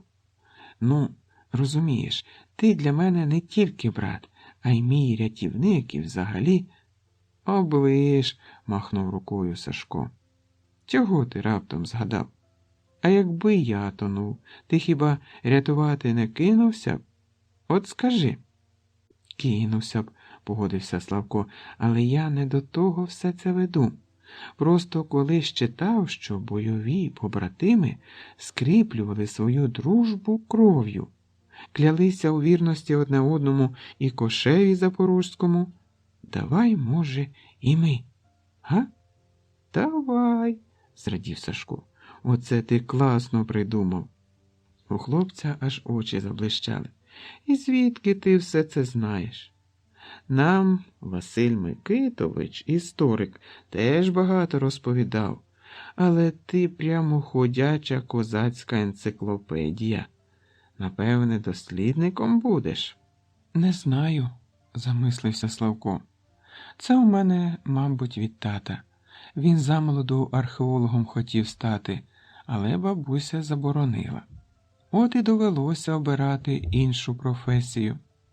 А я навіть не знаю, просто мені цікава наша історія, особливо козаччина. Ми як позаторік в музеї Яворницького були на екскурсії, то, віриш, я аж занімів від захвату. Шаблі, пістолі, одяг. Все таке, ну не передати. От я батька попрошу, він нас обох туди поведе, може навіть після нашого приїзду з Криму. Клас! Аж загарцював від радості Сашко. Оце то так, молодець ти, Славко. А ще краще було, вів далі брат, коли ми на Запорожжя виїжджали. Там якраз козаки збиралися. От де цікаво. Я, справжні козаки, отетерів Сашко, не брешеш? Ну, не те, щоб справжні, зам'явся Славко, а ті, кому близький козацький дух. Одяг, зачіски в них, як у запорожців, коні теж були. Ввечері ми багаття розпалювали, пісень співали, а вранці лави шикувалися на парад. Видовище, скажу тобі, ух! А один хлопець навіть на бандурі грав і співав козацькі думи. Щоправда, були жевжики, які тільки горілку пити приперлися. Але то вже їхні проблеми. Навіть трохи не побилися, та наші чоловіки їх швидко вгамували. Одне слово, всякого було. Шкода, що лише раз довелося там побувати. Це мене татків друг возив, Анатолій Михайлович. А потім він за кордон працювати поїхав, так більше вибратися і не довелось. Та я, коли підросту, обов'язково знайду цей гурт козаків і сам з ними їздитиму. Тебе теж візьму, якщо захочеш. Згода? Згода, дзвінко ляснув по його долоні Сашко. Ну то як, побратаємось? Хлопець уже витяг складеного ножика, але Славко раптом зупинив його. Зачекай, нерішуче промимрив він. Якось тут не теє, не підходить. На священному місці треба. Тобто, ну ти розумієш. Запала довга мовчанка, яку нарешті несміливо порушив Сашко. Ти козацьку могилу маєш на увазі? Чи, може... Так, сміливо глянув йому у вічі брат. Заклятий став. Недарма ж нам козак там наснився. Бач, і дід Сергій казав. Одне слово, там треба, розумієш? То коли підемо? Удавано байдуже поспитав Сашко, ховаючи ножа. Зараз? Та ні, засовався брат. Не зараз, краще вже завтра, завидна, як минулого разу були. Ми ж через 2 дні вже поїдемо, так що тягти нема чого. Рибу вранці віднесемо і збігаємо швиденько. Коли так, то обійдемося тим, що вже наловили, заперечив Сашко і почав змотувати вудки. Інакше заспимо, а потім, поки з худобою упораємося, вже сонце припікатиме, доведеться по обіді йти, а там туди-сюди сутеніє. Сам же знаєш, туди в сутінках краще не потикатися. Я так минулого разу біг, думав, що із серця вискочить. Так, здоров'я нам потрібне, ледь усміхнувся Славко, приєднуючись до брата. То як, тут спатимемо? Чи в наметі, чи додому підемо? Та краще додому. Там мати завжди розбудять, позіхнув Сашко. Ну, давай, тоді вмикаємо першу швидкість, бо щось мені так спати захотілося, хоч просто тут, на землі, примощуйся. Став уже не здавався Славкові лихим і зловісним, навіть ліс гомонів цілком приязно. «Це, напевне, тому що ти тут врятувався», – сказав Сашко, коли брат поділився своїми думками. «Таке місце завжди запам'ятовується». Брати довгенько товклися навколо дуба, обираючи місце, поки Славко не запропонував узяти за алтар величенький камінь, який височив за кілька метрів від дерева. «На камені воно краще», – авторитетно заявив хлопець, оглядаючи каменюку. «Навіки, так би мовити, закладеться». «Кому навіки?» – скептично поцікавився Сашко. «Нам чи каменю? Якщо нам, то й 100 років вистачить, більше не протягну. Кістки розсипляться». Славко хотів відповісти щось угідливе, але, згадавши про важливість моменту, стримався. Хай йому грець, тому Сашкові, завжди щось телепне невчасно.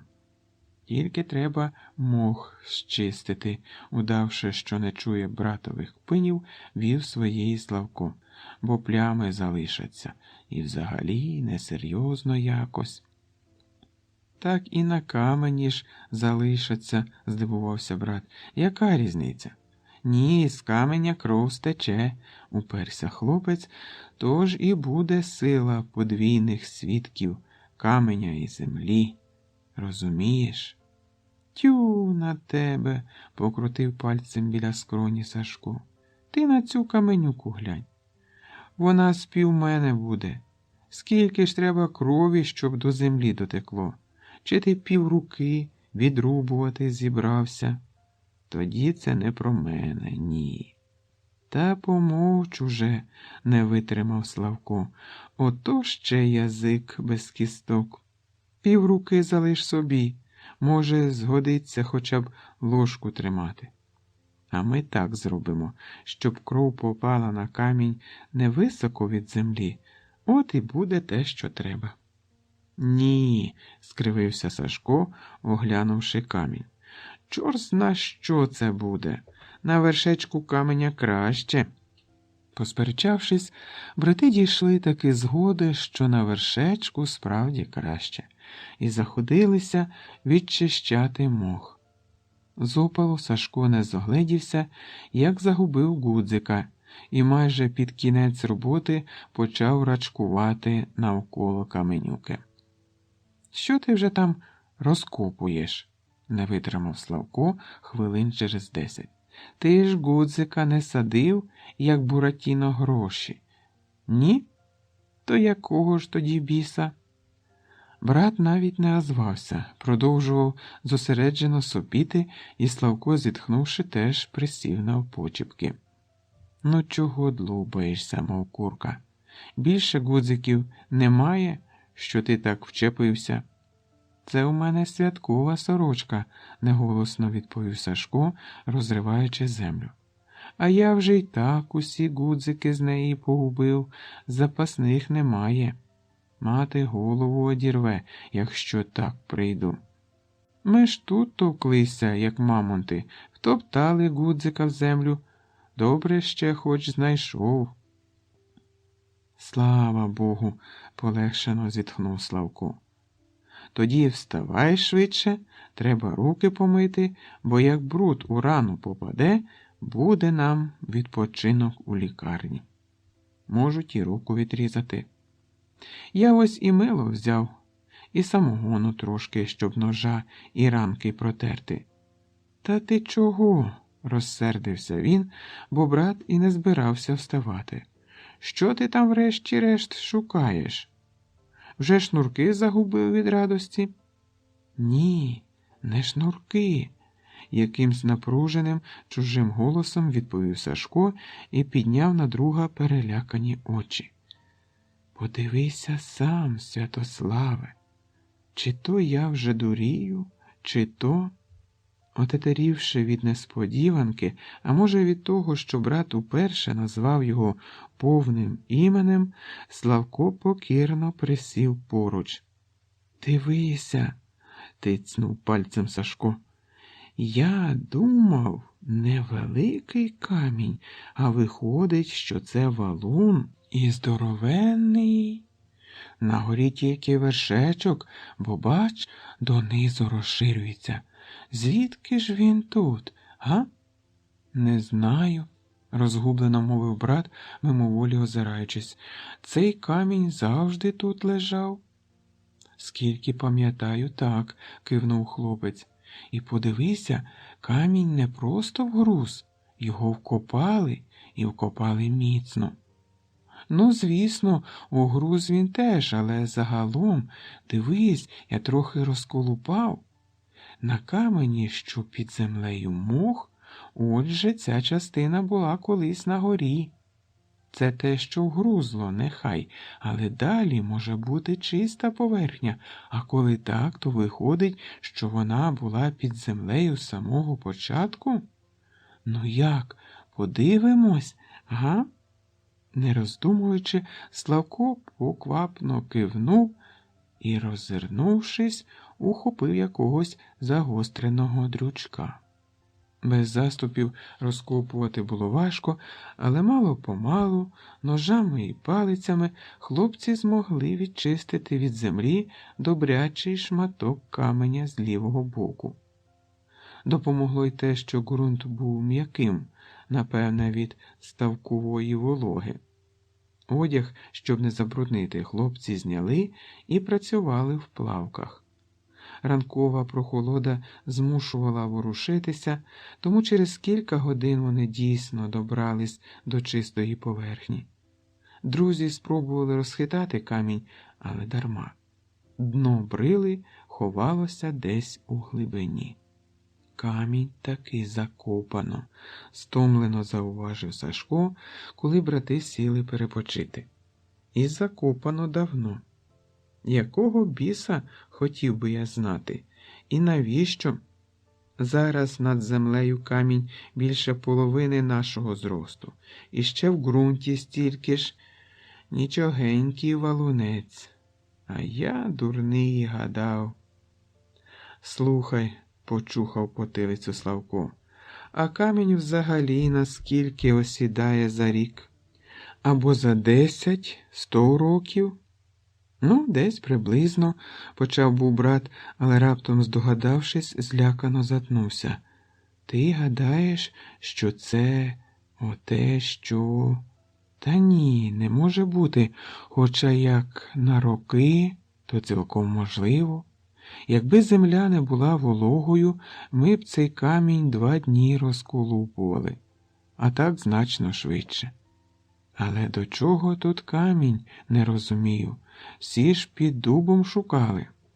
«Шукали», – промимрив задумливо Славко, – «але погано, як бачиш, не дуже старалися. А вночі тут взагалі не до скарбів, сам знаєш». «Ось що, Сашко», – звівся на ноги хлопець, – «варто цей валун відкопати і під ним подивитися. Але треба заступи взяти, бо камінь закопали добряче. Ми он за півдня тільки частину розчистили, а раптом воно там. Ну, скарб отой». «Та навряд», – засумнівався Сашко, оглядаючи валун. «Люди протягом 4 століть, чи скільки там минуло, сюди не раз навідувались. Причому не дурніші від нас були. Хай ми за стільки років до каменюк звикли, бач, а їх ось 4 лежить. Трохи менші, але ж... Бо якщо каміння навалили тоді, коли закопали скарб, то не може бути, щоб ніхто не помітив такі подаруночки в лісі». «Ну, ти й дурний», – аж скипів брат. «Та подумай сам, чи в людей більше справ не було, як каміння тягати. Закопували ж скарб потайки, ніхто нічого й не знав, доки козака не вбили. Лежало собі груддя й нехай, кому яка справа. Та й не лазив тут особливо ніхто. Ну, а потім, не заспокоювався Сашко, коли все з'ясувалося і шукати почали. Хтось та згадав би, що каміння раптово з'явилось. Хіба ні? Занадто ти розумний. Ага, розумний, а ще незабобонний, огризнувся брат. Згадай книжки. Після революції всіх учили, що ні Бога, ні чорта немає, тому й зараз не дуже в них вірять. Принаймні я так вважаю. В чорта точно не вірять, а от у Бога це хто як.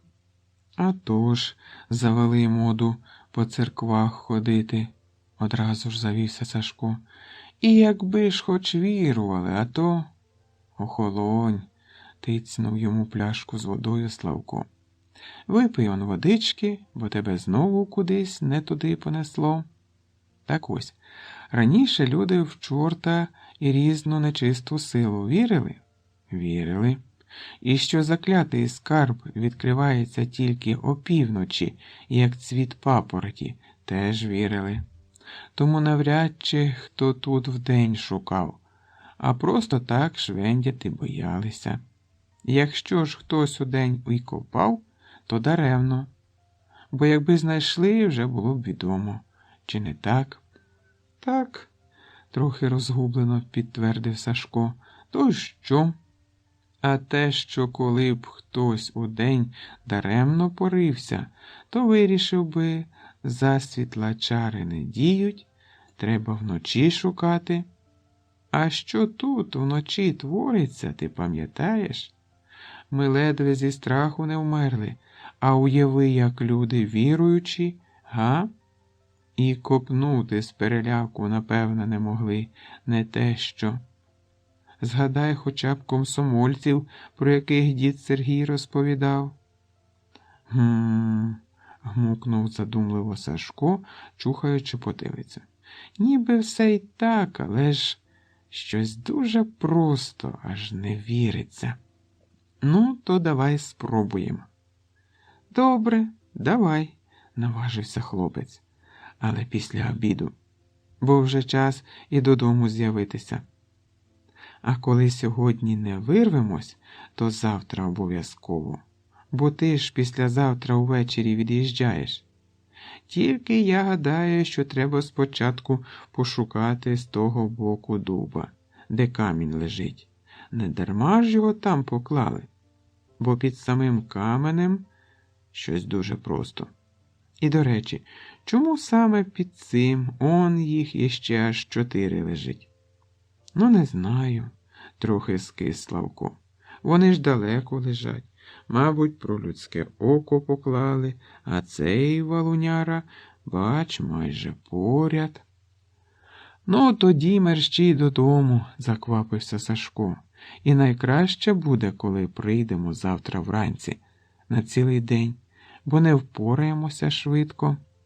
А тепер вмикаємо швидкість. Відчуваю, що батько вже пів села оббігав, нас шукаючи. Обід же. А нам ще помитися і одягтися треба. 1663 рік. Швидко зібралися Богдан із Семеном у дорогу.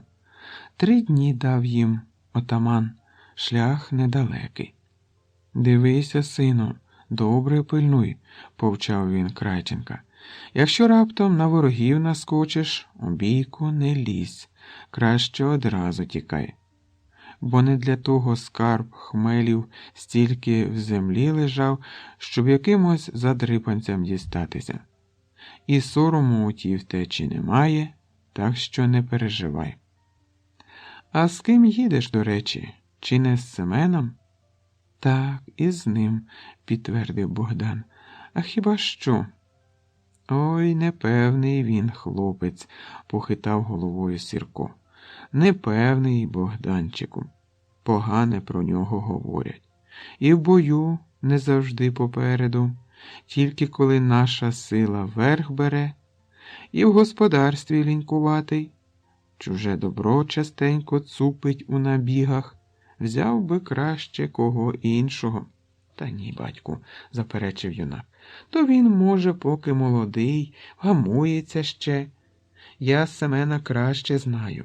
Він добрий товариш, і в полоні мене не раз виручав та підтримував.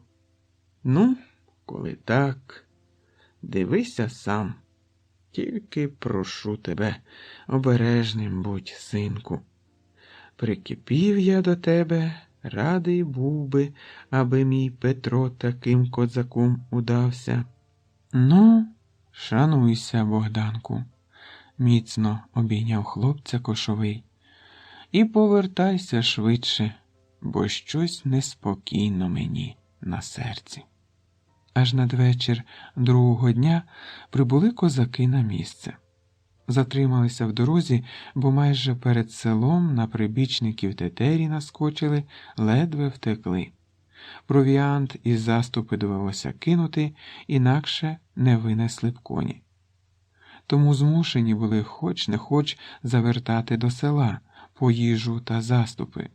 Доки купляли, доки орієнтувалися за порадою Дмитра, де той став, розпитувати боялись, сонце вже до заходу схилилось.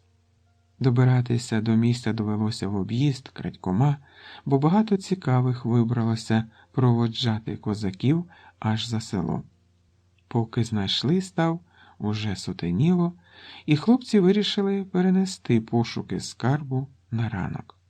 Розклали багаття, коней пустили пастися. «А що, побратиме?» – ніби з нічев'я заговорив Семен за вечерею. «Чи ми вже приїхали, чи ще блукатимемо?» «Не знаю, Семенко», – здвигнув плечима Богдан. «Як мені розповідали, то має бути тут. Може, й помиляюся, але навряд. Дивися, ось і дубок молодий, і каміння, а головне став навпроти. Все сходиться ніби». «А шукати де будемо? Під дубом?» – не вгавав Семен. «Чи, може, під каменем?» «Під дубом», – сонно промурмотів Крайченко, вмощуючись біля багаття. «Завтра розповім, побратиме». «А що там є?» – засовався Семен. «Гроші чи що?» «Гроші, еге ж», – прошепотів Богдан, засинаючи. «Або щось інше. Таке...» Хижим полиском зблиснули Семенові очі, але він змовчав. Походив туди-сюди, глянув на Богдана. «Нарешті настала моя година», – думав гарячково. «Нарешті я стану незалежним і багатим, не треба буде ганяти з шаблею по степах. Як казав яничар Ага, будеш сильним і багатим, то матимеш владу. А так, владу. З гетьманськими грошима сам чорт мені не брат.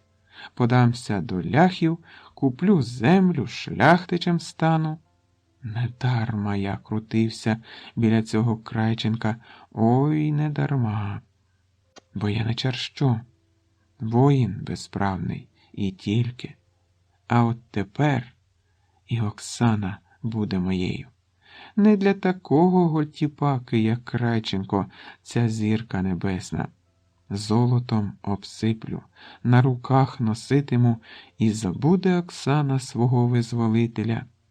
Все буде в моїй владі, все, тільки ж, а раптом не знайду скарбу. Та ні, заспокоїв себе Семен, казав же Богдан, що під дубом. Нічого складного, знайду. Так, здається, вже заснув цей улюбленець сірків. Тоді саме час. Зачувши крізь сон тривожне ржання свого сокола, Богдан поривався підхопитися, та вже не встиг. Ніж Семена, якого 4 роки вважав вірним побратимом, уп'явся йому в груди. Раз, удруге, втретє. Крізь криваву пелену юнак бачив, як Семен, стискаючи закривавленого ножа, підкрадається до коня і з останніх сил прохрипів: «Будь проклятий ти, виродку, що в дружбі вічній клявся.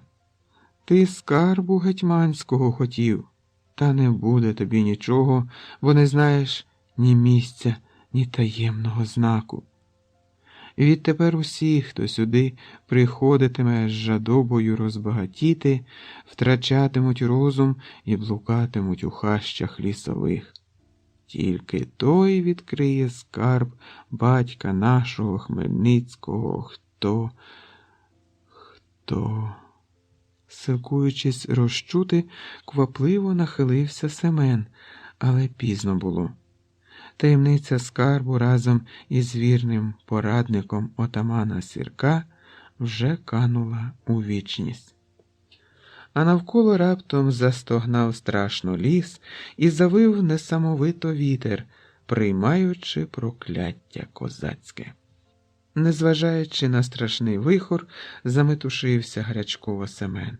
Знак? Де ж той клятий знак? Чи, може, під дубом треба копати?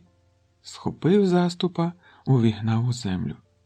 Навколо так само вило і стогнало, гілки хапали Семена за плечі, але він на це не зважав. Аж раптом почув зрадник, як у царевище увірвався дикий регіт Богдана Крайченка. Ось і він, сам перед ним, регоче, розмахуючи шаблею. Божевільно скрикнув Семен, відсахнувся, але щось гостре таки черконуло по руці. Богданова шабля? Ні, це тільки гілка. Гілка обламалася. Але що це? Кров, кров, усюди кров. Уся галявина залита нею, до колін доходить. Раптом долинув гучний скрегіт, і виросли з-під землі кістляві й сухі руки, потяглися до горла. Так ось він, скарб гетьманський, майнуло в нестямі. Ось воно золото. Скрегіт став ще гучніший, захиталася земля, і Семен, закричавши не своїм голосом, кинувся бігти світ за очі. Гілки боляче хляскали по обличчю, пугачі били крилами, але він нічого не відчував. Біг далі від реготу і крику божевільного, доки не провалилася під ногами земля і почала засмоктувати. Смикнувся судомно, що було сили, дарма. Це ж твань, болото, з жахом подумав Семен. Ні. Вирватися, виборсатися будь-що, нумо, сильніше. Останній раз голосно плямкнула твань, поглинаючи зрадника, і одразу ж запала тиша, раптова і страшна. А вранці селяни побачили закривавленого коня, який жалібно іржав і тривожно бігав по селу. Люди захвилювалися, рушили за ним і біля ставу знайшли мертвого козака, зброю та покинуті заступи. Ледь розрита була земля, та й потому. Поховали юнака, як годиться, помолилися за упокій його душі, а через кілька днів приїхав сам кошовий Сірко, довго розпитував, і люди бачили, як почорніло обличчя полковника. Прокляв когось ледь чутно, потім зняв шапку, вклонився разом з усіма січовиками могилі Богдановій. «Лицар тут лежить, братчики», – глухо промовив Сірко. «Лицар землі української. Може, й кошовим би добрим став мені на заміну, та не судилося. Згубила Богданка чужа жадоба багатства і зрада люта, поховавши разом з ним і таємницю батька нашого хмеля. Та не твоя це провина, синку. Хай земля тобі буде пухом, козаче милий. Помолилися запорожці в церкві за упокій Богданової душі та й поїхали, а з тієї пори пішла по селах чутка про скарб гетьманський і козацьке прокляття. Бо ті, хто намагався знайти його, божеволіли або зникали назавжди в лісі. 1998 рік. На заклятий став брати вибралися аж другого дня. Спочатку бігли підтюпцем, весело перемовляючись, але тільки-но підійшли до галявини, як раптом їх пойняв якийсь дивний страх, і заступи здалися непомірним вантажем. «Слухай, щось мені теє, неспокійно якось», – промимрив Сашко. «Ще й сонце не зайшло, а здається, щось ніби гомонить навкруги. Мабуть, тому, що ми із заступами прийшли». «Чи тобі переляк вилити?» – пирхнув Славко. «Нечиста сила тільки опівночі з'являється. Хіба забув? Отож не мели дурниць, та копай швидше». Хлопці викопали біля дуба глибоченьку яму, метрів зо два, але скарбу і сліду не було. Захекалися, сіли перепочити. «Казав же тобі, Сашко, що копати під дубом марна справа», – буркотів брат. «Так ти хіба послухаєш? Під валуном треба». «Та як ми його з місця зрушимо?» – скривився Сашко. «Я ж не Шварценеггер, дорослих звати треба. Так вони тільки посміються, все село пальцями тицятиме. Ще чого бракувало?» «Та не треба нам дорослих, ми просто підкопаємося», – запропонував брат, приміряючись до каменя. «Давай з того боку, де розгребли, повністю відчистимо, камінь у бік і відкотиться». Захопившись, хлопці працювали мов несамовиті, зрідка відпочиваючи, і не помітили, як почало сутеніти. Отямились тільки тоді, коли стали погано бачити яму і заніміли. Оце так попалися. «Ну, брате», – аж заклацав зубами Сашко, – «тут нам і теє. Смерть чи що? Казав же тобі, не можна сюди із заступами йти. От і має мати все. Засвітла, засвітла».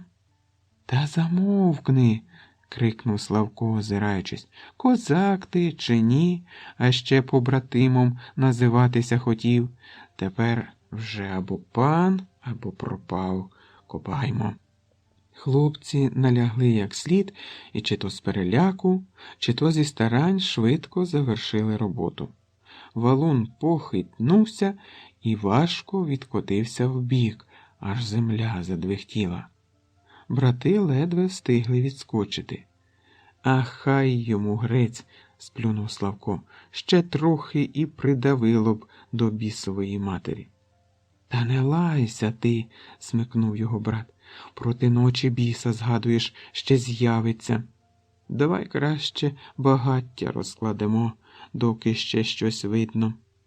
«Може, хай уже зранку», – нерішуче протяг Славко, «бо тут і власного носа не побачиш, не те що скарбу».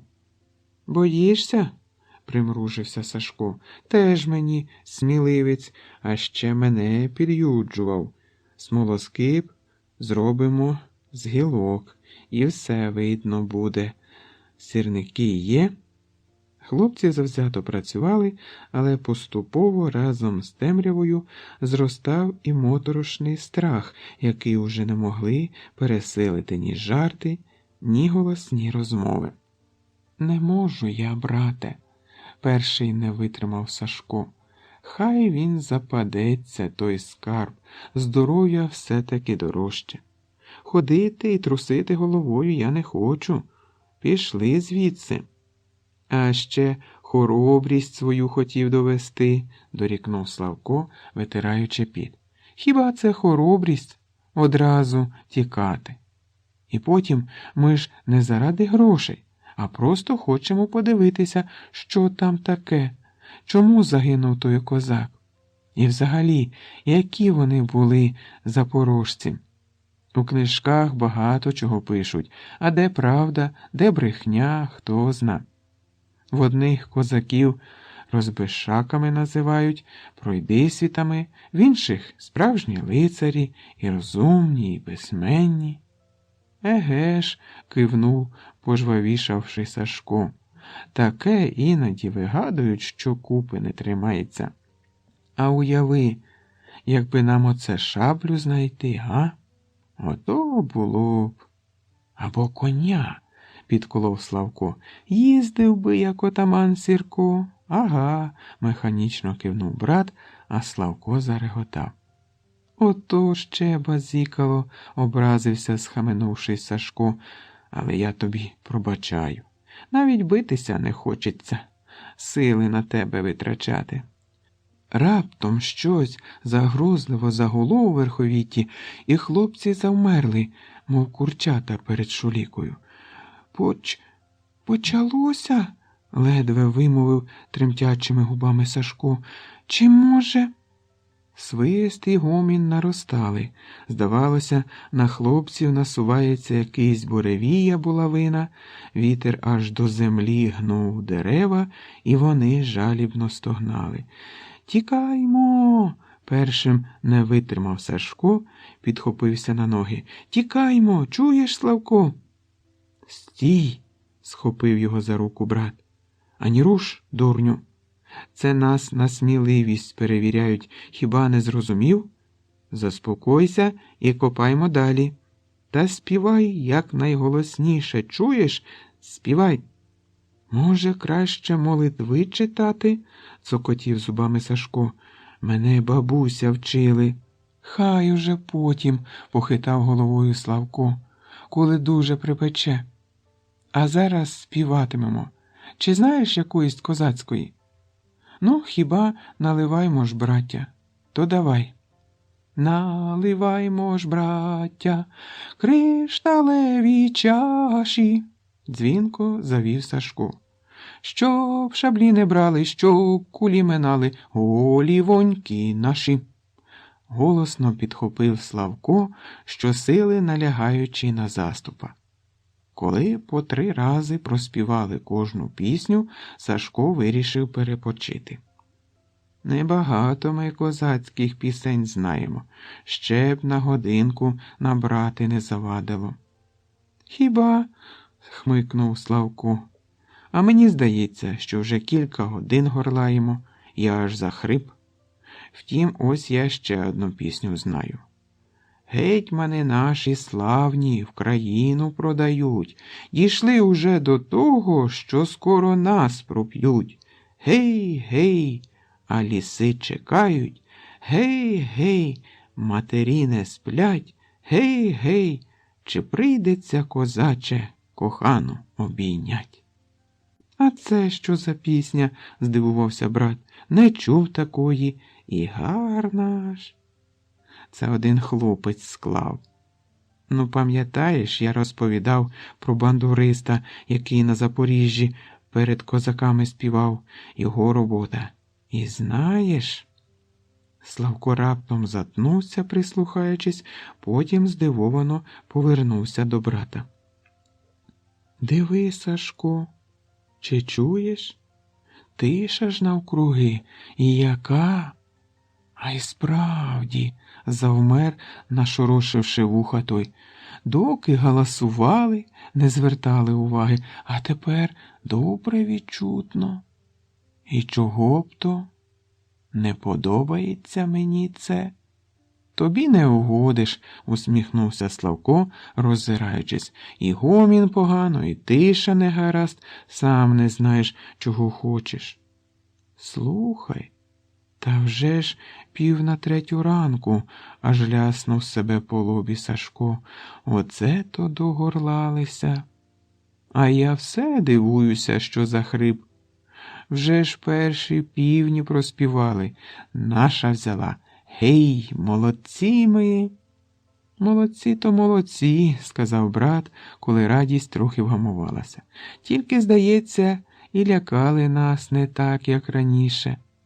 Минулого разу так гуло, що і співу власного не почули б. Зате, бач, з переляку таку яму викопали, що динозавра можна сховати. А скарбу нема. Добре, хоч здогадалися мотузка зачепити, бо не вилізли б звідси. То, напевне, ми сміливіші стали, заспокоїв його Сашко. А що порожньо в ямі, що ж? Значить, про той скарб самі балачки, та й годі. Зате ми тепер герої, хлопці від заздрощів повмирають. Помовчи вже, Хвалько, махнув Славко рукою. Давай краще поїмо, десь там картопля з салом лишилася. Попоївши, друзі почали згадувати всілякі пригоди, аби перечекати до ранку, аж раптом Славко, який з нічев'я сколупував землю з перевернутого валуна, відчув під пальцями рівненьке краплевидне заглиблення. «Диви, Сашко», – покликав він, – «немов би чаша малесенька. До речі, ми чого сюди прийшли? Побратимами стати? То давай прямо над цим заглибленням кров у камінь увійде, те, що треба. Тільки тут землі трохи набилося, давай змиємо». «Ти глянь, Славко», – розгублено промовив брат, коли хлопці вичистили дірку. «Тут ось поруч ніби вирізблено щось. Відчуваєш? Нумо, присвіти мені трохи». На поверхні каменя поруч із заглибленням справді тьмяно вирізнявся якийсь знак. Помучившись, хлопці зуміли розгледіти висічену крихітну шаблю і ще щось нерозбірливе, стерте роками і землею. «Диви, нібито шабля», – прошепотів Сашко, трохи не впустивши смолоскипа. «Отже, все це правда, побратиме?» Славко тільки головою хитнув, від хвилювання стисло горло. Він трохи не винюхував висічену позначку, і раптом йому здалося, що шабля на якусь хвильку яскраво сяйнула, немов була вибита вчора, і хлопець встиг помітити, що її вістря чітко вказує на дуба. «Дивись, дивись, Сашко!» – аж скрикнув він, але не встиг брат нахилитися, як видіння вже згасло. Шабля світилася, слово честі, і на дуба вказувала. «Та бре!» – якось непевно промимрив Сашко, знизуючи плечима. «То тобі здалося, Славко, не може цього бути». «Та ні ж бо!» – трохи не заплакав той. «Не здалося. Вістря показувала на дуба і...» Хлопець аж зажмурився, пригадуючи. «Навіть під дуба! О!» «Як це під дуба?» – отетерів Сашко.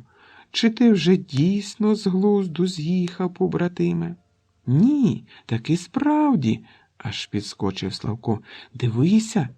Виходить, що скарб не біля дуба, а під дубом. Розумієш?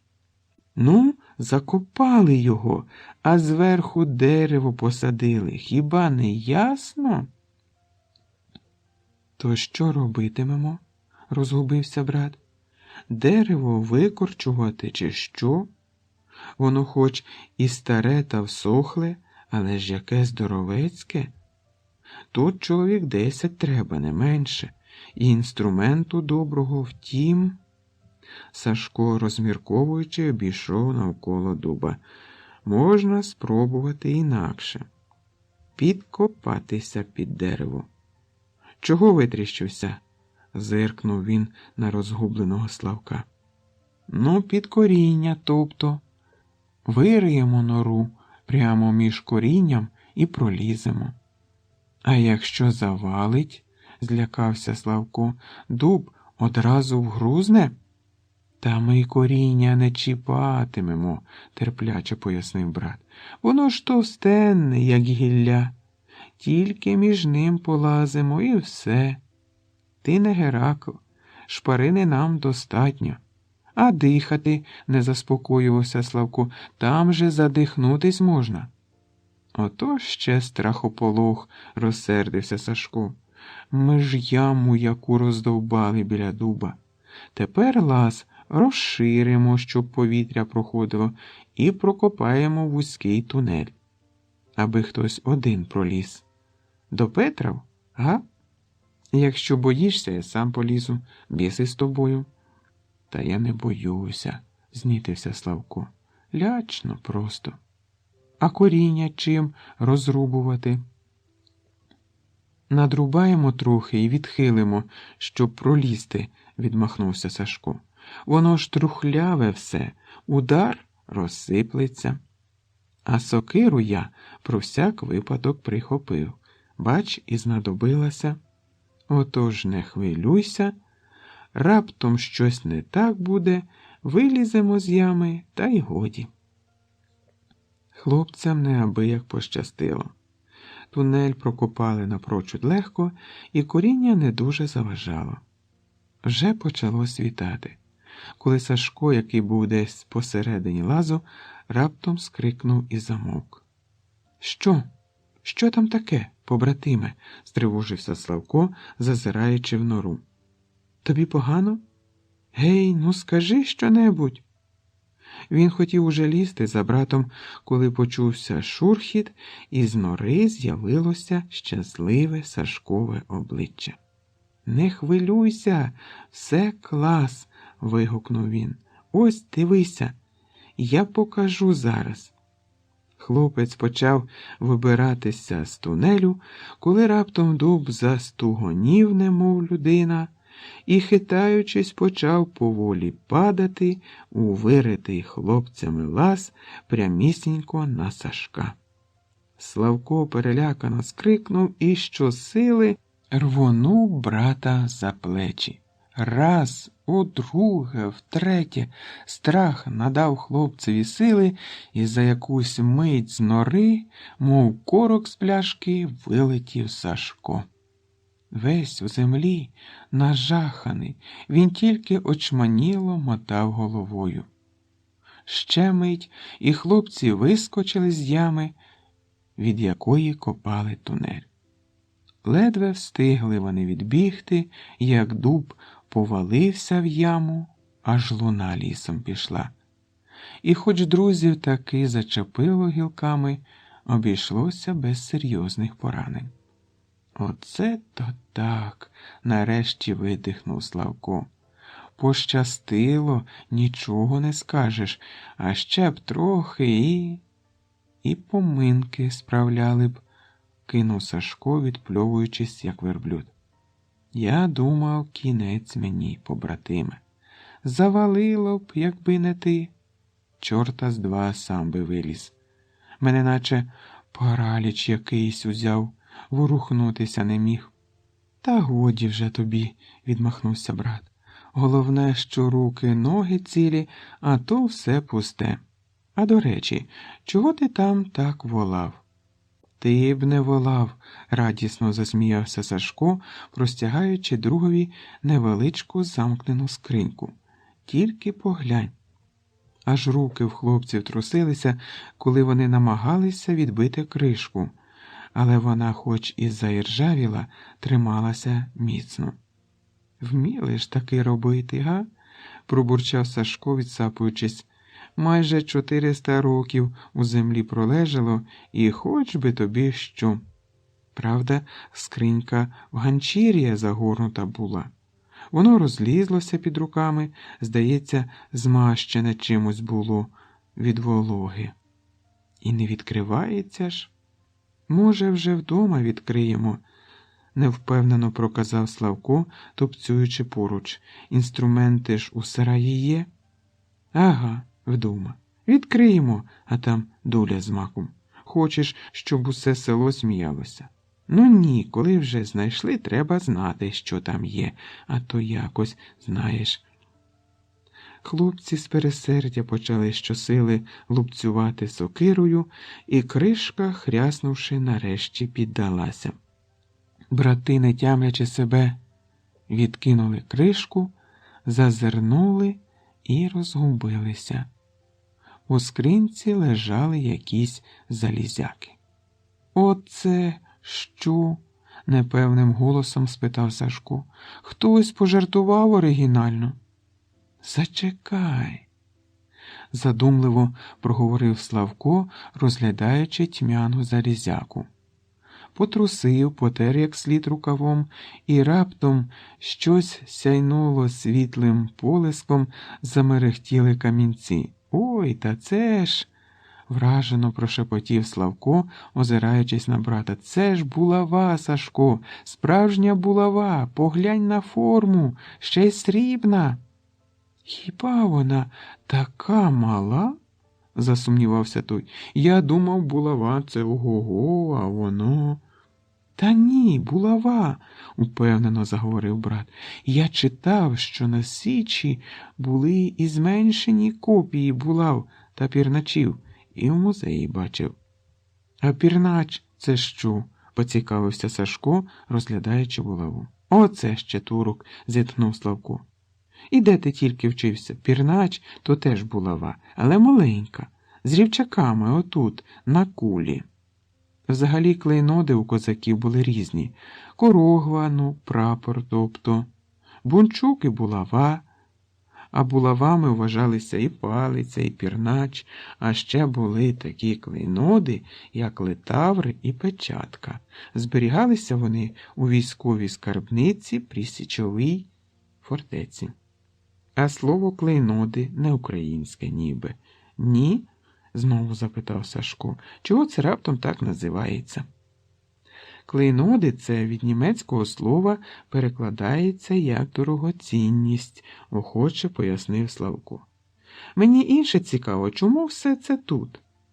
Диви, а це, напевно, бунчук, бач, теж палиця, але довга, і як яблуко на кінці, має бути золоте. «А таки золоте!» – скрикнув Сашко, потерши залізяку. «Бач, як блищить! Слухай, а звідки ти все це знаєш?» «Книжки уважно читаю. Та й недавно доповідь писав з історії. Ви хіба не пишете?» «Пишемо», – знизав плечима Сашко. «Не один ти вчений. І на біса все це у ваших ліцеях та гімназіях вигадують, ніби без цього нормально вивчитися не можна». «Слухай, а це що?» «А це, напевне, печатка», – уважно оглянув Славко. «Бачиш, ніби козак із шаблею, то герб запорозький. Справді, всі клейноди тут. Але чому?» «А це вже тобі краще знати, слідопите», – позіхнув брат. «Слухай, може, краще поспимо, сонечко піднялося, але година друга у нас є». «Добре», – погодився Славко. «Тільки давай усе ж таки зробимо те, заради чого прийшли сюди. Поклянемося на побратимство. Я ж усе взяв, як і вперше, щоб зараження крові не було. Тільки спочатку бруд змиємо». Сашко поважно кивнув і неквапно рушив за братом до ставу. І знову прийшов до хлопців у вісні той самий молодий козак. Примостився поруч і приязно підморгнув, сяйнувши білозубою посмішкою. «Ну що, братчики, полякалися? А ви молодці, молодці, геройські хлопці, у бій з вами можна йти.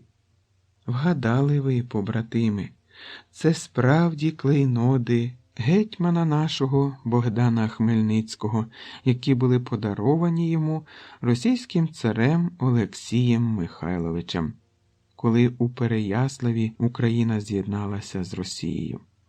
Отож, як відтоді і пішло все догори дригом в Україні, зрозумів Богдан, що помилився він, а от причину негараздів відшукати не міг. Клейноди ці довго зберігав, але якось сказала хмелю циганка ворожка, що причиною розбратів в Україні є знаки влади, російським царем подаровані. Першими знаками незгоди були такі самі клейноди польського короля Яна Казимира, а ці вже другі, тому й посилився вплив віддарювачів. І порадила ворожка сховати той дар у землю під дубом на 3 роки, щоб зійшла з нього сила зла наговорена. І тоді стануть ці клейноди могутньою силою в руках гетьманських. Виконав це Хмельницький, але скористатися ними не встиг. Якби не зрада підступна, може, зуміли б ми з батьком Сірком навести лад в Україні. Але не судилося. А вам, хлопці, скарб цей відкрився, бо не грошей ви шукали, не багатства, а сили і слави козацької. Ви сміливість свою доводили, але не помітили, як довели, бо життя один заради іншого не шкодували, і на ставку, коли Славко потопав, і зараз, коли дуб звалився. Ось у цьому і є, побратими, слава та честь козацька. Клейнодами, які ви знайшли, самі розпорядіться. Розкажіть людям, що воно й до чого, але про силу їхню не розводьтеся, щоб не сталися знову розбрат і зло в Україні. А ще запам'ятайте, побратими, слава козацька не в гарному жупані, гострій шаблі чи баскому коні, а в лицарстві справжньому, гордості звитяжній, в душі чистій сміливій, а ще в тому, щоб любити свій рідний край, свою Україну, змінену віками, не раз зраджену й запродану, але прекрасну в силі землі своєї. Підтримайте наш канал на канапі. Підпишіться.